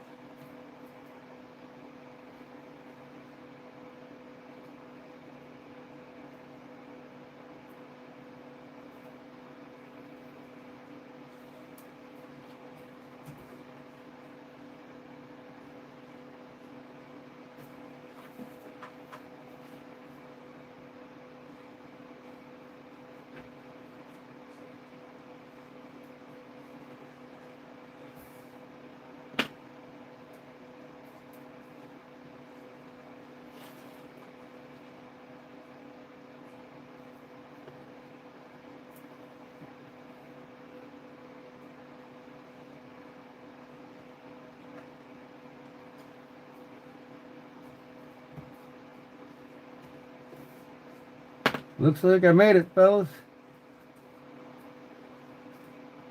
That kid was right.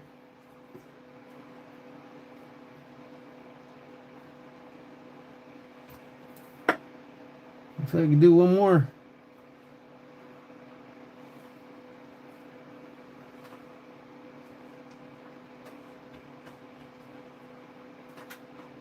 I don't know, because I think I might have to use them for the up. Yeah, I think that's it right there. I can go one more.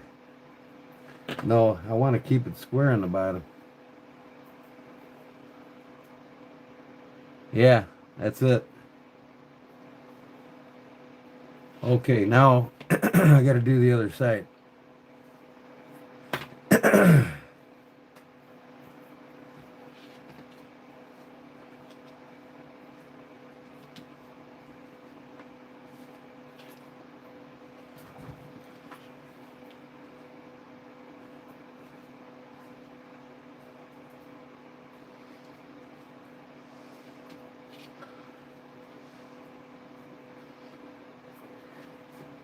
I better make this a little bit looser on this side. We'll see. Okay. Deep Bolster blend coffee, baby. Keeping me awake at night.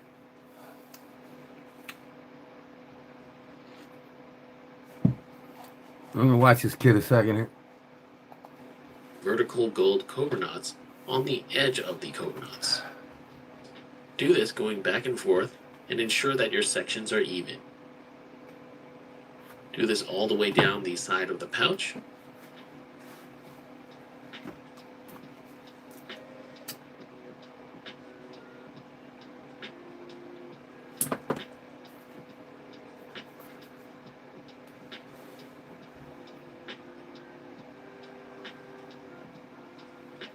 And I'm going to finish at the very bottom like so. At this point, you can check again to ensure that your knife fits in the pouch and that your My sides weren't made too narrow. Well, in this case, I'm going to repeat the exact same process on the opposite side with the gold strand. The strands might look a little different on the opposite side, but just go as far as you can down the side. in my case, it's And the notice red that it strand. finishes on the opposite side as the green.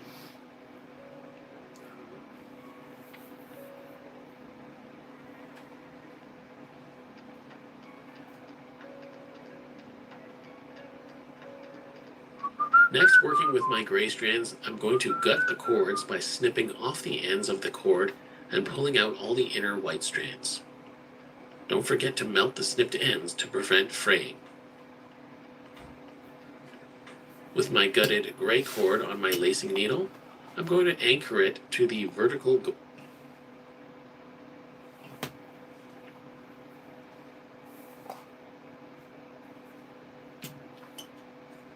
Here it goes twisting on me. There we go.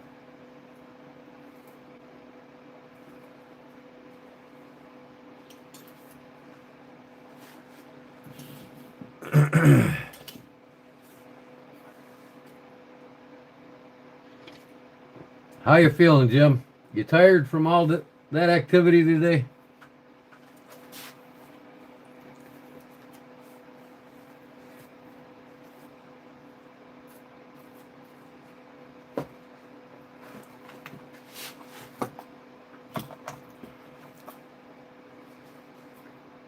Finley said hi. What's up, Finley? I love working with paracord. People might think it's outdated, but it comes back. Everything goes out and comes back in. Sooner or later. I'm going to make this horizontal carry too. Put it right on my belt. I think the horizontal carry would be perfect for guys. Come on, man. Don't twist on me. Well, it's gonna twist.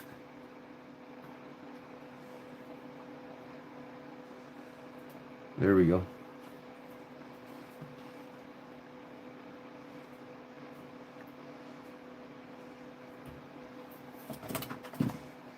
Okay, I don't need to be catching this knife on everything.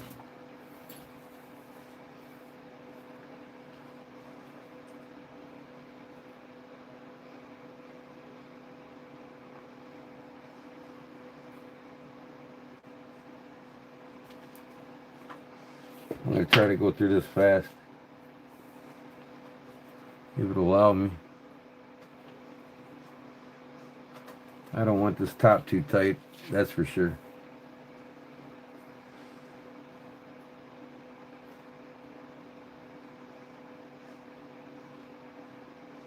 Of course, I can only go as fast as this paracord allows me.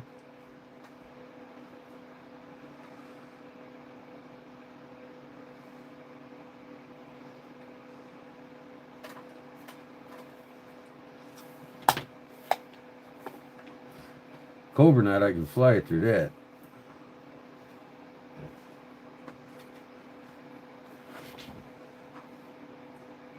Come on, don't twist on me.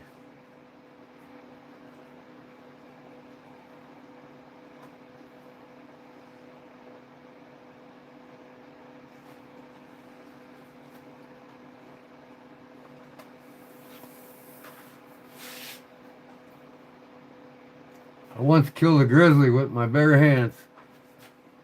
Oh boy. I'll give you a bozo button for that. You want a bozo button? Glizzy. Oh, okay. You're funny.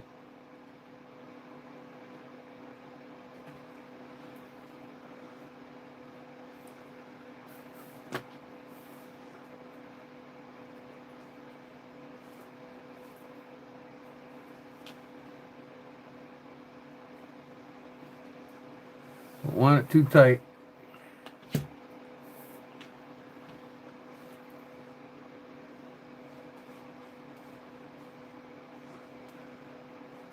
I bet you I'll sell some of these on eBay. What do you guys think? You think these will be a good seller? I can make these for any knife.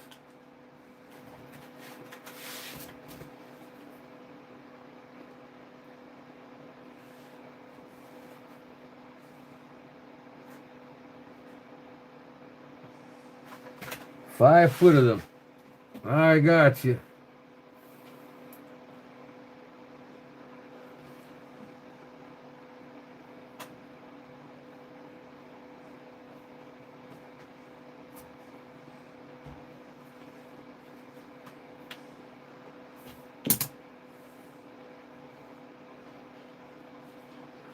See, every time you do this, it wants to twist on you.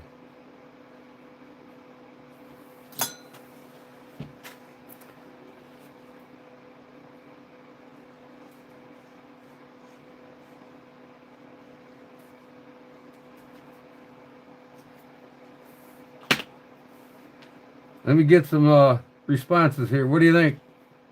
You think I could sell these for knives, horizontal carry, vertical carry?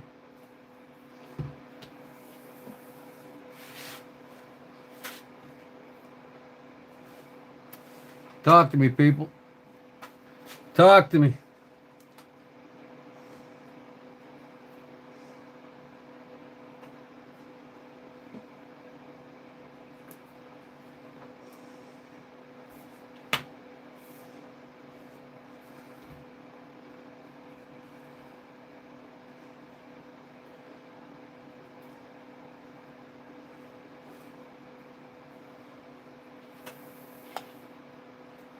Barbara, Big Jim, whoever else is here, answer my question.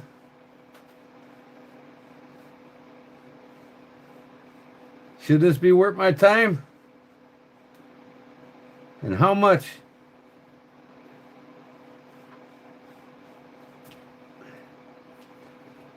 I'm going to have to look on Pinterest, see if somebody else sells them.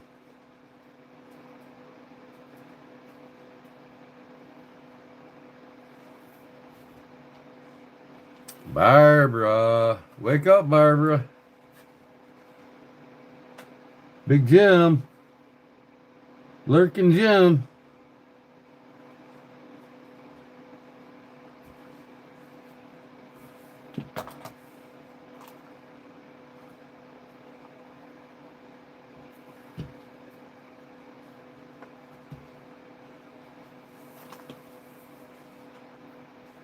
Is my life dead or something? Nobody can talk to me or what? You guys don't hear me? Am I a ghost? Do I have a major lag time issue here? What? Hello? McFlies?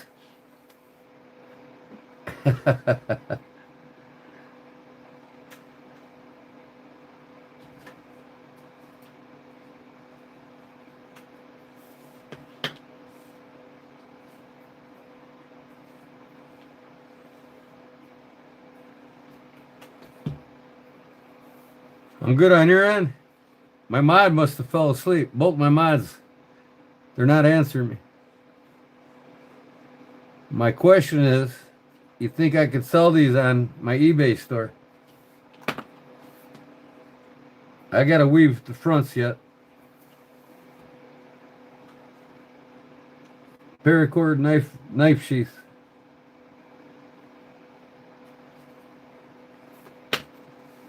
Think they'll sell on eBay? Of course, you all get first chance to buy one.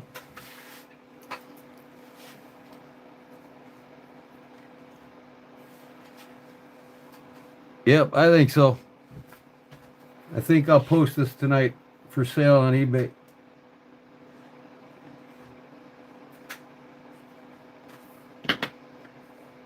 That is tonight when I wake up.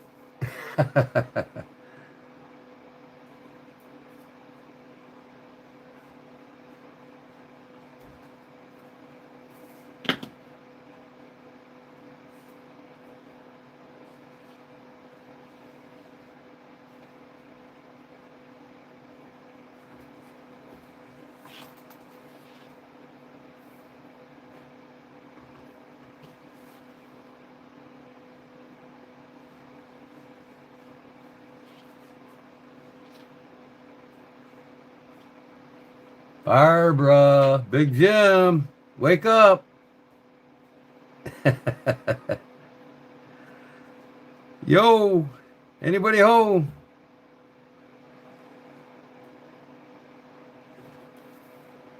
Maybe they said goodnight to me and I didn't catch it. I don't know. I don't think Jim did. He never does. He just lurks. He's a man of God, and he never says good night and God bless like I do. Come on, Jim. Lurk your ass back here. All right, couple more.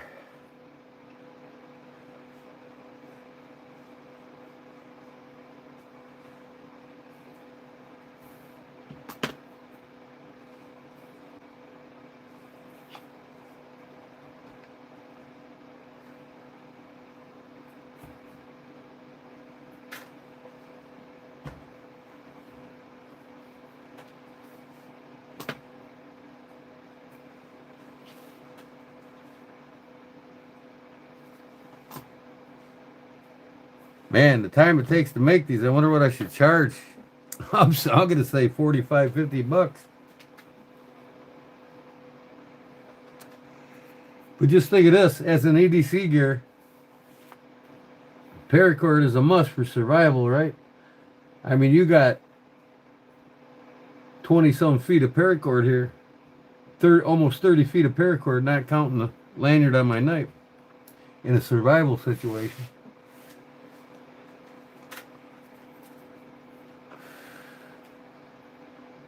So, I think that's going to get it. Gold cobra knot Now I got to weave in and out just this way. opposite where my green cord finishes.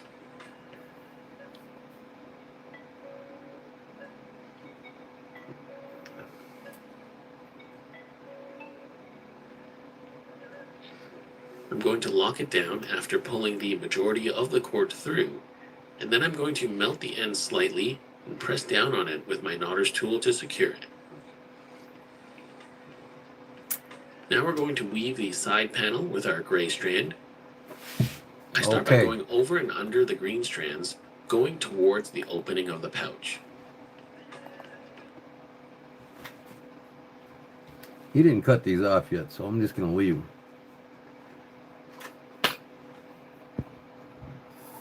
Now my black weave strands. Front and the back.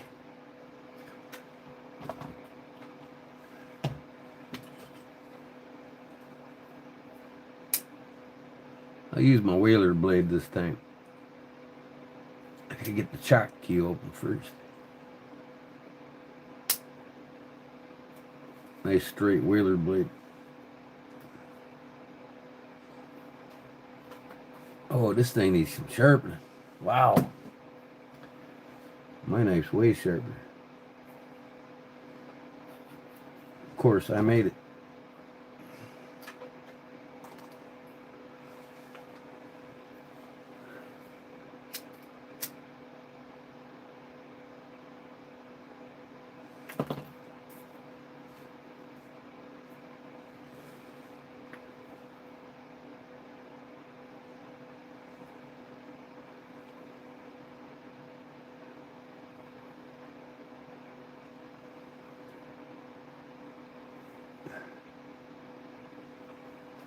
Okay.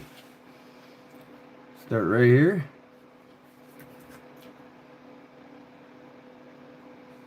No, I'm going to start right here.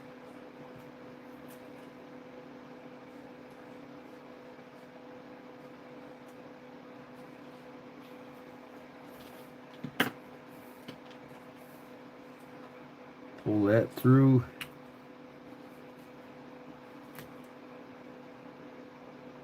Melt my end. Oop, pardon me.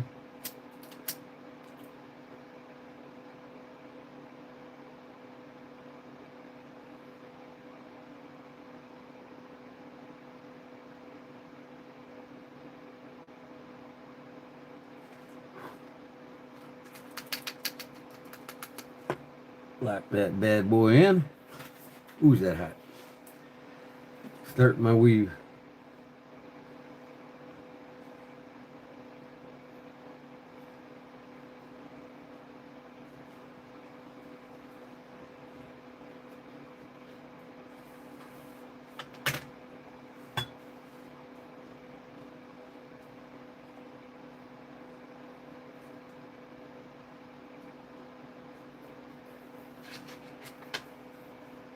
Should have gave myself some more.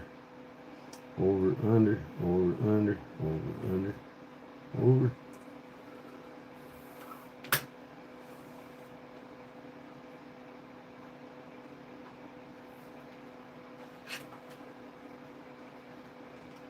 Under this one, start over. Over, under, over, under.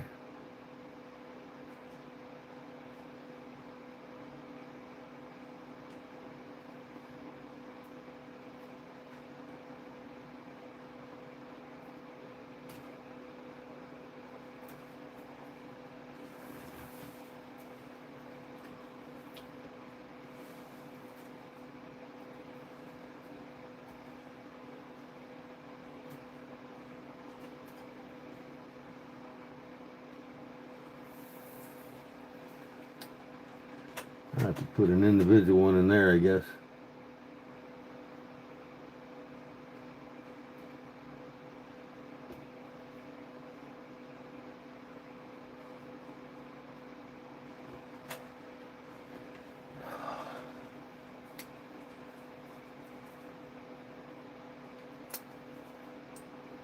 I got psoriasis really bad, and I needed to clean my hands, so yeah, they kind of hurt, man.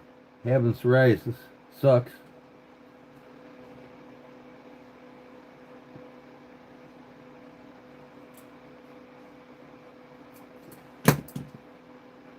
I don't wish it upon anybody. I got to get the medicine to make it go away.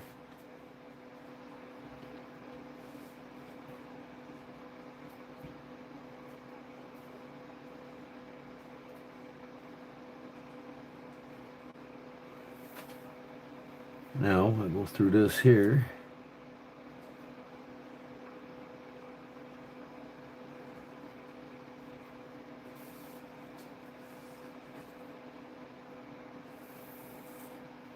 And then through the next other one.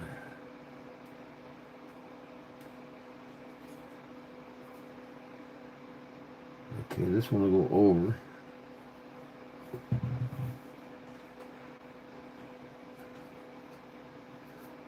I'm doing this with my knife in here, so I know I got it the right size. And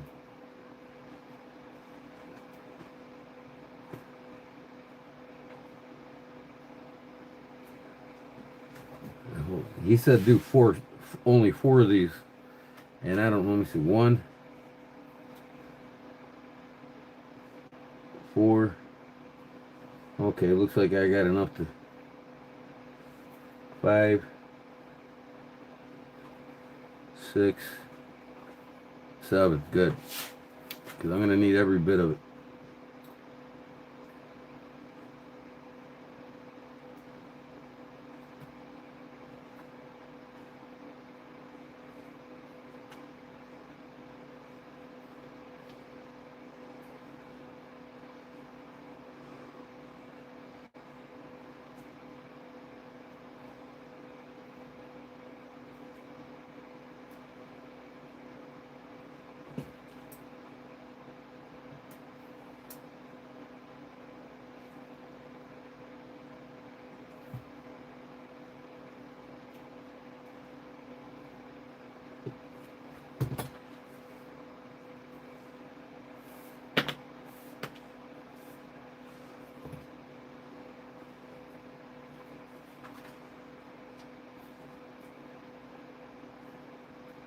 You know, you can only do what these loops allow you to.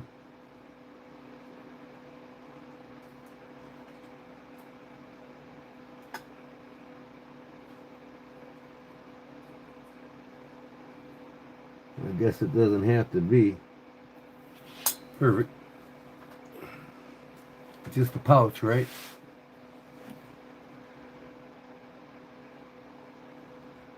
Anyways, I think Barbara and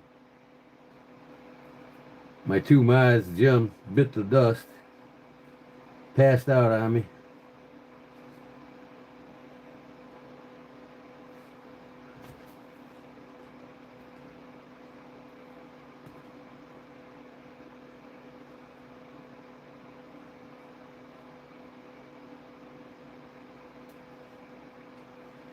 It's easier just to go halfway through.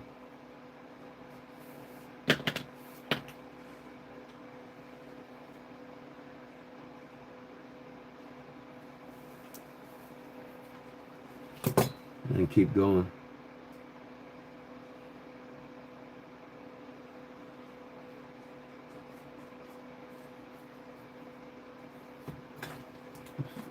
Fucking fid.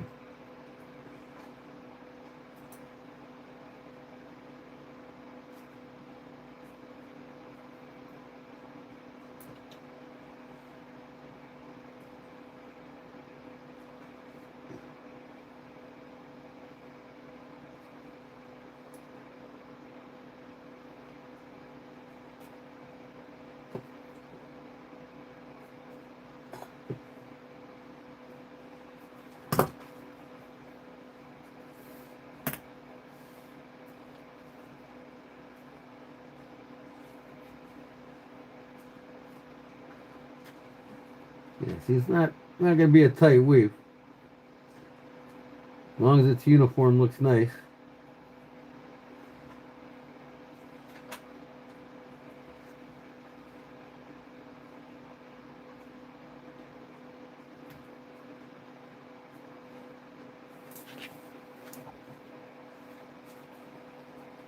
Yep, they're working man hands, Jill. How's it looking, Jill? I was saying, and I asked earlier, you think I'll be able to sell these in my eBay store, Jill?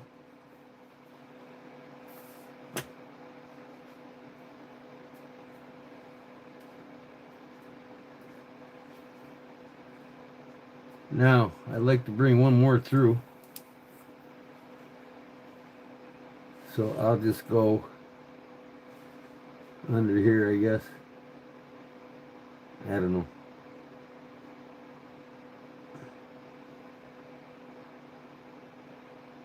Let's see what this looks like.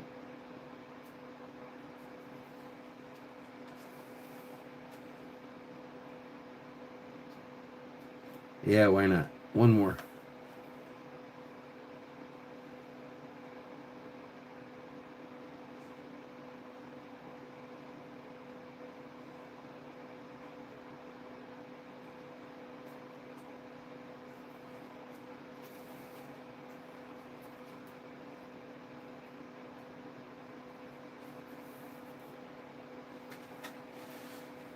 I hope so. I'll make them if people buy them.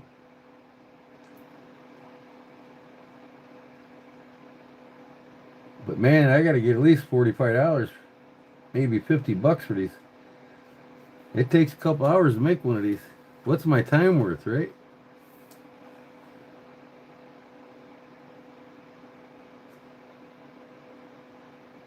What do you think I should charge for them? I know they make them in China probably for $10.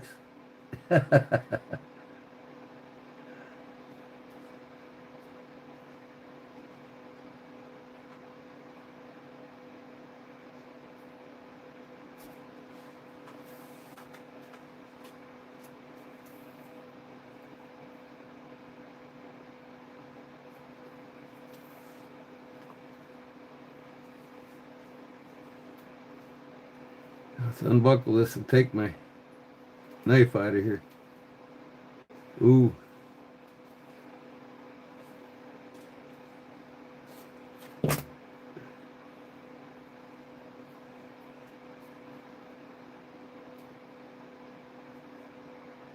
course, this is the first one, so and if I have to put a smaller knife in there, I will. So now I gotta bring this through somewhere and melt her down. So it might as well be right here on the side somewhere. If I can get a hole open here. Right there.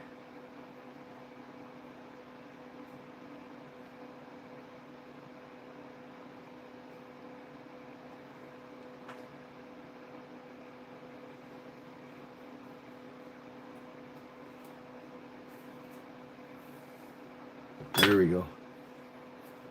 Let me stick that knife back in there.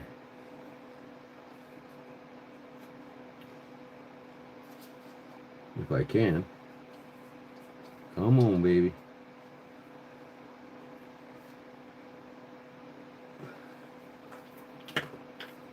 It'll go in easier when I get the thing done. The sides ain't allowing it to go down.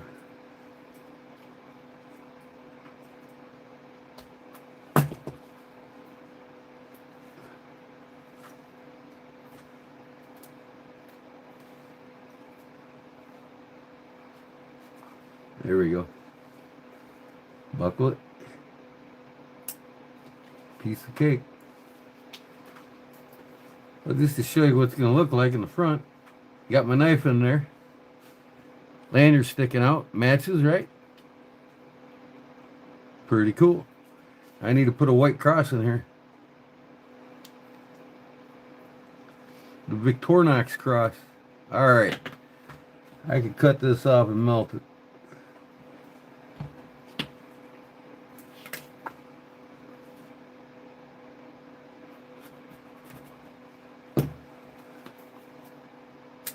And do the other side. Would that take me about 10 minutes to weave that?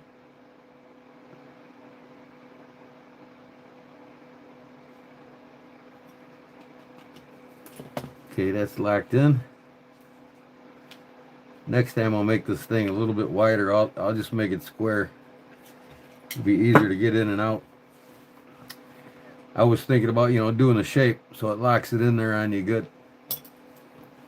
But once this side's done, I'm sure I'll be able to.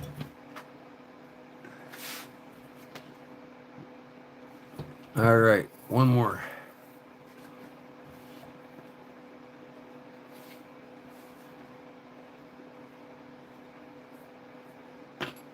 It's gonna be sweet.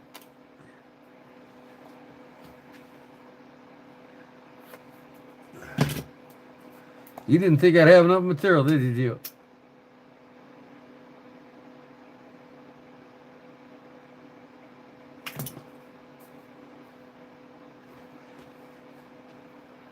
I cut out exactly what that kid said to cut out.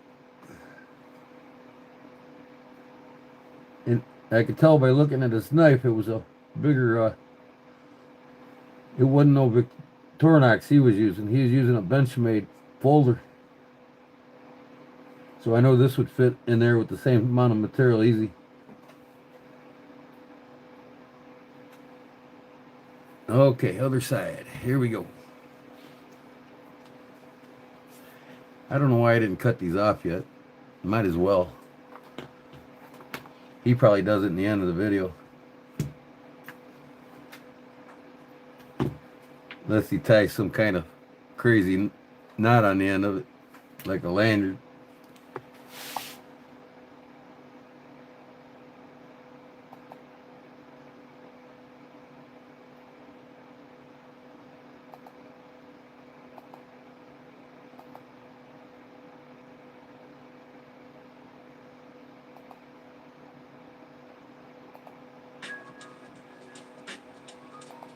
He did cut them off camera.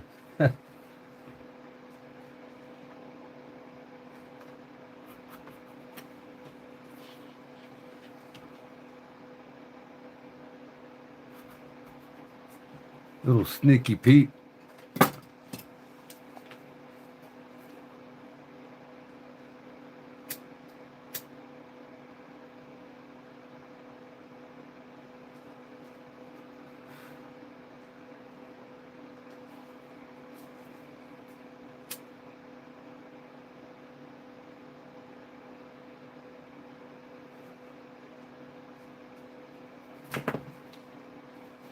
Now, that won't be in my way.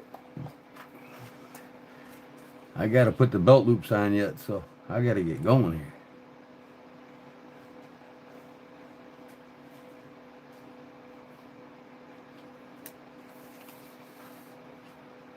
Bring this all the way through, he says. Then melt it and lock it in place.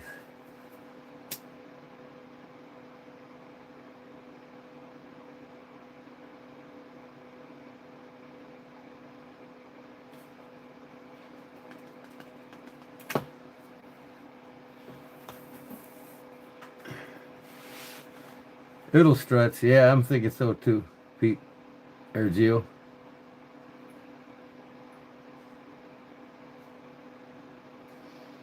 But I know I could probably...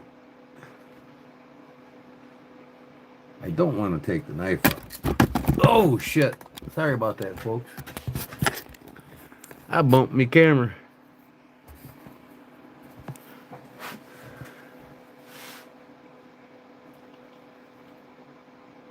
It's easier to go. It's easier to use a fit marlin spike.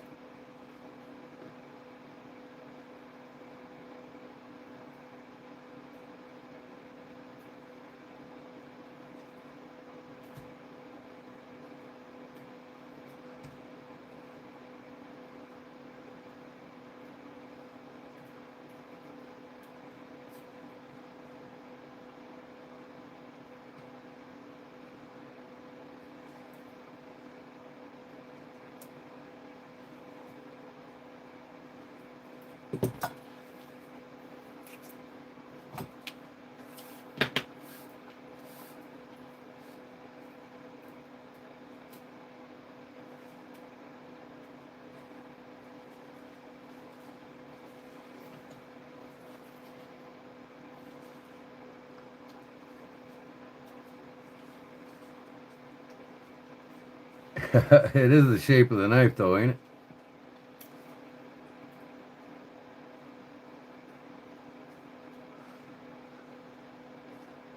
I could probably weave more in between these too, but I'd have to use a different cover. That looks okay. The knife's black, so you really can't tell. Alright, now.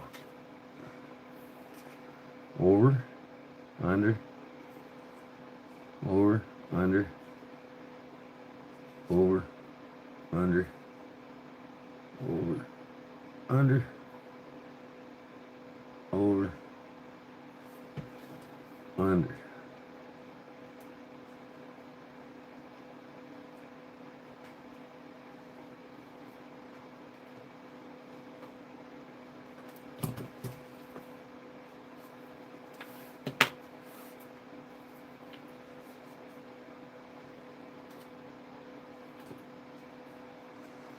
Yeah, twist in it.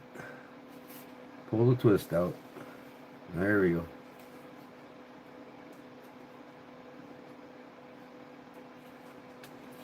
See, that's red and black. This side's just all black.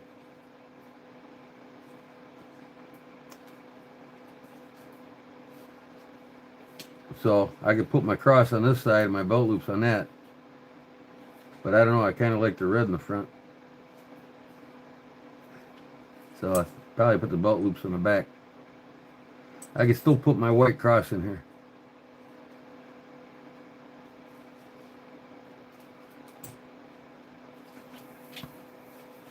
Yeah. All right, now I got to go through here.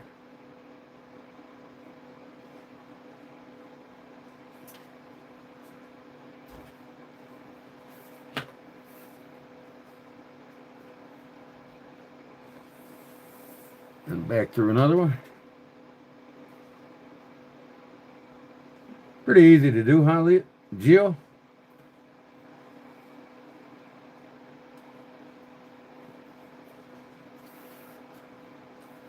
And just the cobra knot all the way around, and then you just weave it in between it, that's all.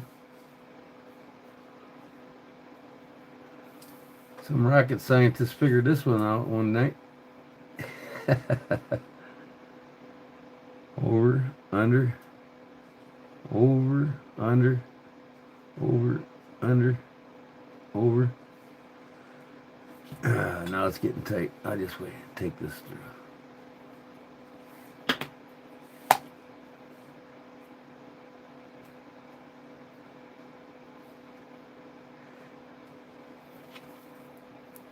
Almost done. And get my belt loops on.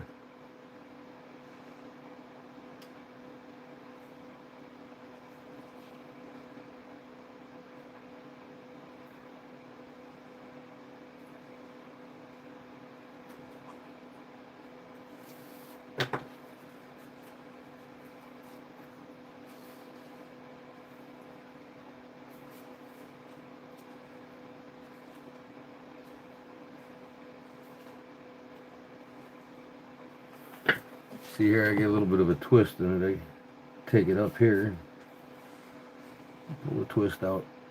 Yeah, that didn't work.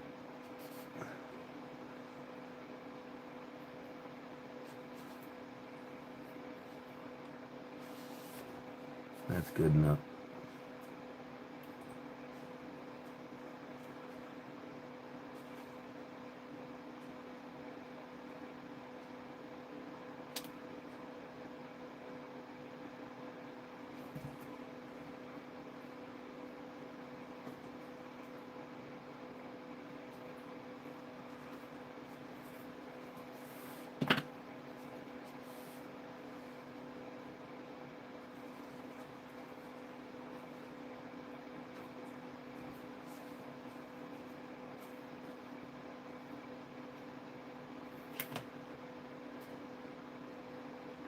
There's 4 like he said, but I'm going to do one more going back up like I did the other side.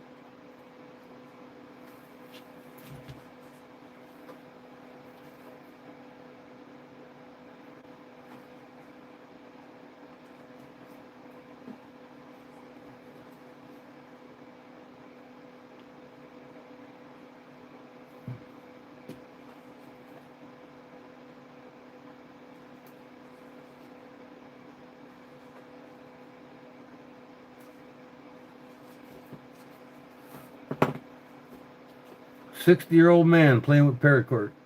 Gotta love it, huh? But I'm a resourceful person. I'll use just about anything to make something." Alright, now I'm going to go back under this one. I'm going to do one more strand through here, sneak it through. Actually, I can come through here and hide it.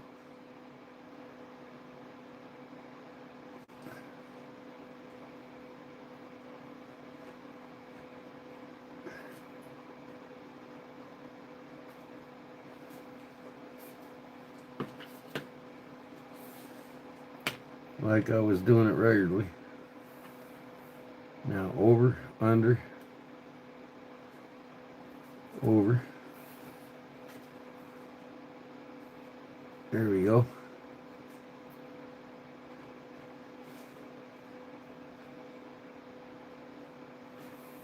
That'll work. Over, under, over. I just sneak my way up here. Over, under.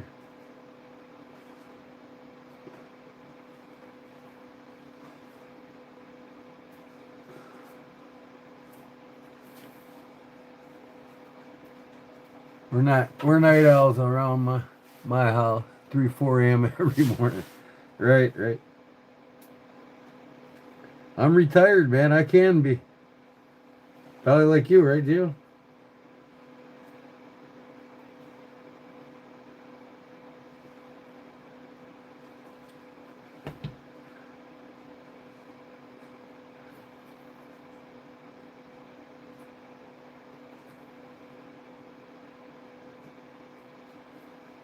There we go. This is the end of the weave, my boys and girls.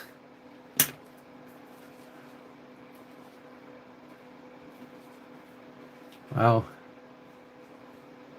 She's in there tight, I tell you that. I could have made it a little bit longer, but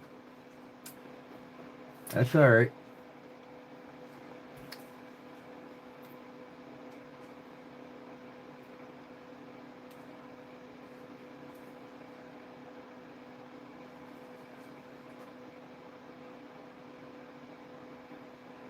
I'm gonna open this up.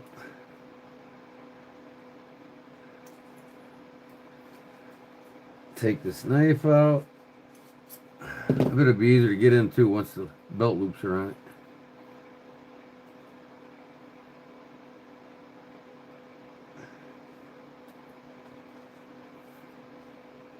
I mean, it looks pretty symmetrical now.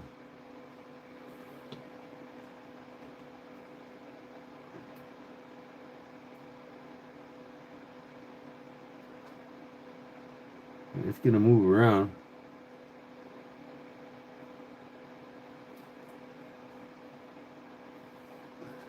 You know, well, the knife's not in it. Okay, I gotta go through here. Find me a hole.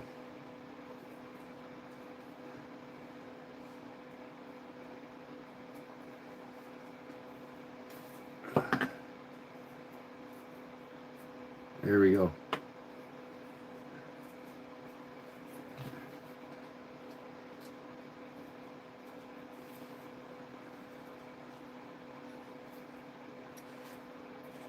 That's gonna work because I got this lanyard. I can pull that thing out easy.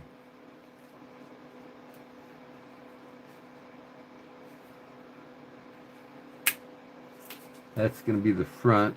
So this will be over the top and then buckle it.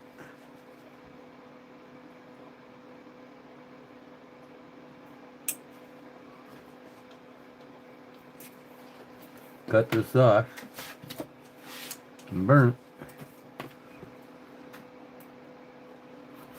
Now I can do my belt loops. I do my best blade tinkering into the night and morning. Right, exactly. When the wife's sleeping, I don't get bothered.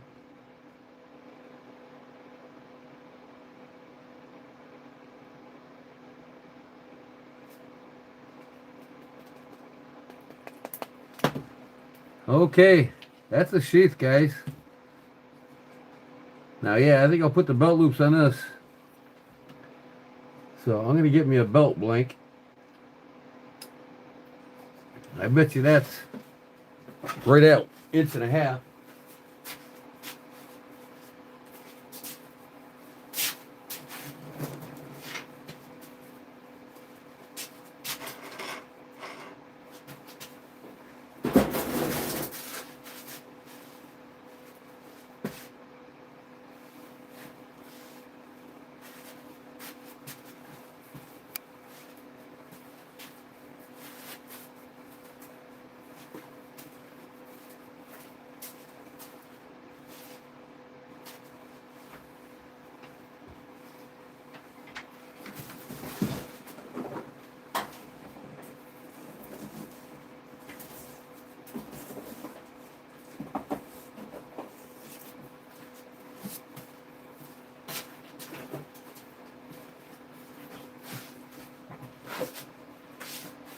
Yeah, that's going to be tight, but you know what? It is what it is.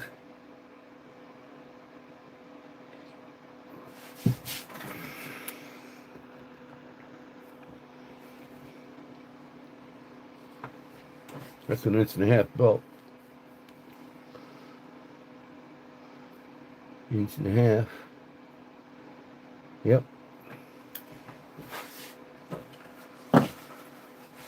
So he gave me 2 more 2-footers, and I got a tie. I'm thinking how this is going to be done. I already know how he's going to do it. Here's what I bet he does. He's going to run one of these strands through 2 of them loops, right? Pull it tight up to there. And then put it around a belt blank. And it comes back through the opposite 2 strands. But you can tie a cobra knot long enough to where you get it to where it's going to wrap around the belt. I already know. But I'm going to watch this video anyways to see. So here's how to create the horizontal carry belt loops for this pouch. And as you can see, I'm doing pretty much the same thing, but in this case, the anchor points are on the vertical cobra knots on the sides. The midpoint gets looped around one of the vertical knots, and then on the opposite side, both strands of the paracord go through the same vertical cobra knot on the same side. What's he doing now?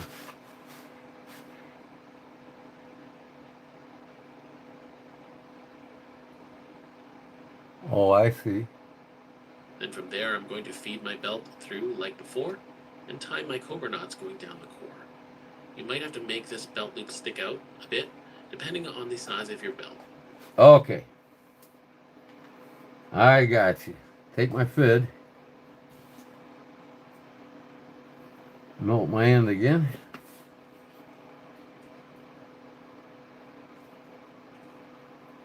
Uranus, a slip. It's cool. You can go either way. Daly said hi. What's up, Daly? Only good live streamer on this platform. Thanks, Matt. I make things interesting, that's for sure.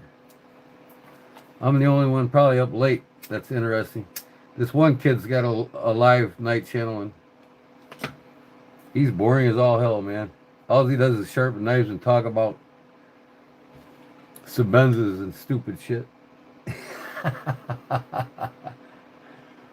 That's funny.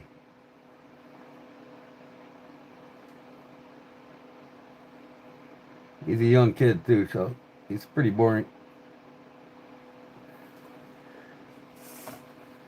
Nobody wants to really, I mean, every time you're live watch. Okay. If I'm going to horizontal carry this is going to be on the bottom.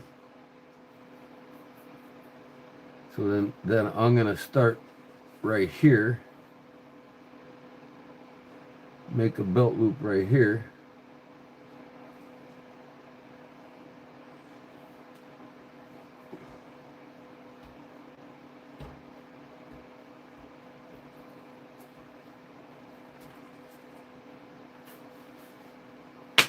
Okay. Bring about half my material here. Come through the opposite side.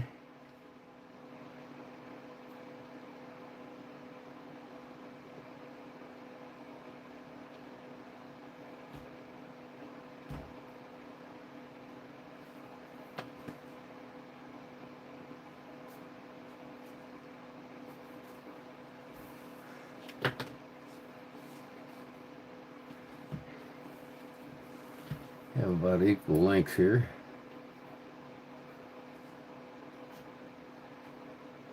There we go.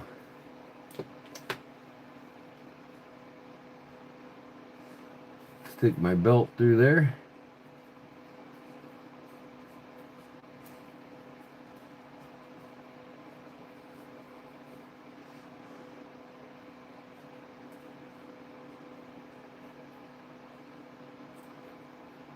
Pull that tight. Then go, but first I gotta go back through here.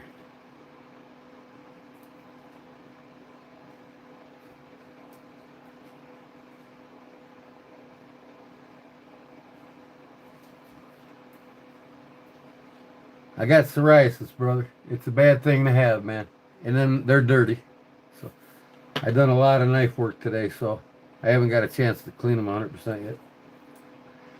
But yeah, this is called calloused up. That's all from psoriasis. Fingers, everything is affected by it. Alright, make sure my belt fits through there. Plus, being in the construction trades all my life really put a toll on my hands too. I built lots of houses in my lifetime. Okay, now, you want this about fairly loose, as he says. I'll make it a little bit looser. That'll be good. It's about even. And now, I can start doing my cobra weaves.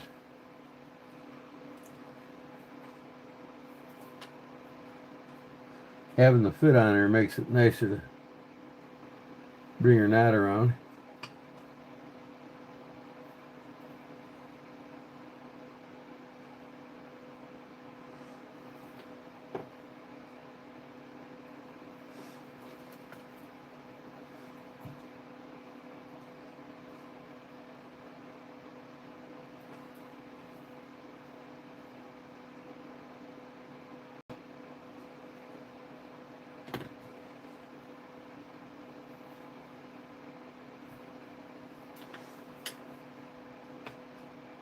Oh.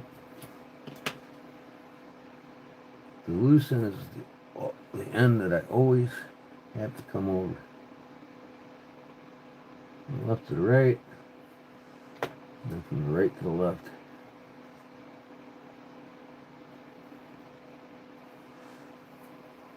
The fid one is the one that goes through last every time.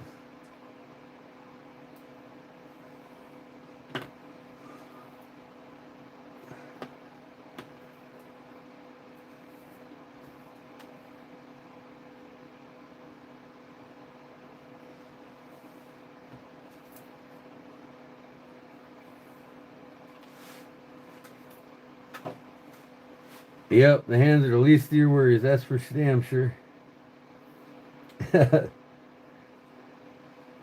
Watching your money go bye-bye to the banks and the governments is the biggest concern. Right, Gio? So this kid, man, he hit it spot on when he told me the material list. I'll just add a little bit more to it when I do a bigger knife. Like I said, for every inch around, you want a foot of paracord for the sides.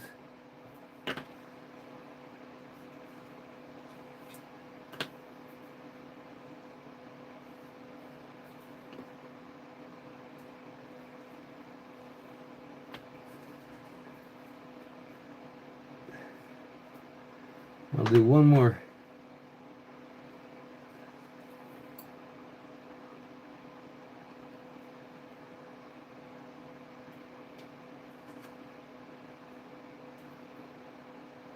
Let me see here. This one goes like that.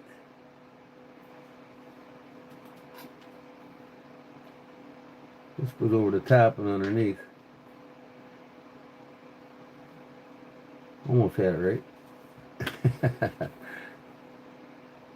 Alright, that's one belt loop cord. You see how the belts fit through it now?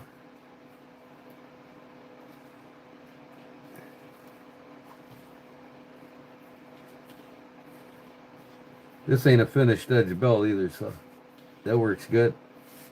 Oh yeah. Cut her off. Melt her.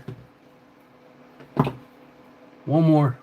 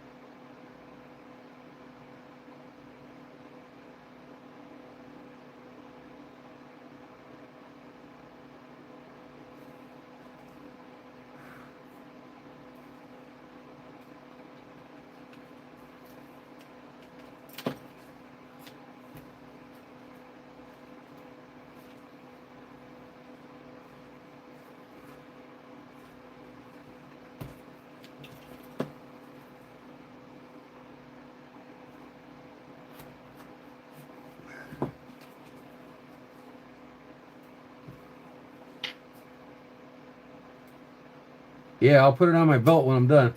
See how she looks. Man, I want to get that cross on here. I have to figure out how to do it. You gotta have a white cross on it, right, guys?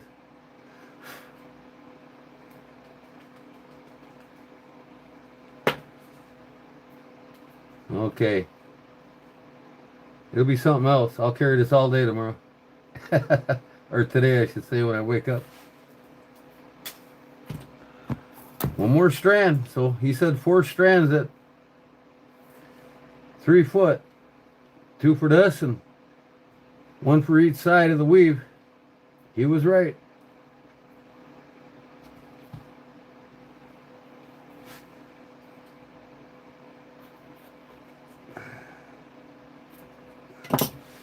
You guys want the link in case you want to try it yourself?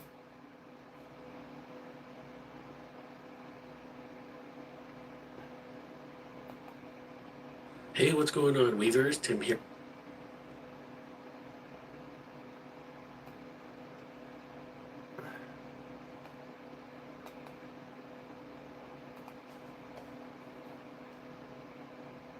Yeah, a couple days it will. Yep. Here's the link if you want to watch it later or save it for another future time. But I am gonna make them and sell them. So.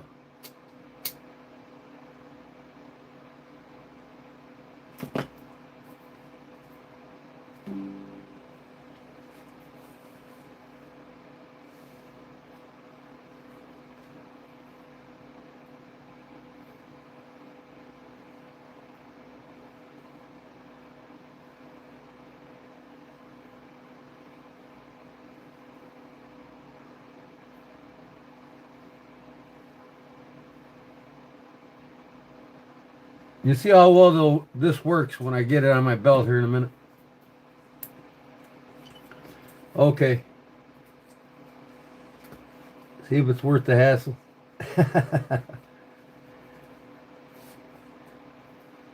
So, I'm thinking right here at the meat of it, another belt loop. Yeah, I'll go 2 over.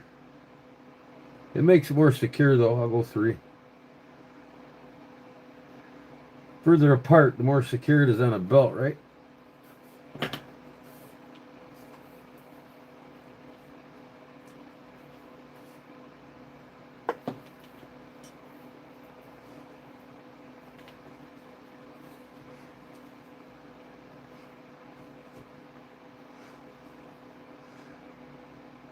So 1, 2, 3, 4th one. 1, 2, 3, 4th one.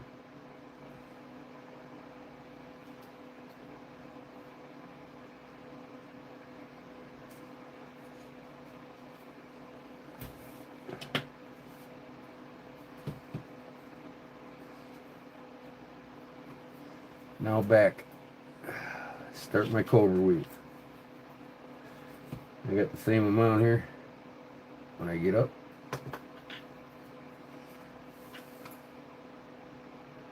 I could pull this one through a little more.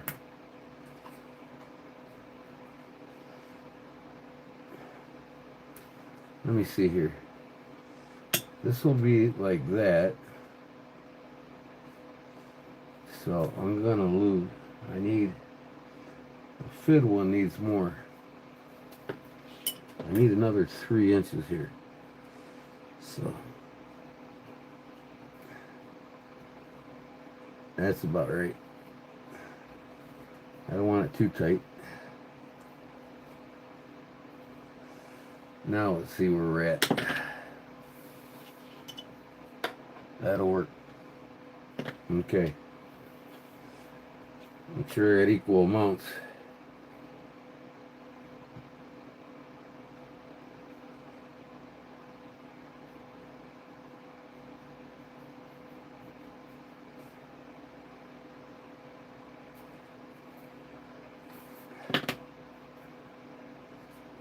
Alright, now I can start my cobra weave. A little more slack here on this one. About the same. Okay. Bring this over. Ow. I got a cut on the bottom of my thumb and it's fucking killing me. Over that, through here, in the loop.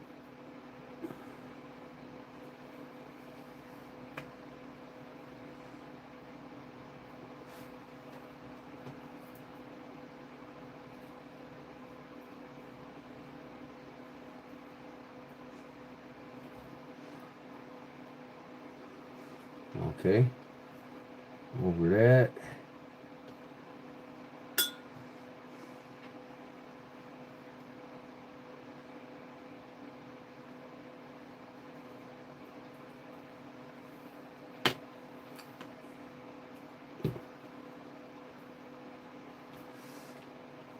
Make sure they're even.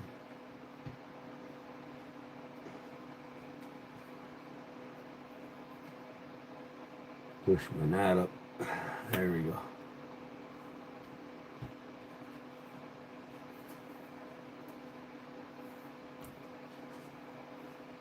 Over that.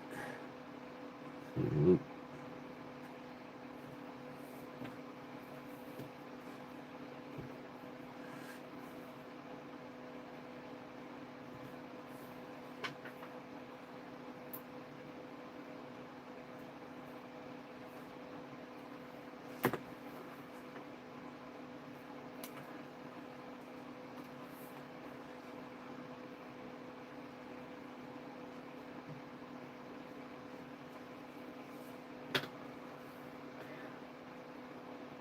Right, right. Well, like I said, I'll have them on my eBay store. I'll post this tonight when I wake up. I'll put several in stock. All you got to do is tell me what colors you want in a message with your order. What do you think's a fair price? $45, I'm thinking. Because you have to pay like $7 for shipping. I think it's worth it. It takes a couple hours to make these. But now that I know the concept, I could probably make one in an hour and a half. But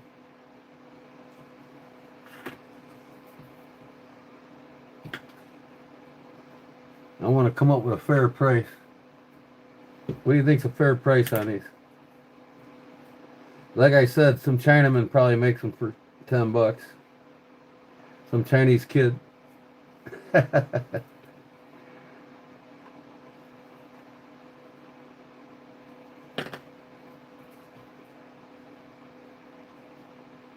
think this is the last one right here.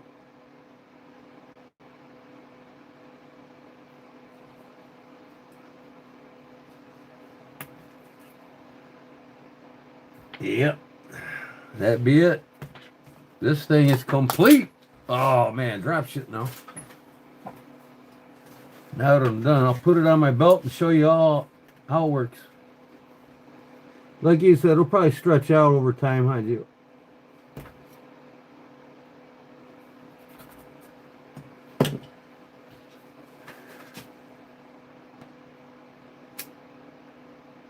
I mean, how fun is this?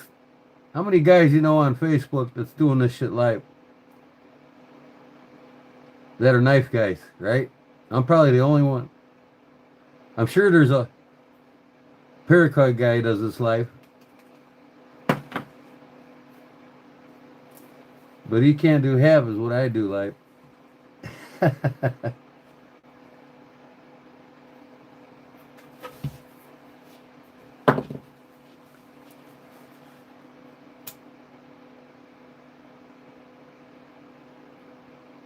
Yeah, I like the horizontal carry better on these bigger Victorinoxes.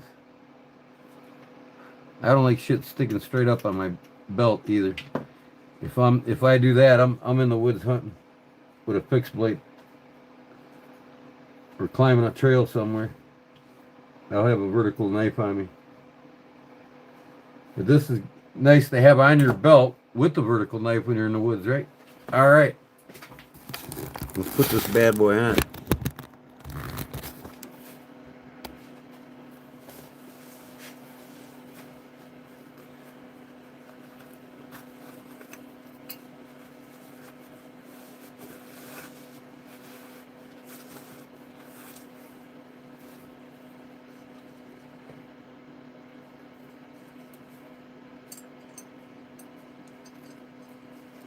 I could probably straddle my...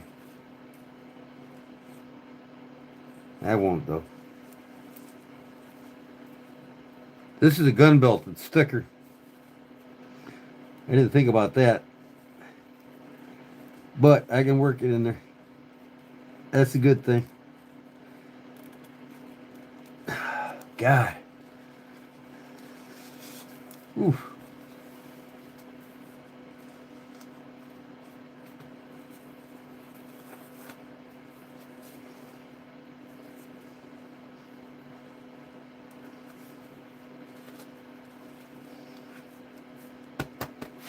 Look at that, guys.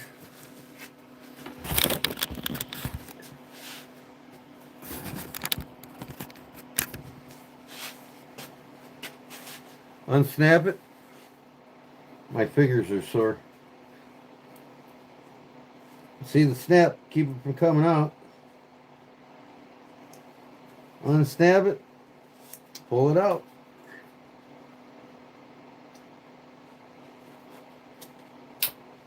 Here we be.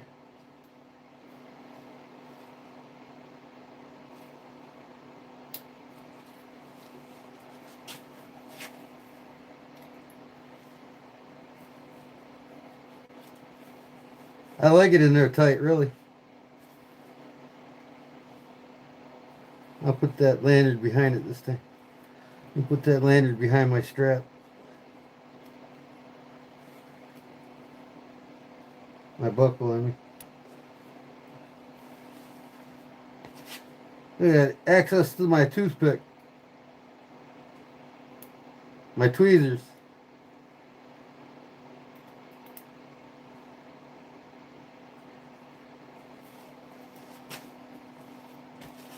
There we go.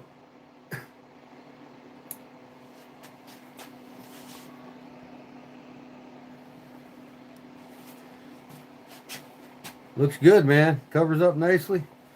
You don't even know it's there. Of course, I got my regular carry here.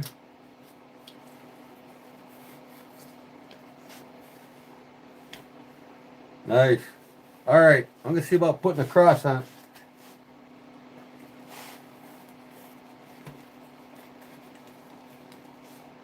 Works good, man. I'll post it on eBay tonight.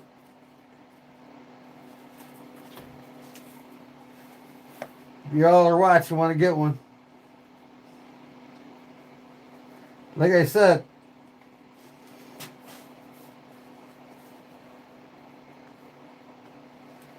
I'll make them custom order, so you just can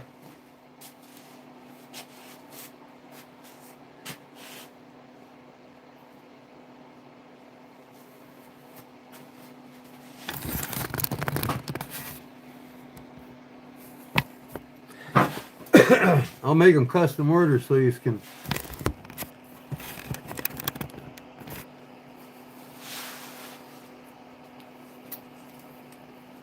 leave a note what color you want them, what size of knife, because that determines the inches around. Like I said, there's a foot for every inch around the knife. Very slick. Yes, sir.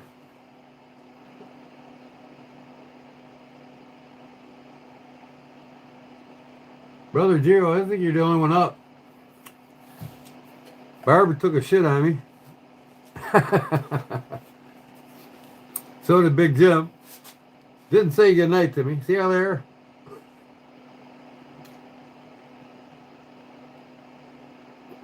Ah.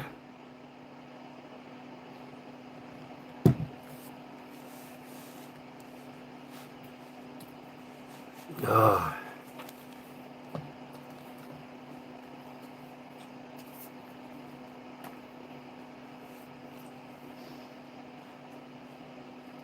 Work your ass off tonight. Yeah, I don't know about that. I enjoy what I do. I don't consider it work. It's play, really. My wife calls it play, too. You gotta quit playing down there in that fucking shop. Get some shit done around here. I got a lot of shit to do in the spring. This whole downstairs is gonna be our kitchen dining room. Where I'm sitting now, this is gonna be a kitchen. The patio door is looking back into the back 5 acres. And then from this wall, it's going to be taken out. I'm going to have a micro lamp through here. I'm gonna have a big long island in here, in the middle. Where this wall is, this is all gonna be an island. I'm gonna build an island and shit. A long island. And where I'm sitting is the kitchen. Behind the camera now, it could be that wall. And around there where my tool shop part is. That's gonna be my kitchen cabinets. It's gonna be cool as shit. Dining room, living room in the front with bay windows. So one big shebang before I retire.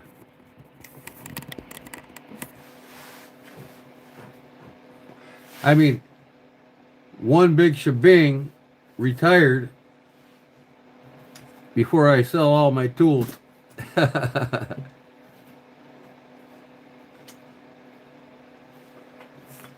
So I need some white paracord, right?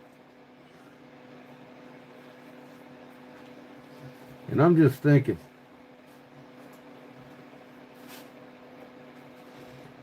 if I do that, that might make it bulky inside the... Yeah, we'll see.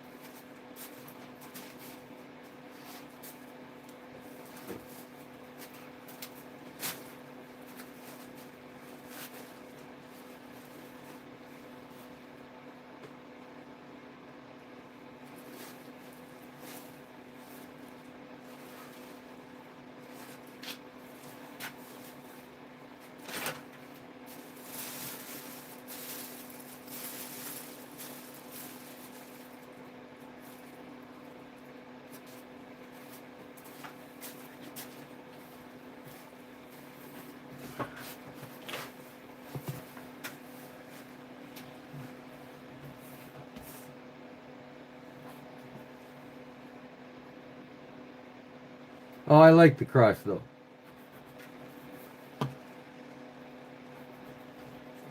I think it's cool. But the cross will cost people $5 more.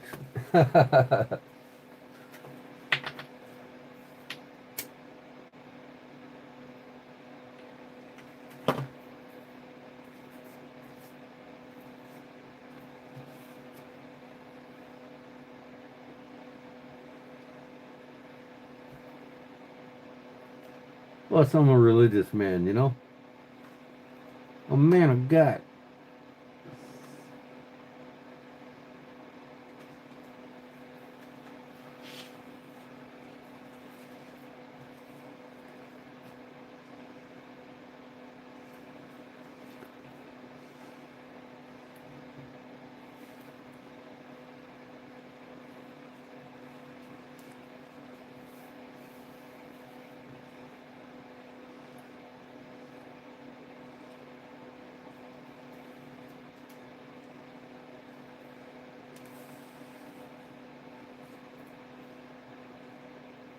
Oh, what did I do there? I went around the wrong one.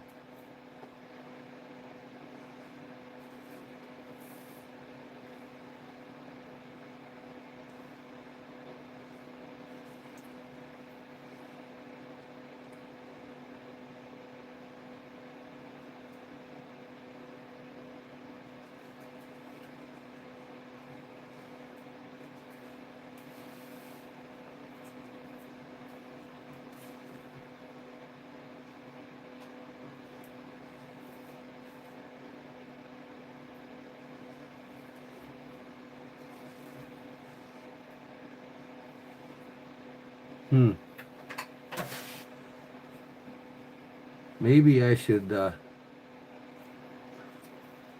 this.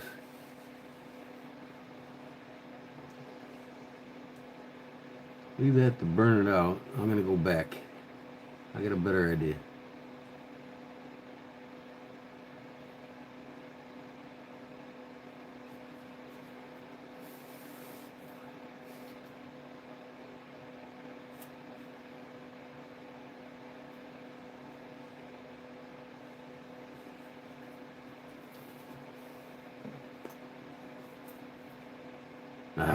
doing here?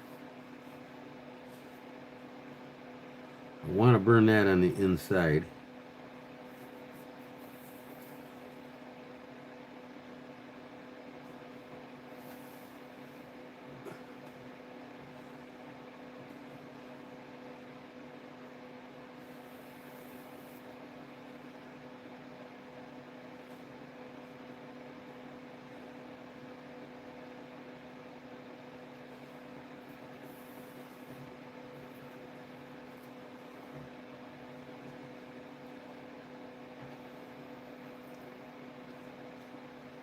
I'm just seeing what'll work and what won't.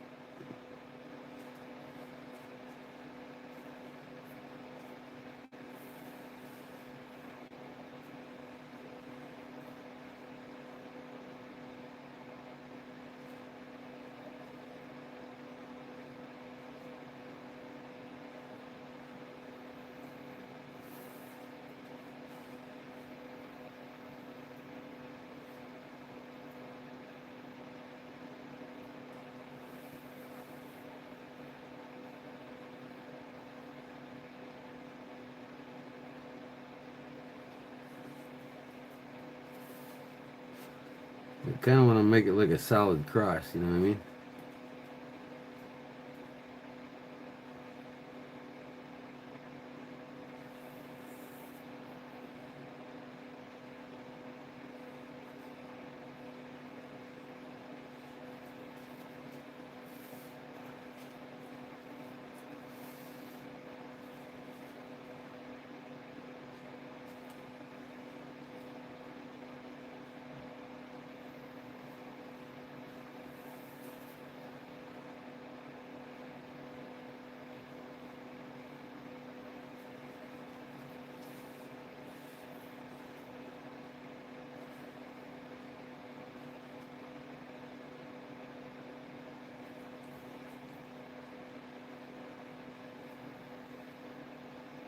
I might not like it, just take it out.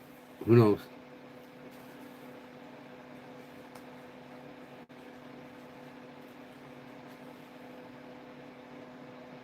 That looks like a mess, really. Go back the other way.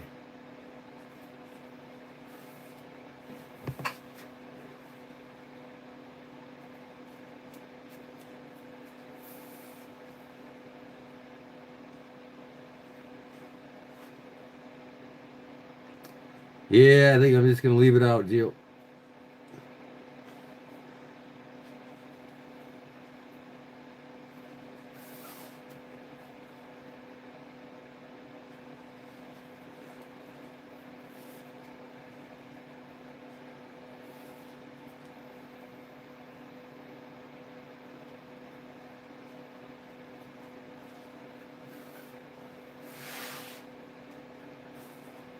Get a chest x-ray and a PET scan for your own peace of mind. Oh, yeah.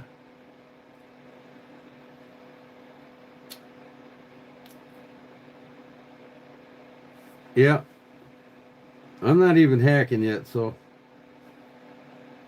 I'm in hopes to be done by summer. So it's gonna be a resolution for me.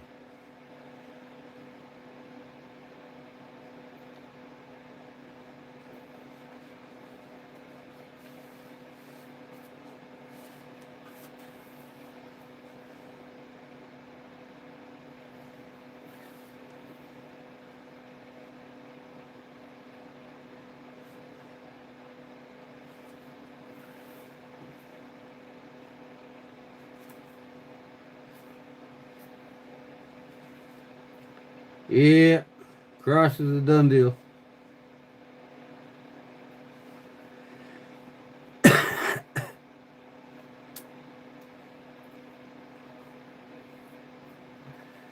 I mean, I could probably weave the shield here.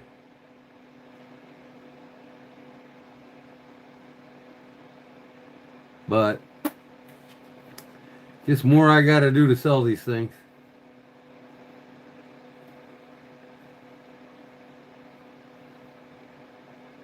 Oh, I know you care, man, and I appreciate it, buddy. That's awesome. I'm gonna work on it. I got 2 more left and I'm going to bed.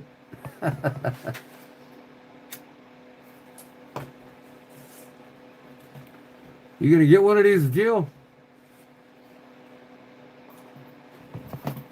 Be my first customer, brother.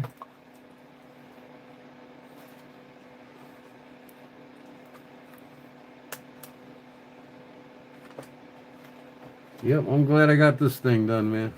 This guy's been waiting a few months now, I told him.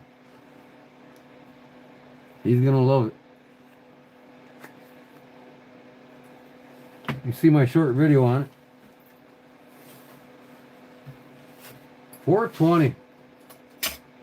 I figured it'd be about 4 o'clock by the time I finish this.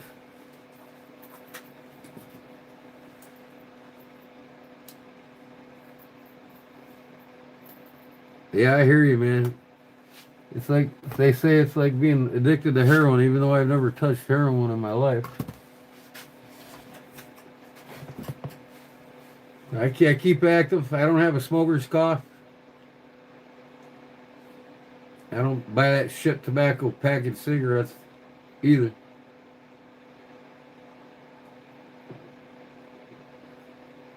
I have been smoking for about 40 years myself. Almost 45, I bet.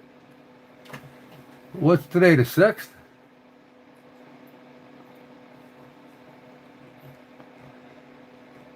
So in 18 hours, I would have been born in 1965, December 7th, Pearl Harbor Day.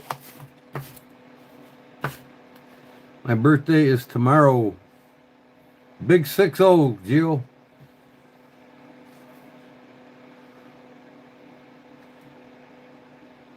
Two more years of Social Security.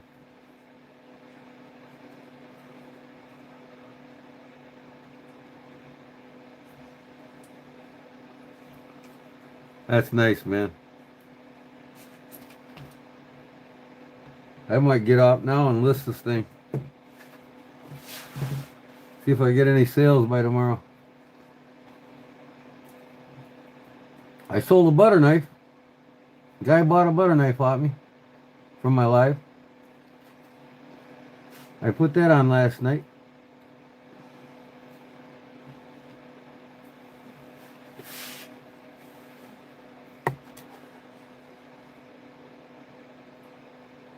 $18 people watching right now.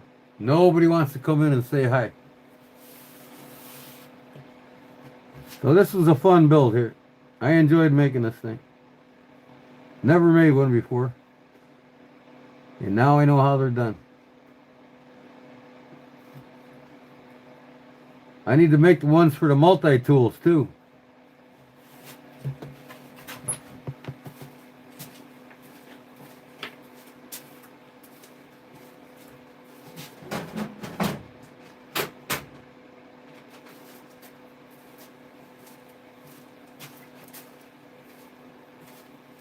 This one here is my AR-15 multi-tool.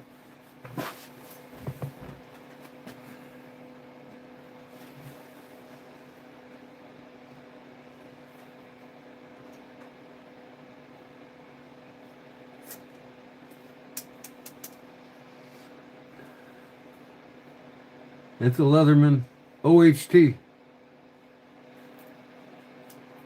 I've had this thing for years.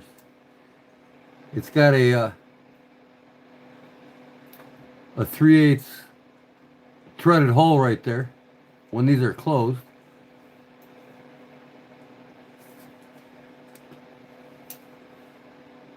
Cleaning rod for my gun.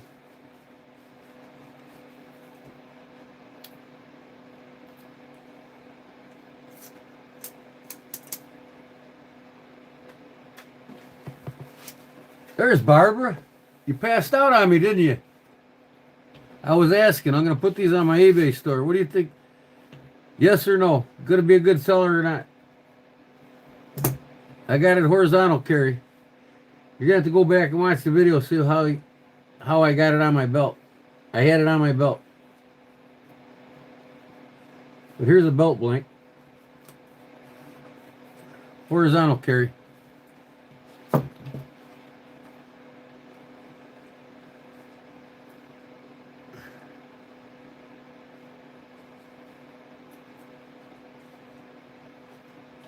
Goes in there nicely.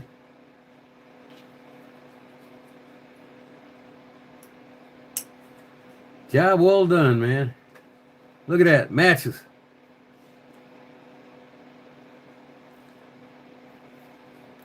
I'm going to carry this today when I wake up.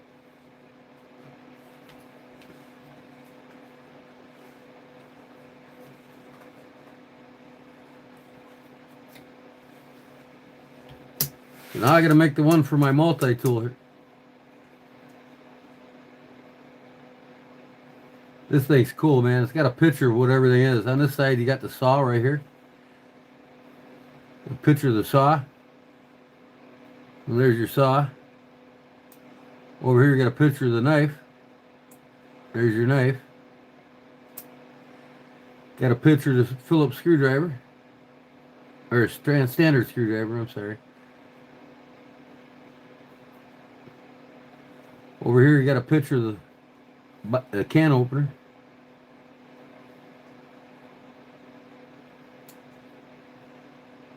That's the saw. Flip it over.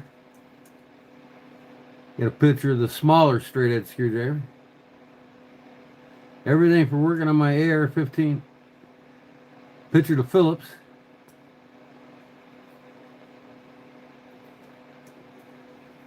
And lastly, on this side, you got a beer bottle opener. No, that's a seatbelt cutter. And another straight edge screwdriver. Then over here you got the serrated saw. Serrated blade.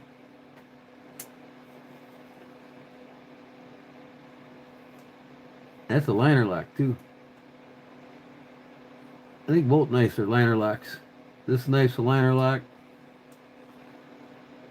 And this knife's a liner lock. Yep. And maybe the saw is a liner lock. Let me see. Oh yeah. So all the knives are liner locks.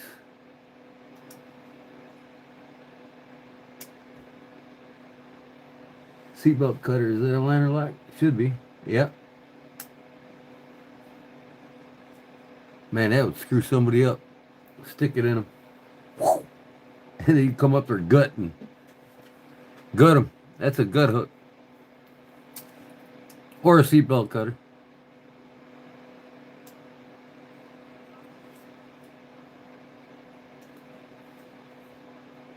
So I'm going to make one of these now for this.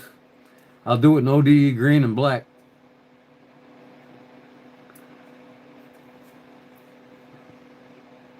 Maybe I got some time after my giveaway Sunday, I'll make one. Gravity. Love that thing. I've had that thing over 10 years.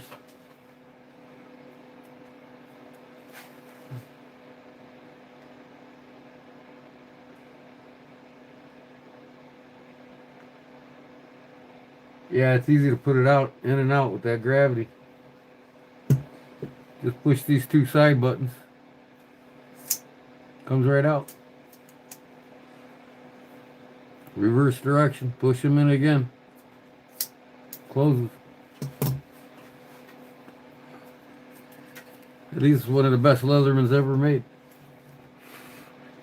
I know it's the most used one I've ever gotten. I've cleaned a lot of guns with this thing. Even my pistols. I put this in my gun bag when I go out to the range and go to buddies shooting, go hunting. It's always with me.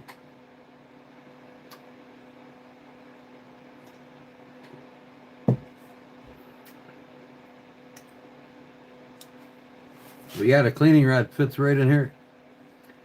I ain't got one available here.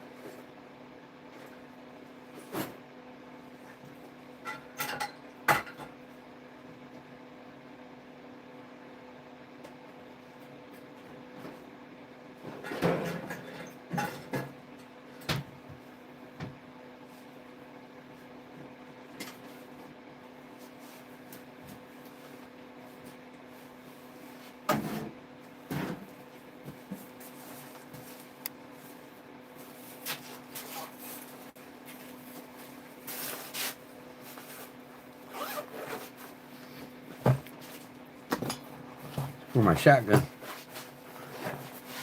I think we're goose hunting.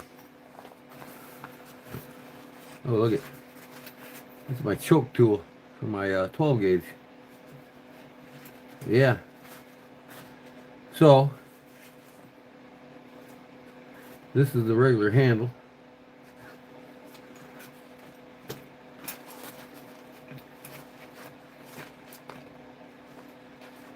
Huh, that's for my pistol. Okay. Yeah, see this here? You screw that right in there. Good to go. Now I can put my attachments on here for, well, in this case I only got my shotgun ones in here. But I can make this longer.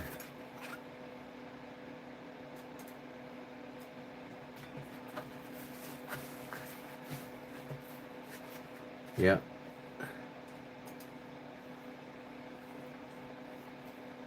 Oh, I can take that off.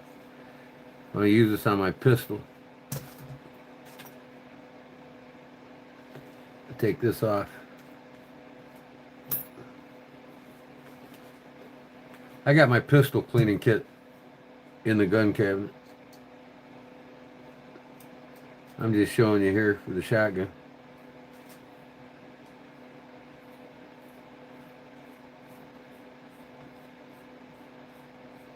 But the one for my pistols and rifles, I don't have a handle on it like this. I wonder if this comes off. Probably not. No big deal, but I got that other kit, but you can see here. That's what that's for, that hole in there. Here's my kitty. Kitty wants to come up and say hi to everybody. She's coming to say hi to me. Multi-tool in person at any given time. Yeah, I hear you, man. It's easy to do. What the hell is this? Remington. Can't remember. Screwdriver? Oh, this is the pin tool for my shotgun.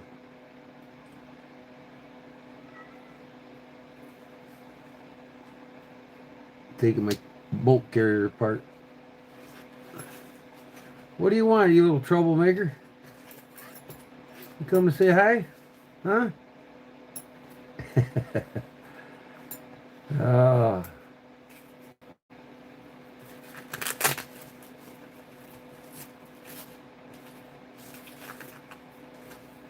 Yeah, my other kit's for my AR-15s.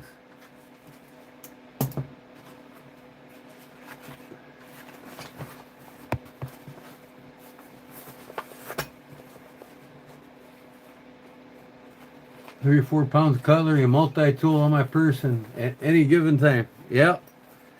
I'm the same way. I usually have 4 or 5 knives with me. I got a few in the truck that stay there. I got some in the go bag.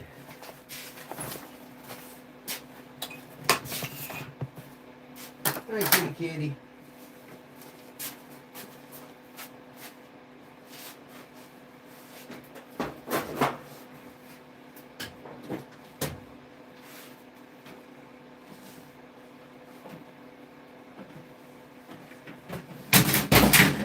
What the hell was that? Damn fan. Did I scare you, kitty? What was that noise, huh?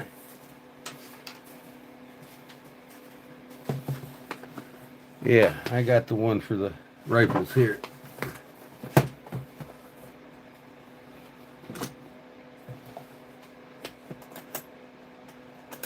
love to show you my AR-15s, but that ain't gonna happen.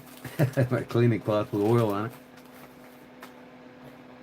This is everything.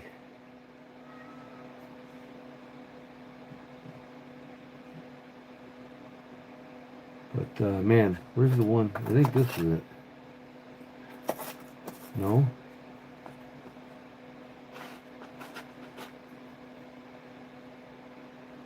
One of these. Where's it at?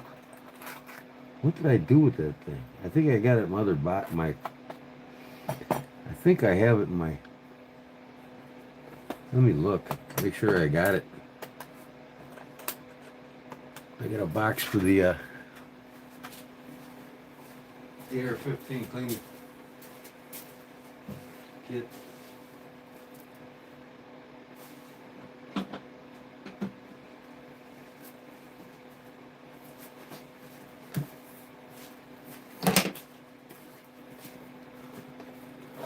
Might be in here.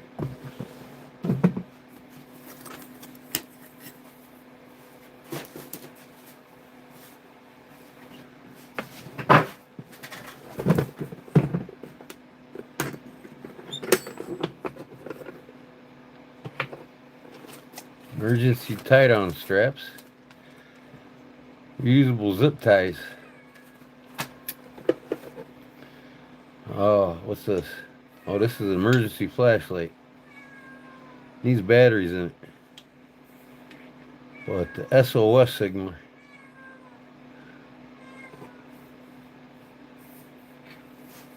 Open this up.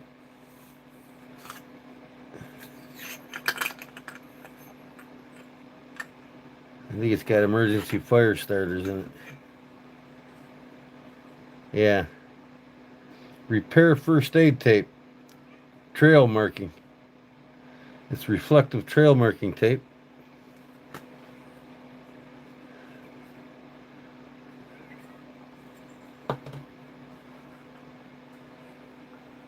All right, Barbara. Have a good night.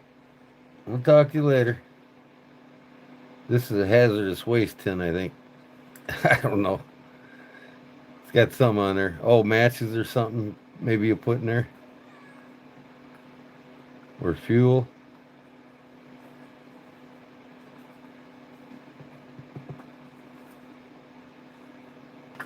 This is trail mark tape, though. Reflective trail mark tape.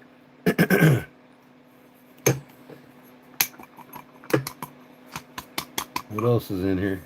Let me take this other side off. Okay. Bamboo cloth. And more bamboo cloth. Wet lightly to expand 12 inches to 20 inches. 12 by 20 bamboo cloth. Never know when you're going to need them, huh?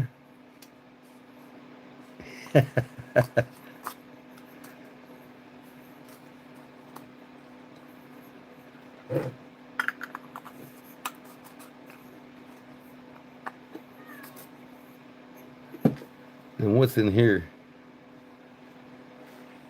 You see what's in here. That's probably the battery that I gotta replace. Let me see. I need a good knife for taking this apart.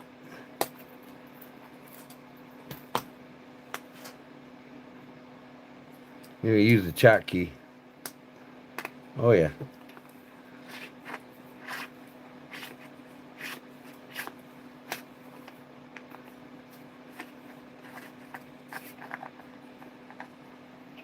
Yeah, it takes three small fat batteries. But this is an SOS flasher. It flashes the SOS signal. That's where the batteries go. So I get them are special batteries, so I gotta go to Ace actually sells them, so.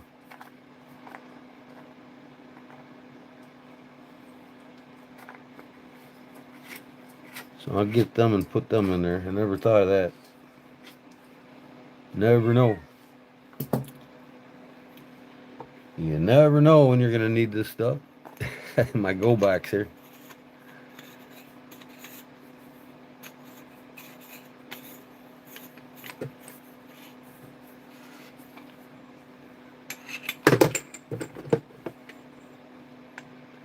Never known you need these reusable zip ties, right? I got a lighter on here too that hangs from your tent.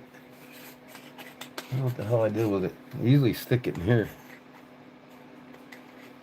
It's got a magnet. The strap comes off with a magnet, so you can take it and walk around with it. But yeah, that's that. VSSL, emergency purposes. Oh, here's a hook for tying your paracord through. All right, so what you do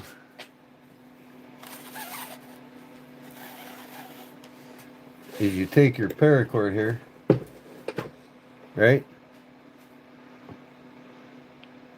And you loop the paracord through it, like so, and like so, right? And then you tie this around a tree about 15 feet up, right? You climb a tree and tie it on a tree, or however high, low, down you want this to hang. You put a couple knots here, and then from there to here, then you tie it around the tree. That's for hanging your food bag, so the bears can't get to it when you're at camp. So that's what this is for. And then you can take this off if you need to.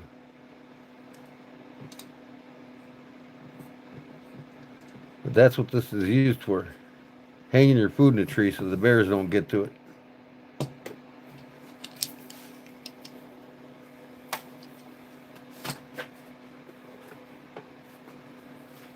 I got some of my watch manuals in here.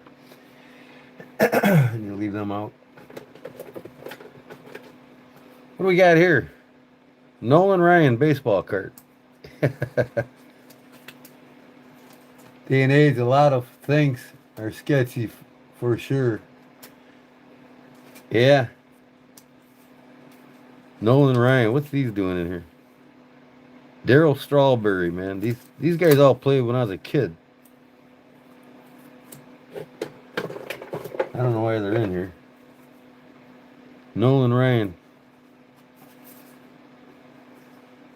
Okay, here's the essential backwoods survival tips. I think they came with this. VSS? I don't know. Survival 101. Water jug lantern hack. How to baton wood with a knife. Where exactly to hang a bear bag. That was for this. Alright. Survival tips. Essential backwoods. Where exactly to hang a bear bag. Water jug lantern hack. Okay. Same shit. Oh, there's my high school graduation picture. Look at that. 1984. The heck is this? My 2004 waterfall hunting. I collect these duck stamps.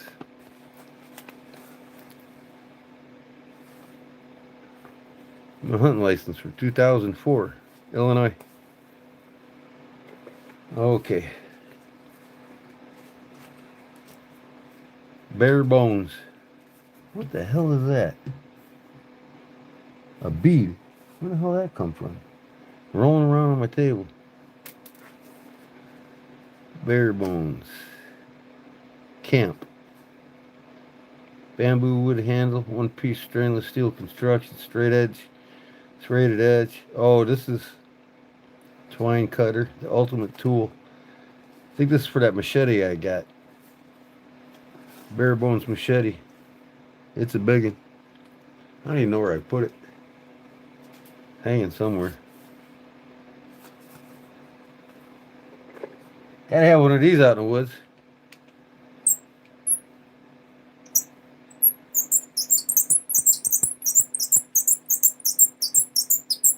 That's a bird call. Makes the note squeak of a bird.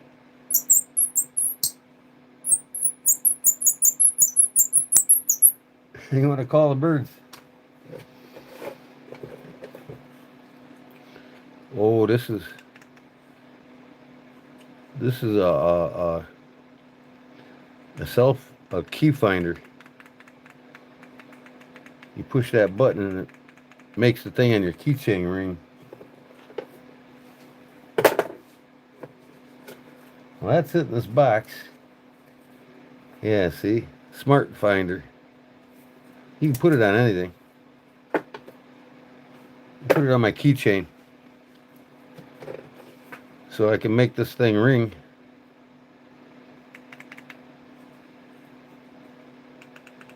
And I'll put that in my truck, and there's another one that goes to my keychain. You can find my keys. Alright. I thought I had my cleaning stuff in here. I guess I don't. I got it in another bag, probably in my gun safe, so I'm not going to worry about it. So, I put everything back? I think so. Nice little case. Okay. I think that's the night for me, Gio. I think I'm gonna call her quits.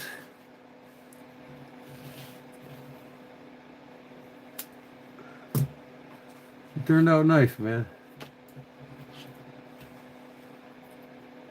Turned out real nice. It matches the Victorinox, don't it?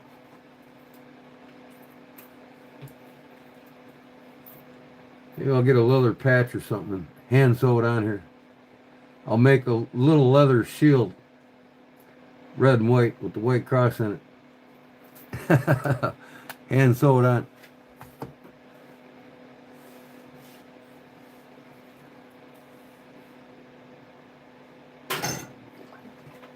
What are you getting into? I gotta shut my knife cabinet.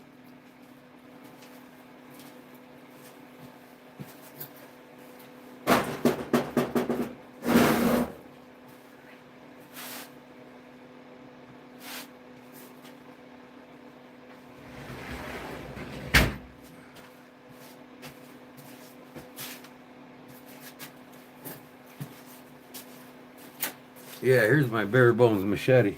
I found it. It was in the bottom of my knife cabinet. I use this thing in the backyard all the time. That thing's a whacker, boy. In fact, I'm going to leave it out and sharpen it again. I made me a nice trail to my deer stand in my backyard. It can whack them.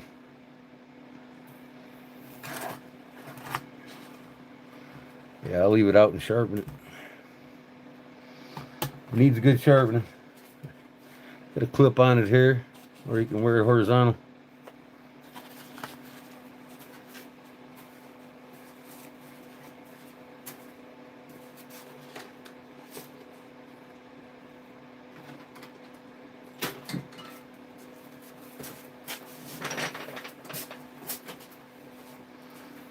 Another mess. Made another mess tonight on the floor.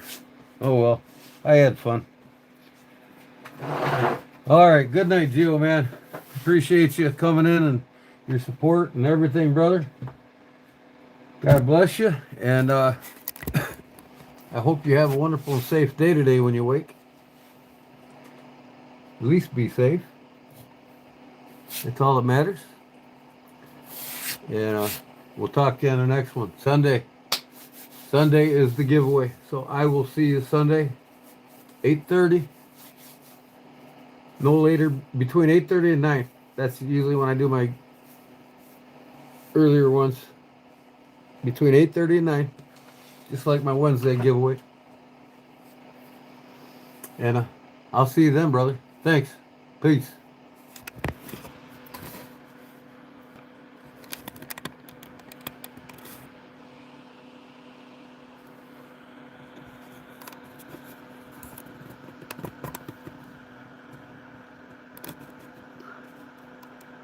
A lot of good prizes, brother. We'll see you Sunday.